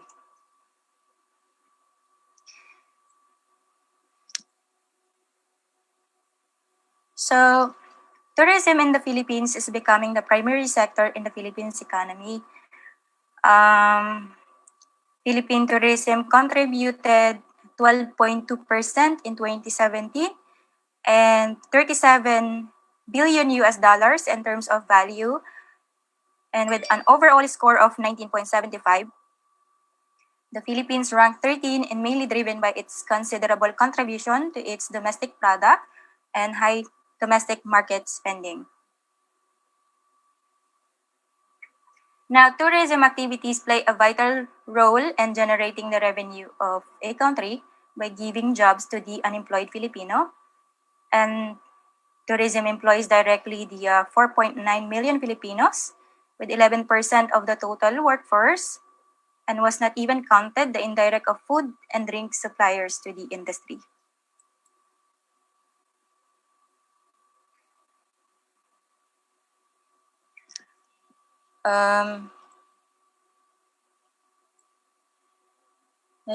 Today's generation, more and more people wants to travel and see the world, but there are some factors which affect the tourists when making a travel decisions, and these are the tourist destination satisfaction, the satisfaction, perceived value, perceived quality are the most sustained variables to use to identify the motivation of the tourist to return to the places they have visited. Also, another factor is the cultural and historical attraction. Tourists are interested in visiting cultures and participating in cultural activities. Local cuisine is another factor, which one of the primary reasons why tourists travel are to try different kinds of foods and different types of cuisine. Also, perceived price is another factor, which tourists are attracted to the benefits they receive from product and services from what they had purchased. And the more they get value from it, the more they are willing to buy again in the future. And safety and security is another factor where the safety and security issues gain much more vital importance in the last 2 decades in tourism industry because the safety and security are the indispensable condition for travel and tourism due to the terrorism, natural disasters, civil wars, and epidemics are the tourists most concerned when traveling to another place. So, also natural environment is another factor where tourists love nature such as mountains and trees, lakes, deserts, and etc. And for the last factor is a negative attributes where the positive and negative characteristics of one tourism destination is essential in assessing the tourist satisfaction. So, Intramuros, Manila is one of the top tourist destination in Manila, Philippines. And the walled city of Intramuros is located along Manila Bay near the Pasig River. The Spanish built the historic wall to protect the government's political power when the Philippines was a Spanish Empire component. And the Spanish came to the Philippines in the year 1565, led by Miguel Lopez de Legazpi, the explorer from Mexico, and they established the first colony in Cebu, and after a couple of years, they declared Manila as the Spanish colony's new capital.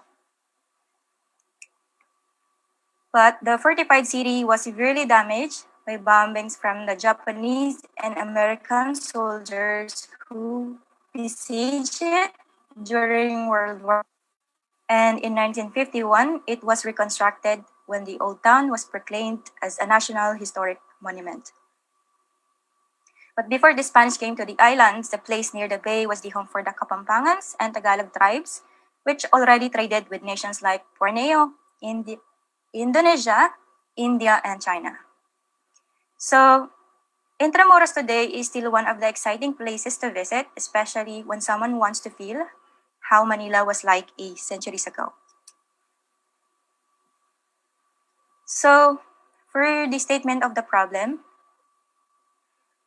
as one of the top tourist destinations in Manila, the aim of the study is to describe that Intramuros is one of the safest and peaceful tourist destination in Manila, Philippines.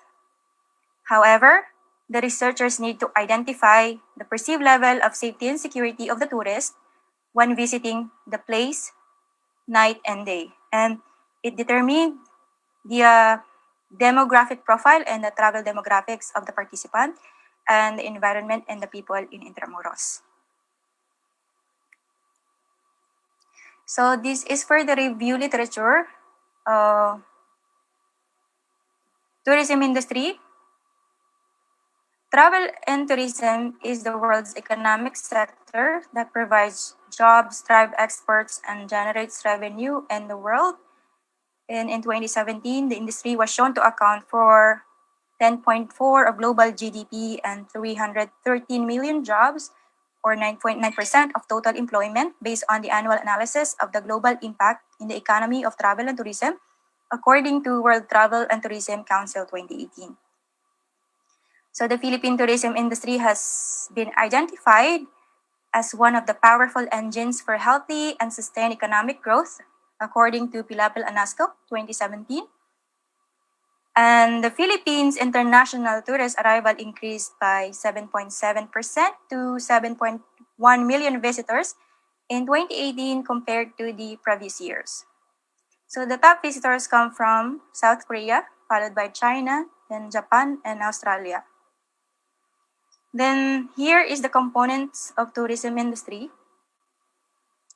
The most critical factor in attracting tourists through their motivated destination is that it also attracts tourists by providing all the facilities to their chosen destination, according to Components 2016.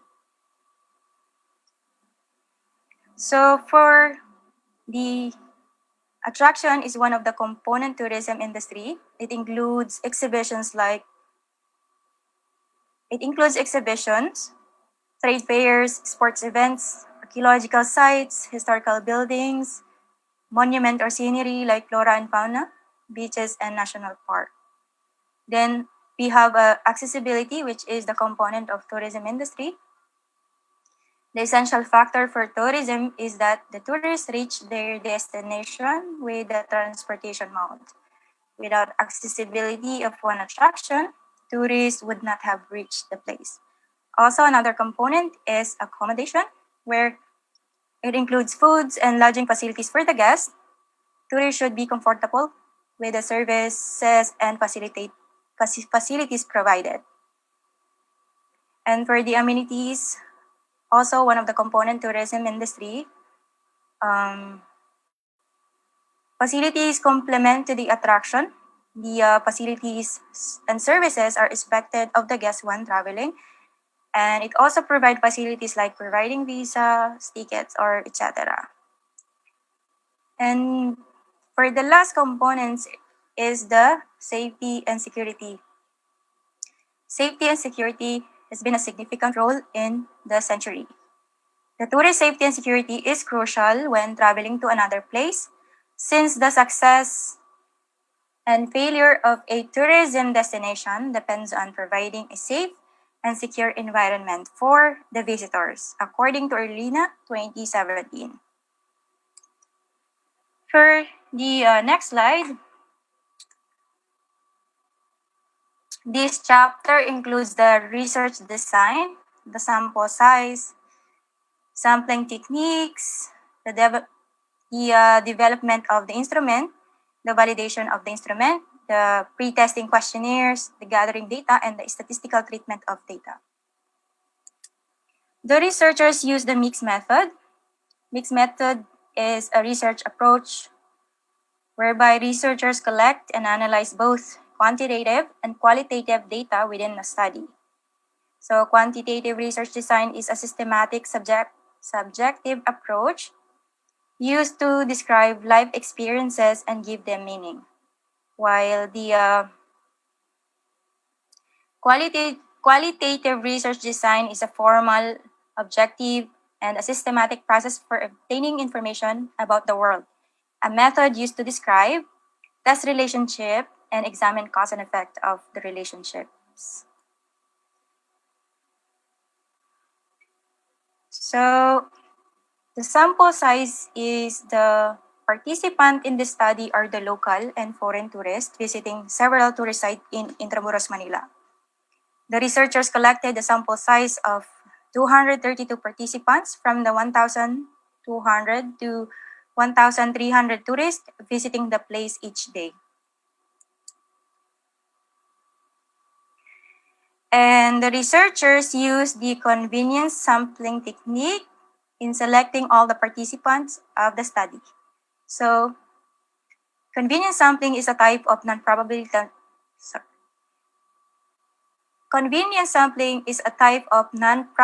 sampling that involves the samples being withdrawn from the part of the population.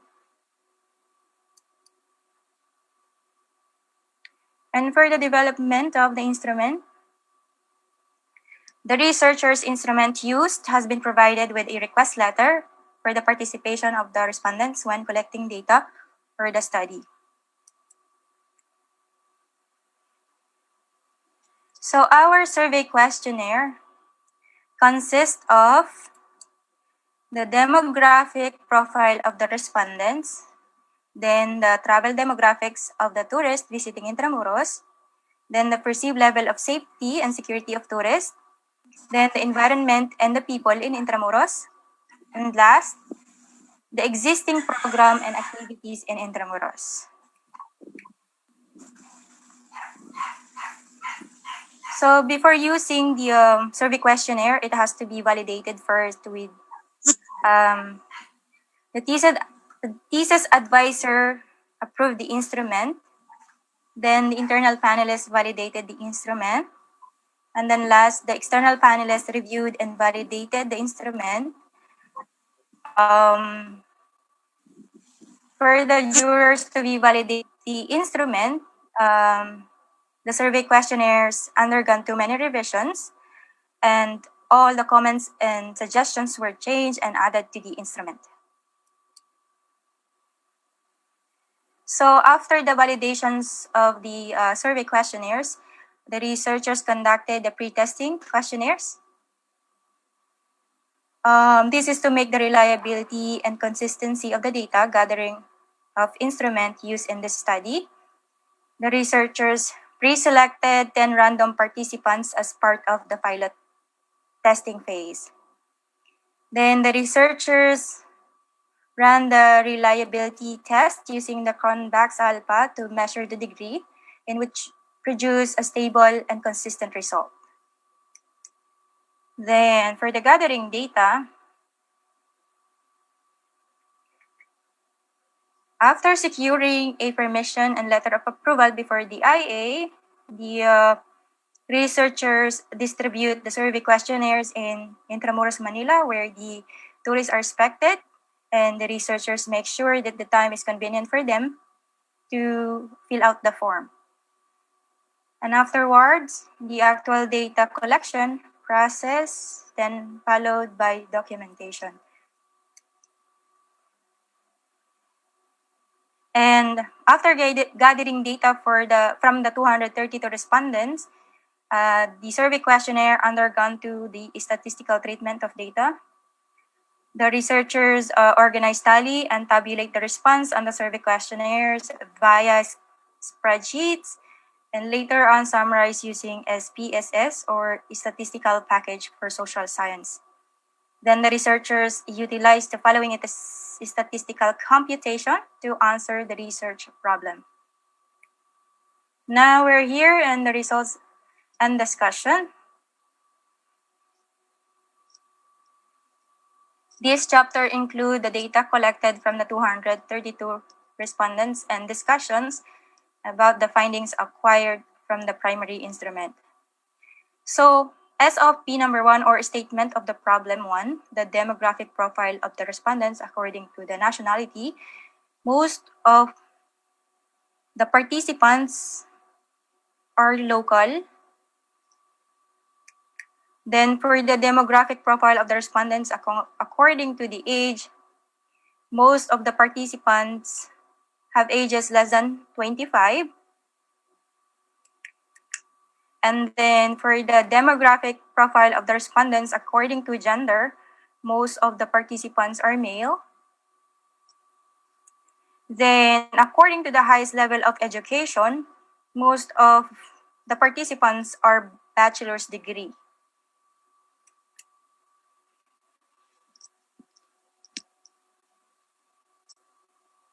So we are here now for the SOP2, the travel demographics of the respondents, where from the questions, travel companion, majority of participants are traveling with their family, and the purpose of visit is mostly for leisure. And most of the participants travel abroad at least once a year, and majority of the participants have been here in the Philippines before. And most of the participants preferred hotel as a accommodation. And now we're here in SOP3, the existing programs and activities in Intramuros, Manila. So this is the current program and activities in Intramuros, Manila, based on the interview that we conducted on the police chief officers in Intramuros, Manila. This is the EMPO Enhanced Managing Police Operation, where it includes manning, e-bike patrol, PAR, Oplan Bakal-Sita. Manning is for every police is responsible for 1,000 tourists to check them for their safety and security and all. An e-bike patrol is police personnel use this as a service when roaming and checking around the area in Intramuros, Manila. Also, FAR or police assistant. Police are assigned to the different parts of Intramuros, for example, in Fort Santiago and Manila Cathedral, to respond to some incidents or deterrents immediately. And the last is the Oplan Bakal-Sita, where the police are checking visitors for metals that can be used as a weapon or to rob a tourist. For example, like knives or ice pick. And now here we're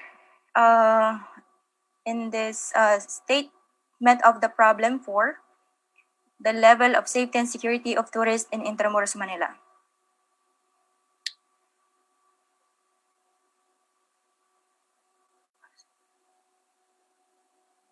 So,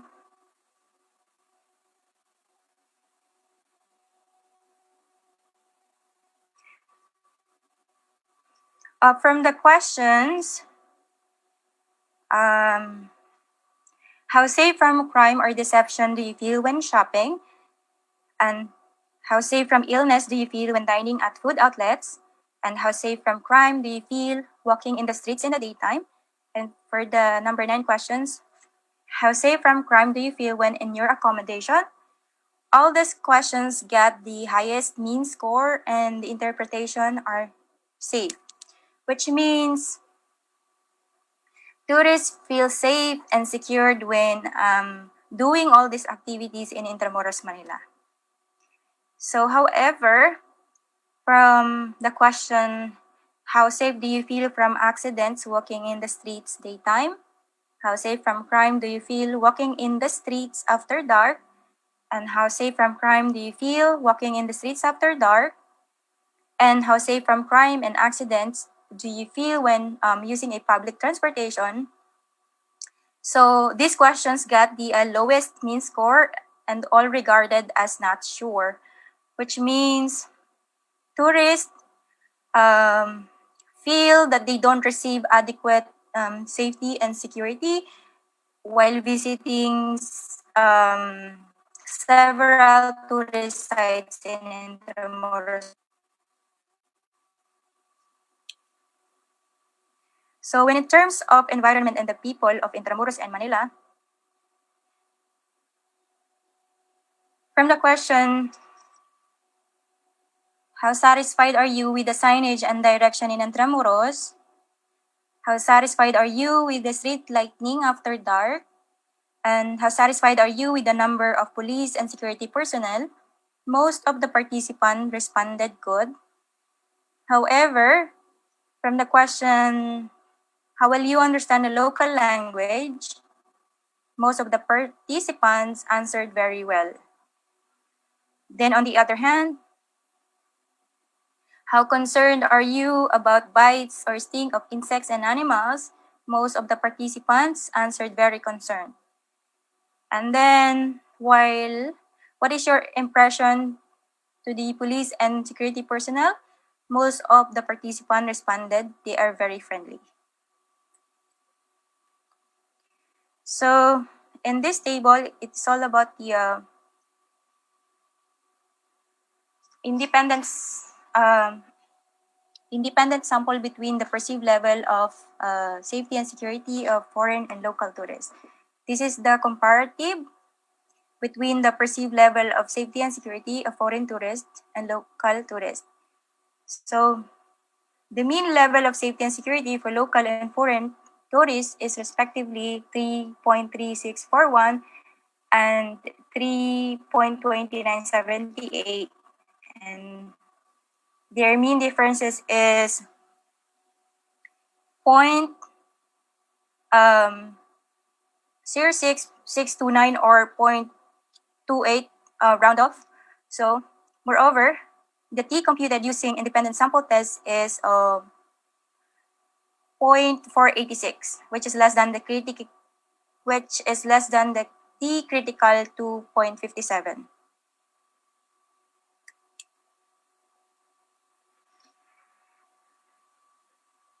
And for the conclusion,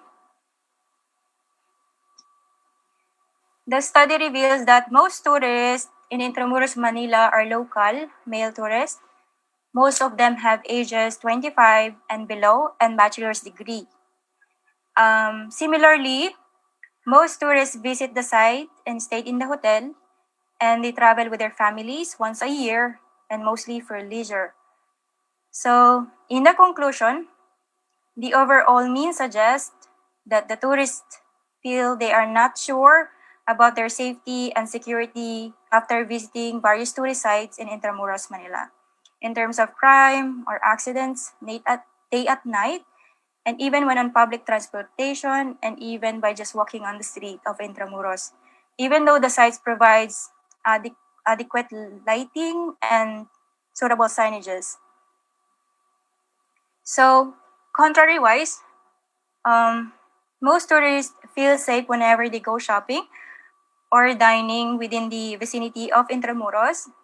Also, the tourists are quite satisfied with the number of police and security personnel that the Intramuros provided. Moreover, the tourists feel welcome with the friendly and approachable gestures of police and security personnel. So, lastly, this study concludes that there is no significant differences between local and foreign tourists about the perceived level of safety and security of Intramuros, Manila. So for the recommendation, based on the conclusion and results that I have mentioned, the researchers suggest the following recommendation to improve more tourist safety and security in Intramuros, Manila. Also, the development of safety and security of one tourist destination and its practices leading to sustainability in the tourism industry. So, safety and security program is one of the suggested recommendation from the researchers. The police and security guard personnel should assign themselves in different area of Intramuros and conducted a roving patrol at least every 2 hours so that the muggers will recede. Also, the police personnel should station themselves in different parts of Intramuros, Manila, to respond quickly to some incidents and deterrence, and carrying a first aid kit all the time. Then add more lighting in all streets, dark corner, and install a CCTV camera to monitor the place because these muggers would likely attack at night. Then the gate control management where the security personnel should restrict and control the visitor entering the Intramuros premises, especially at night.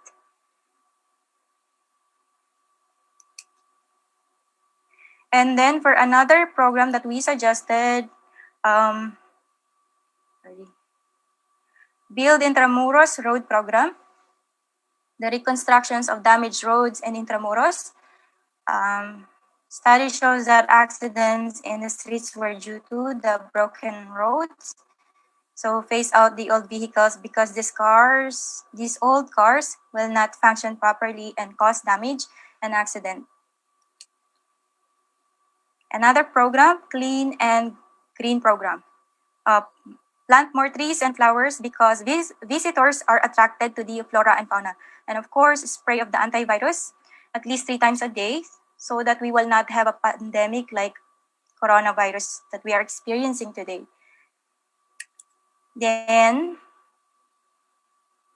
the I Love the Pets program, where the animal lovers people will get a chance to adopt these stray dogs and cats found in Intramuros, Manila. And for the last recommendation,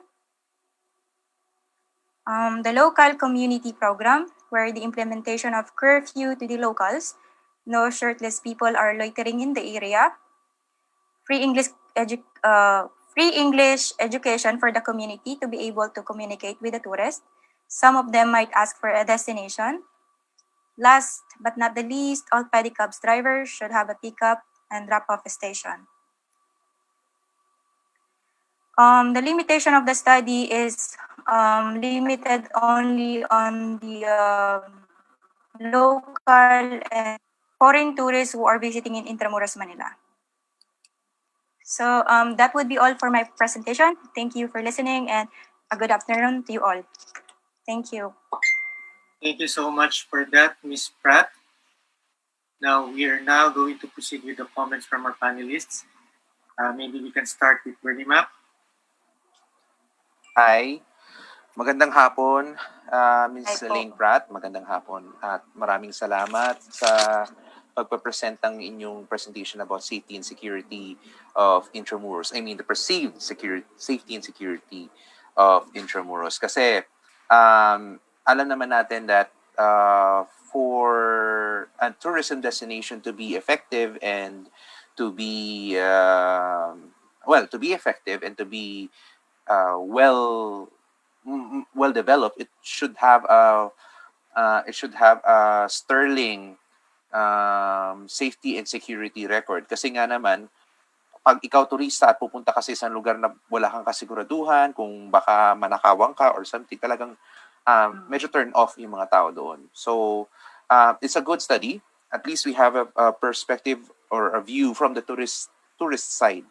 Ano yung perceived safety and security sa Intramuros? On my experience though, it's just weird that I feel safer inside Intramuros than outside Intramuros. Maybe is it because of the gates or the walls or siguro todo bantay lang talaga.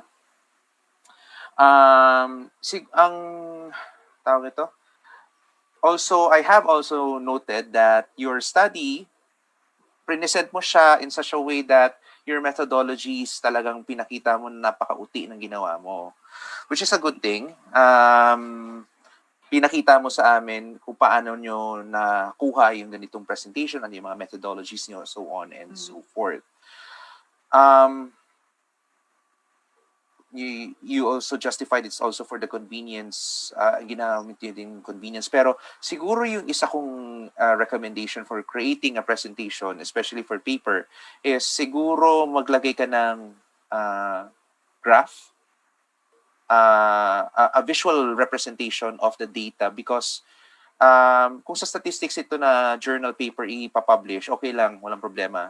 Pero pag sa social sciences ito, in general, baka medyo mabore yung mga magbabasa. So I think I advise that you put on some charts so that it will be more understandable for the people as well.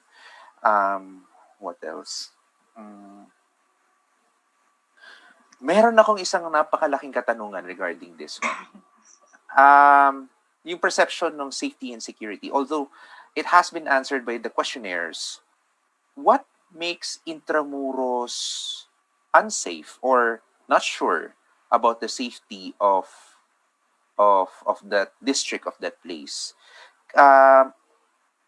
Aside from the fact that it is within the big city, meron bang rason ang mga turista? Specific reasons. Why are they, or specific but trending reasons, bakit napaperceive na medyo hindi ako sure sa Intramuros? Is it because, ikaw muna nga ano mo dito, ikaw muna ang sasagot nito.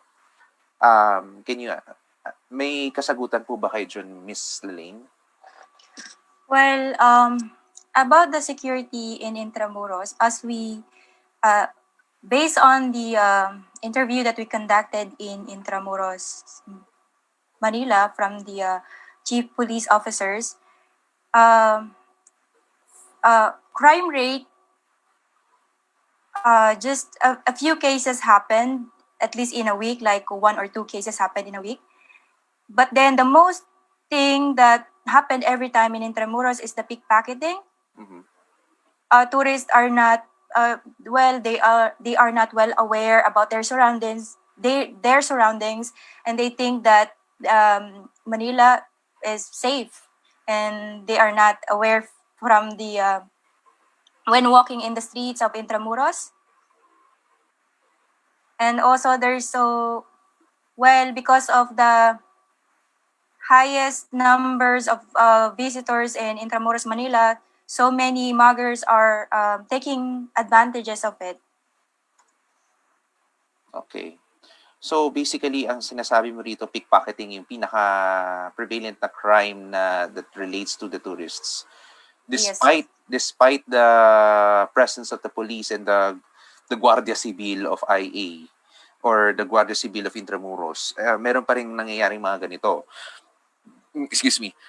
Meron ka bang parang statistics na nagsusupport on the prevalence of crime within Intramuros? Ano yung mga prevailing crime aside from pickpocketing? Baka meron din kasing yun nga pickpocketing is one. Number two, is it also because of some communities within the Intramuros? Natatakot ba sila? Number three, is it because of the general perspective of the tourists that Manila is not safe? Yung mga ganong nuances. Baka may mga kasagutan po kayo dyan. Well, based on the SOP level of safety and security,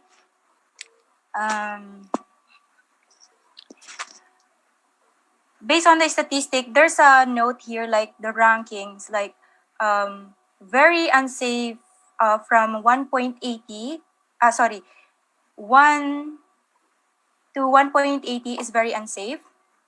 And then unsafe from 1.81 to 2.60.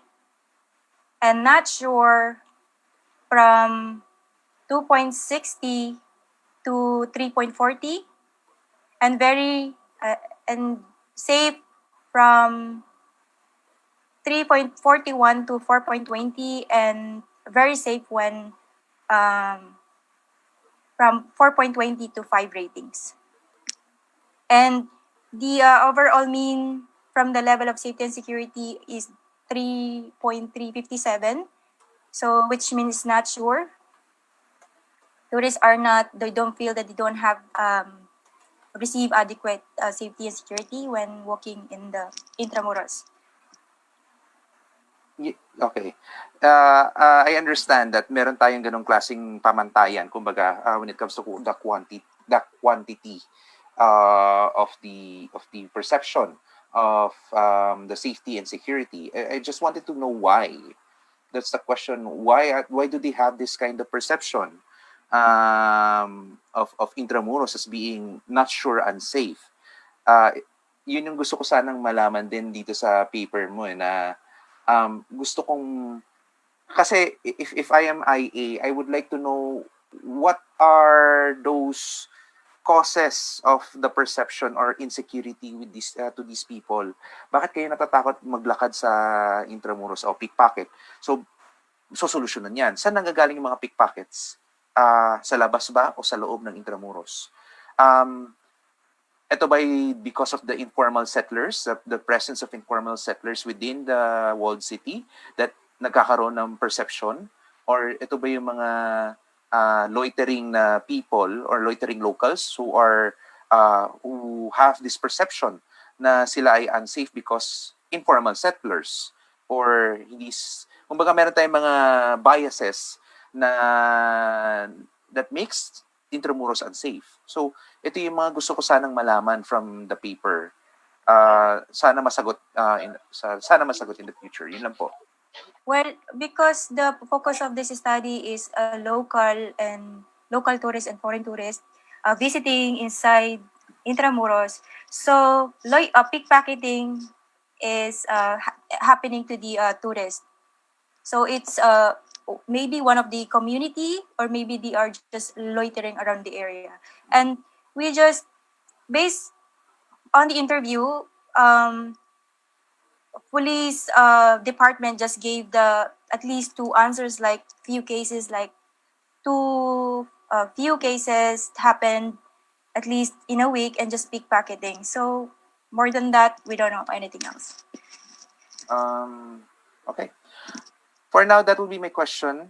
Bolt, baka may katanungan ka. It's Bernie? in line with your... Yes, Okay. Miss Dr. Mali. If I may answer, actually, I'm listening to your question with regards to the result of not sure. Okay, it just so happened that we only actually interviewed the police chief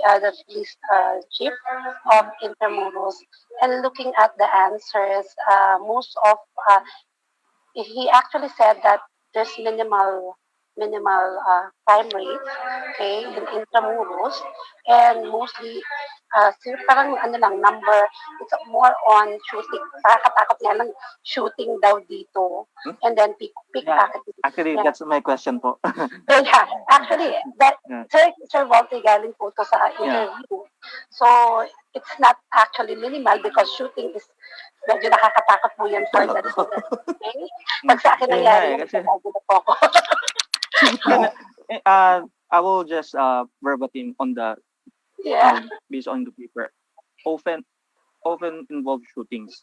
So parang mas alarming and concerning yung shooting. Although meron siya, sir, dito nakalagay, usually on the boundary of Intramuros, but still, yes, but it's still it still not affects yung yes. Sir, ako siguro, if I may actually give siguro comment on this. Kasi when I actually read the paper, one of the main problem is that there were actually reports of crime from the tourists. However, wala siyang resolution eh. Kasi di ba the tourists only stay a day or not, so hindi na sila magpupush to. So hanggang report lang siya, no resolution whatsoever. And looking at the profile, may nakalagay doon na most of these tourists are actually returning from the country. Balikbayan. So, siguro isang possible yung possible na reason din yan. Or another reason is that they are not really aware about the safety and security measures of Intramuros. That might be another reason why the answer is not sure. Siguro maganda po yung i-delve into deeper kasi by interviewing the participants. But also other concerning kasi dito, sabi nila not sure about the how safe from accident do you feel walking in the street during daytime. Parang mas ibig sabihin may not feel secured at during daytime pa. Okay lang sana. I mean, understandable if it's nighttime. Pero daytime, wow. That's a big wake up call. Yeah, that's correct. Kasi it's daytime eh. Pero also anong classification yun nung bakit? Why? Why they not feel safe during daytime? Now we're seeing actually what are the things we have to basically focus on the next time. It's not just letting them answer the survey, but also asking why siguro next time, sir. Sir Paul there. Regarding sa because Intramuros has three phases, marong inner, in tourism area talaga, and then the inside, and then the outer pa. So parang yung they feel safe in the tourism core area or beyond that pa.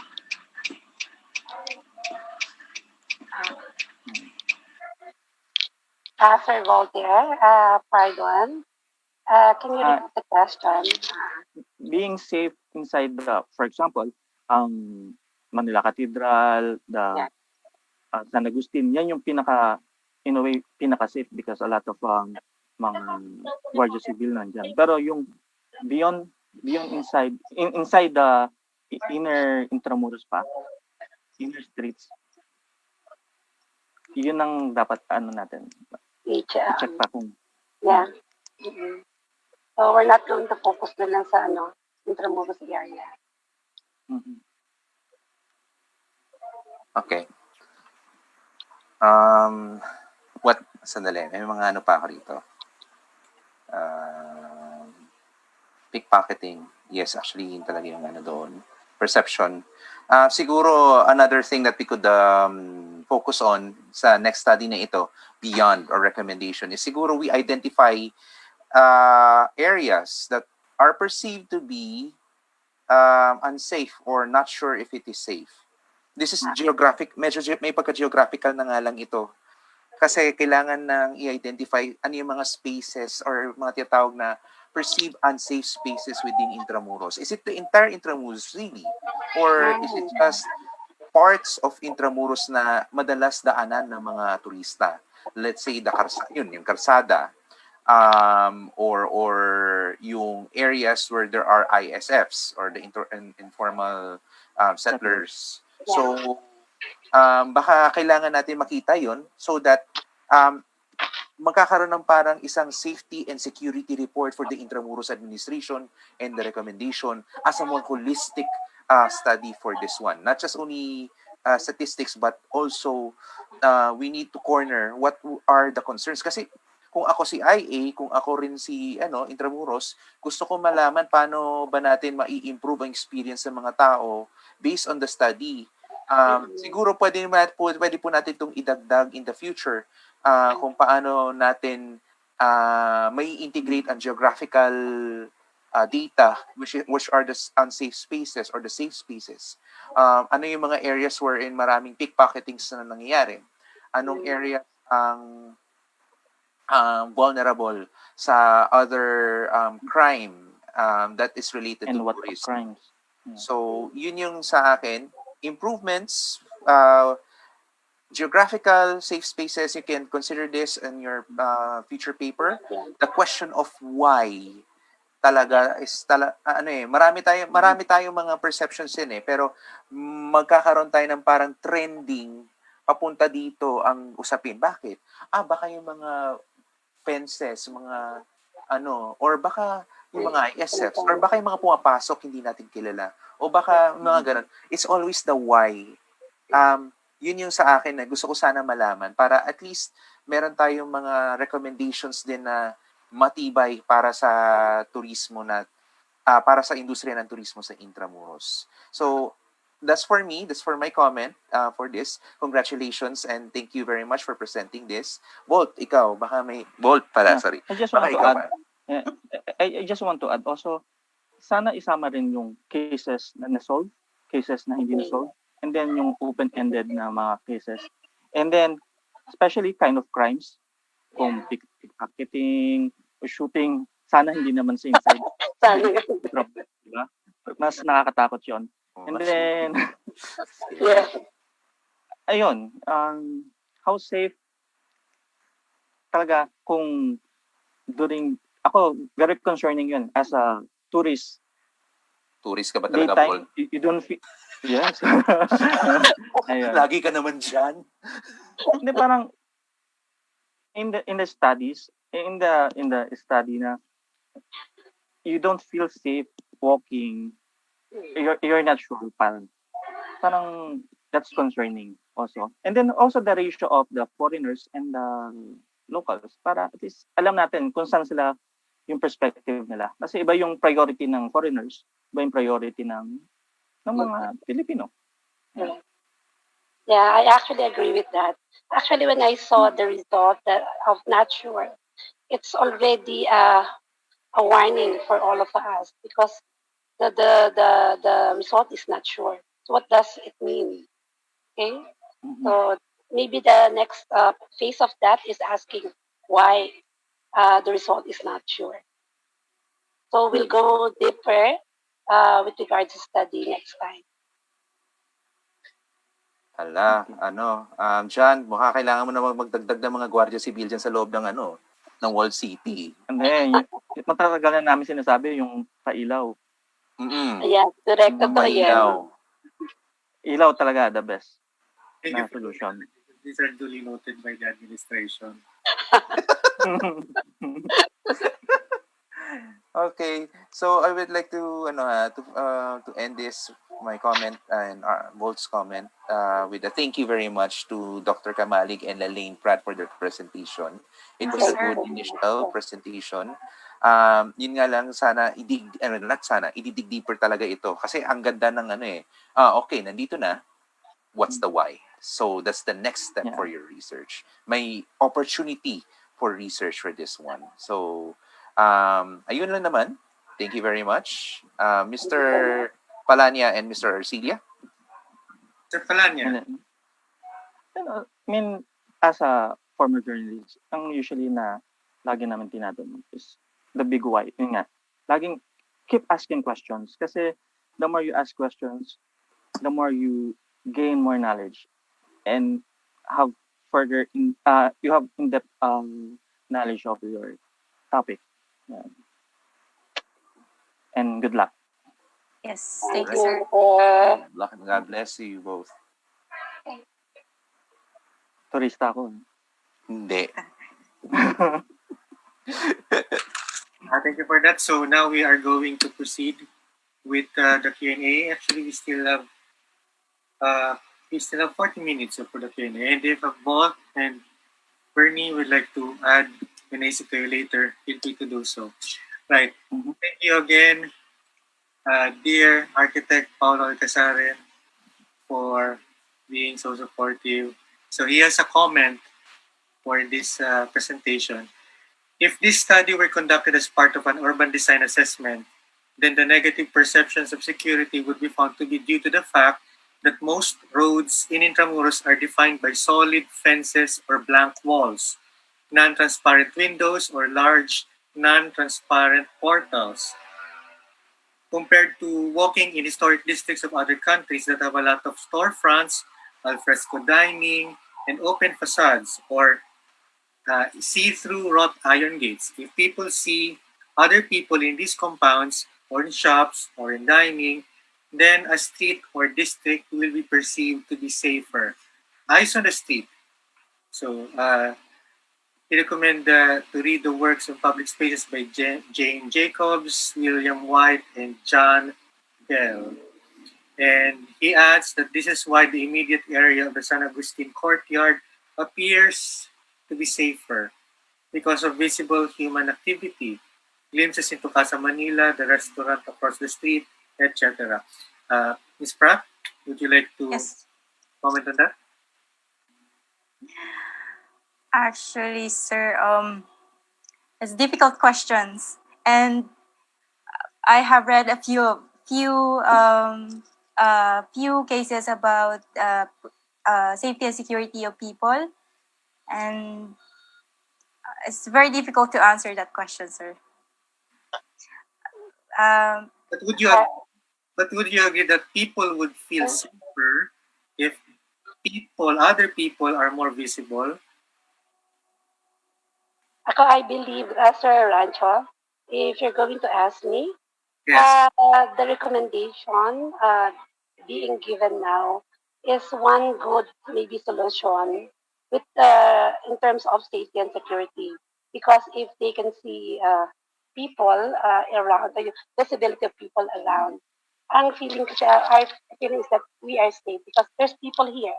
Okay, I do also agree that putting up civil establishment that will be part of the community, wherein it will be a place wherein people will gather. Kasi ang ano yun, pagka meron kang isang place, isang establishment, and people are gathering there, that means to say that place is safe because there are people there. So I do agree with the recommendation. And if it can be done by IA, then much better, Sir Rancho. Yeah, we have a comment from Zoom. So he or she said, this is just a comment. Having around 1,200 visitors a day, as mentioned, then 10 participants are not sufficient for validity and pilot testing. As much as possible for pilot testing, n should be equal or greater than 30. What can you say about that, Pratt? Yeah, actually, that's actually noted, and we will be doing that the next time because we actually uh, give our data to our statistician because we also have our statistician, and he is actually the one who provided us with the information. Okay, so maybe next time we'll try to look into that also. Sir Raj. Thank you. Thank you for that. We have a comment. The rest of what I have here are comments actually. So let me just read them. So from Architect Alcazaran again. So this is Bernie. So the reason Bernie feels unsafe outside the walls of Intramuros is the fact that Padre Burgos is not pedestrian friendly and there are no dedicated pedestrian connections to Rizal Park. Padre Burgos is a no man's land. Tama po ba, Bernie? Di ba, Bolt? And Bernie, bakit ka nandun sa Padre Burgos? No. Ikaw ang tatanungin ko, bakit tayo nasa Padre Burgos noon? Oo. Hindi, at least, ito kasi, experience namin to ni Bolt a few years ago. 3 years ago, 4 years ago. Bumaha, walang masakyan. 3 years ago. 3 years ago. Kami yun Bolt, si Anby, at saka si Stephen yata. We went to Centro Escolar. The public transport was really on the standstill. Wala kaming masakyang taxi or jeep or anything. So we decided to walk from Intramuros to Centro Escolar. that rush hour, biglang buhos ang ulan. So, ang dilim ng Padre Burgos, paglabas namin ng round ball, papunta na National Museum, wala siyang connection. Ang side street mo, ang sidewalk mo, Diyos ko, ang liit. It's very narrow. Also during that time, yung drainage system hindi pa inaayos. Hindi pa ayos. So, ano pa, Bol? Di ba naalala mo nga bumaha tapos may idonsulweta mo ako?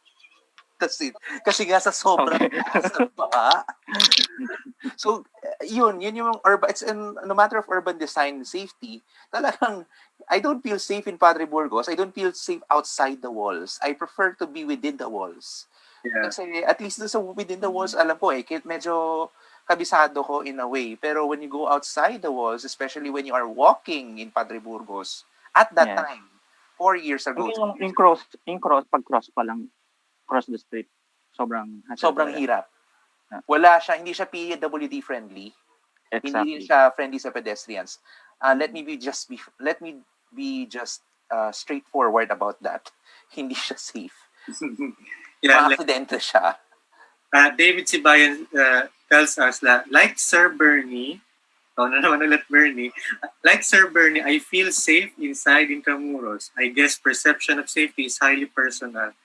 I've been there, I think, more than 50 times, and I haven't experienced nor witnessed any untoward incident. So thank you for that comment, David. And then, yeah, like what you said earlier, sabi ni Erica Eunice Lim, I live in Manila, and when I walk to Intramuros, it's not very pedestrian friendly. Also, it's so dark inside and outside Intramuros at night. Walking home from Intramuros at night is terrifying. Is that terrifying in safety or terrifying in paranormal? Yan. Qualifiers. Anyway. And then follow up ni Sir Alcazaran, it's a testament to the effectivity of the walls of Intramuros. They still function to keep people away. Gated community, basically. Gated community. And then there are personal experience during nighttime. 'Di ba supposedly ang mga trucks hindi pwedeng pumasok sa Intramuros.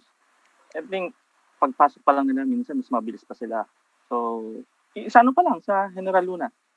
Sa Soriano. Sobrang maluwag. Paggabi, sobrang delikado siya.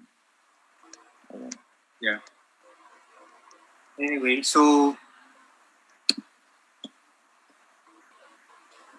there's no more comment, I guess, from the public and no more questions. Would you like to add your final notes on this, Bernie or Paul? Okay. This is not for the specific papers that have been presented, but this is for the program that you in IA have initiated. Maganda. I support this. I support this program for the student tree or for the young people to do their research and present it sa publiko. Kasi it gives them the opportunity to share, to lend their knowledge about what Intramuros is all about. What is its definition? Ano ang safety and security? What is transport in Intramuros? This is a good venue for the young scholars, the young people to give their peace of mind and their skills about what Intramuros is all about. And I strongly support this. Siguro next time, iaano ko to sa mga estudyante ko na gustong mag-present. Please keep it up. And thank you very much again for the opportunity. And thank you very much also for the presenters for this afternoon's session. You did well. Hopefully, you take note of our recommendations so that it can be improved even better. So I have a trust in you, and kumbaga sabi nga na namin sa UP padayon. Thank you so much, Sir Billy. You're welcome. Thank you so much. Okay. For the papers, just keep answering those whys. Parang mas lalong in-depth. And then also, thank you for this opportunity to share the personal experience or little knowledge that we have. So this is a good venue, so we can see what Intramuros can offer to improve on for the next generation, because Intramuros atin to eh. Diba? John. Sige, John, take it away. Walt and Bernie, we hope to see you again in our third conference. So next year naman ulit. So this will... Okay, sorry. I just want to shout out for my mom kasi happy birthday. Happy birthday, no, Mom. Okay, thank you. Yeah. So this is now an annual thing. So the Young Scholars Conference is an annual activity of the Intramuros administration. Right. So that concludes our last session of the conference. Now, to finally cap off our two-day event, I'd like to call on our next speaker who will be giving the closing remarks. So Dr. Lilibet Aragon is currently the Dean of the College of International Tourism and Hospitality Management of the Lyceum of the Philippines University. She is also an accreditor for Tourism, Hospitality, and Graduate Programs of the Philippine Association of Colleges and Universities Commission on Accreditation. Dr. Aragon holds a Bachelor of Science degree in Tourism, a Master's degree in Business Administration, and a doctorate degree also in Business Administration from the Polytechnic University of the Philippines. She also holds a higher degree certificate from the Wine and Spirits Education Trust of London and is a certified hospitality educator and trainer by American-based company American Hospitality Lodging and Education Incorporated. She also completed a certificate guest service professional course. Dr. Aragon? Yes, magandang hapon sa inyong lahat. I was listening to the discussion earlier and I find it very interesting, a trigger to a lot of action points. Mabuhay at magandang hapon sa inyong lahat. First, allow me to congratulate the organizers of the second annual Intramuros Young Scholars Conference that featured 7 young scholars from the different fields and institutions who discuss the significance of the World City's heritage. This year's theme, Intramuros, a heritage of resilience, is in tune with what Secretary Bernadette Romulo Puyat emphasized that, and I quote, ensuring a sustainable tourism industry entails a holistic management plan that starts with a great vision, and the Intramuros administration's vision is inclusive for integrating its people's welfare, both the residents and tourists, with economic development and cultural heritage preservation. This is clearly articulated in IA's 2022 onwards vision, anchored on three pillars of convergence of urban regeneration, cultural heritage, and sustainable tourism. Indeed, the completion of the Conservation Management Plan of Intramuros will pave the way to better preserve heritage sites within the city of Manila. Heritage is often associated with grandiose monuments and iconic archaeological sites that can hold us in awe because of their beauty, history, and sheer scale. However, the understanding of cultural heritage has undergone a marked shift during the last few decades in terms of what it is, why is it important, why is it at risk, and what can be done to protect it. So why do we need to protect heritage? Heritage drives sustainable development in local economies. It has the capacity to increase the resilience of social systems and the maintenance of cultural diversity into the future. The knowledge, innovations, and outlook it contains increase the capacity of human systems to adapt and cope with change. Cultural heritage is a key component of cultural diversity.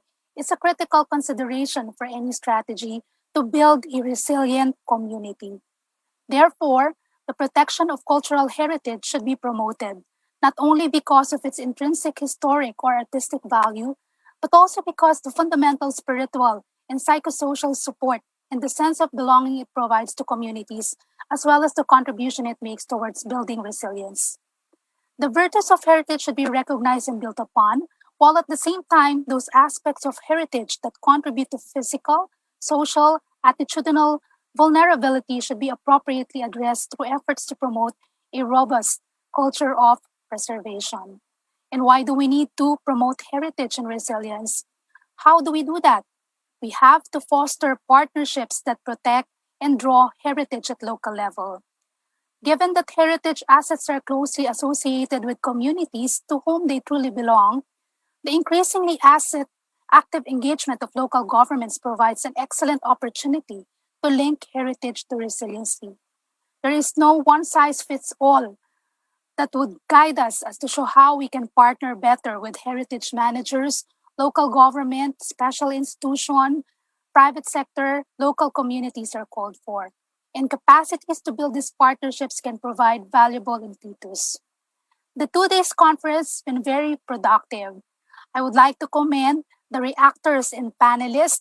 Indeed, you were able to give your best recommendations and your insights have been very valuable. We thank the Intramuros administration. Through this conference, we were able to give a venue for young scholars and researchers to present their worthy contribution for this heritage gem, which is Intramuros. Again, congratulations. Maraming salamat po and mabuhay tayong lahat. Thank you, Dr. Aragon, for that very inspirational closing message. And we look forward to future collaborations with your university for our next Young Scholars events. Thank you very much, Rancho. Right, so that concludes our second annual Intramuros Young Scholars Conference. This is now an annual event, so watch out for updates on the next conference next year, the third annual Intramuros Young Scholars Conference in 2021. So follow us. We are to stay tuned. Follow us. We are available on Facebook, Twitter, Instagram, and we are also available in YouTube. Day 1 and Day 2 of the conference will be uploaded in our YouTube channel. And don't forget to hit that subscribe button. For those who were able to attend both Day 1 and Day 2, you are entitled to receive a certificate. And for everyone, including our Facebook viewers, we'll be giving out a feedback form. Feel free to fill out the form. Before we end, we'd like to thank we, the organizers of the Intramuros administration, would like to thank all of our speakers and panelists I'd like to thank Ariel Panadero, Luigi Lerch Almohano, Tina Baguan, Ar-ar Jambalos, Michael Bailon, Keith Ian Robles, Lalaine Macaraeg-Pratt, and Jocelyn Kamali. And of course, our peer panelists, who we hope to be with us again next year in our next conference. I would like to thank Claudia Montero, Elgin Salomon, Glenn Orbon, Gabriel Caballero, Rona Ripangcol, Aberon Voltaire Palanya, Bernardo Arellano, and of course, I'd like to thank the Senator Richard Gordon for his support of this event, and to Dean Lilibet Aragon. And of course, special mention to Dr. Jose Victor Torres and to Architect Paul Alcazar, who has been very active in the background and being so supportive of our event. This may be the end of the event, but this is not the final completion of our initiative. The administration is going to produce a conference proceedings report. So watch out for this. Stay tuned and follow us in our social media channels. And all right, so thank you everyone. See you in our third annual Young Scholars Conference next year in 2021.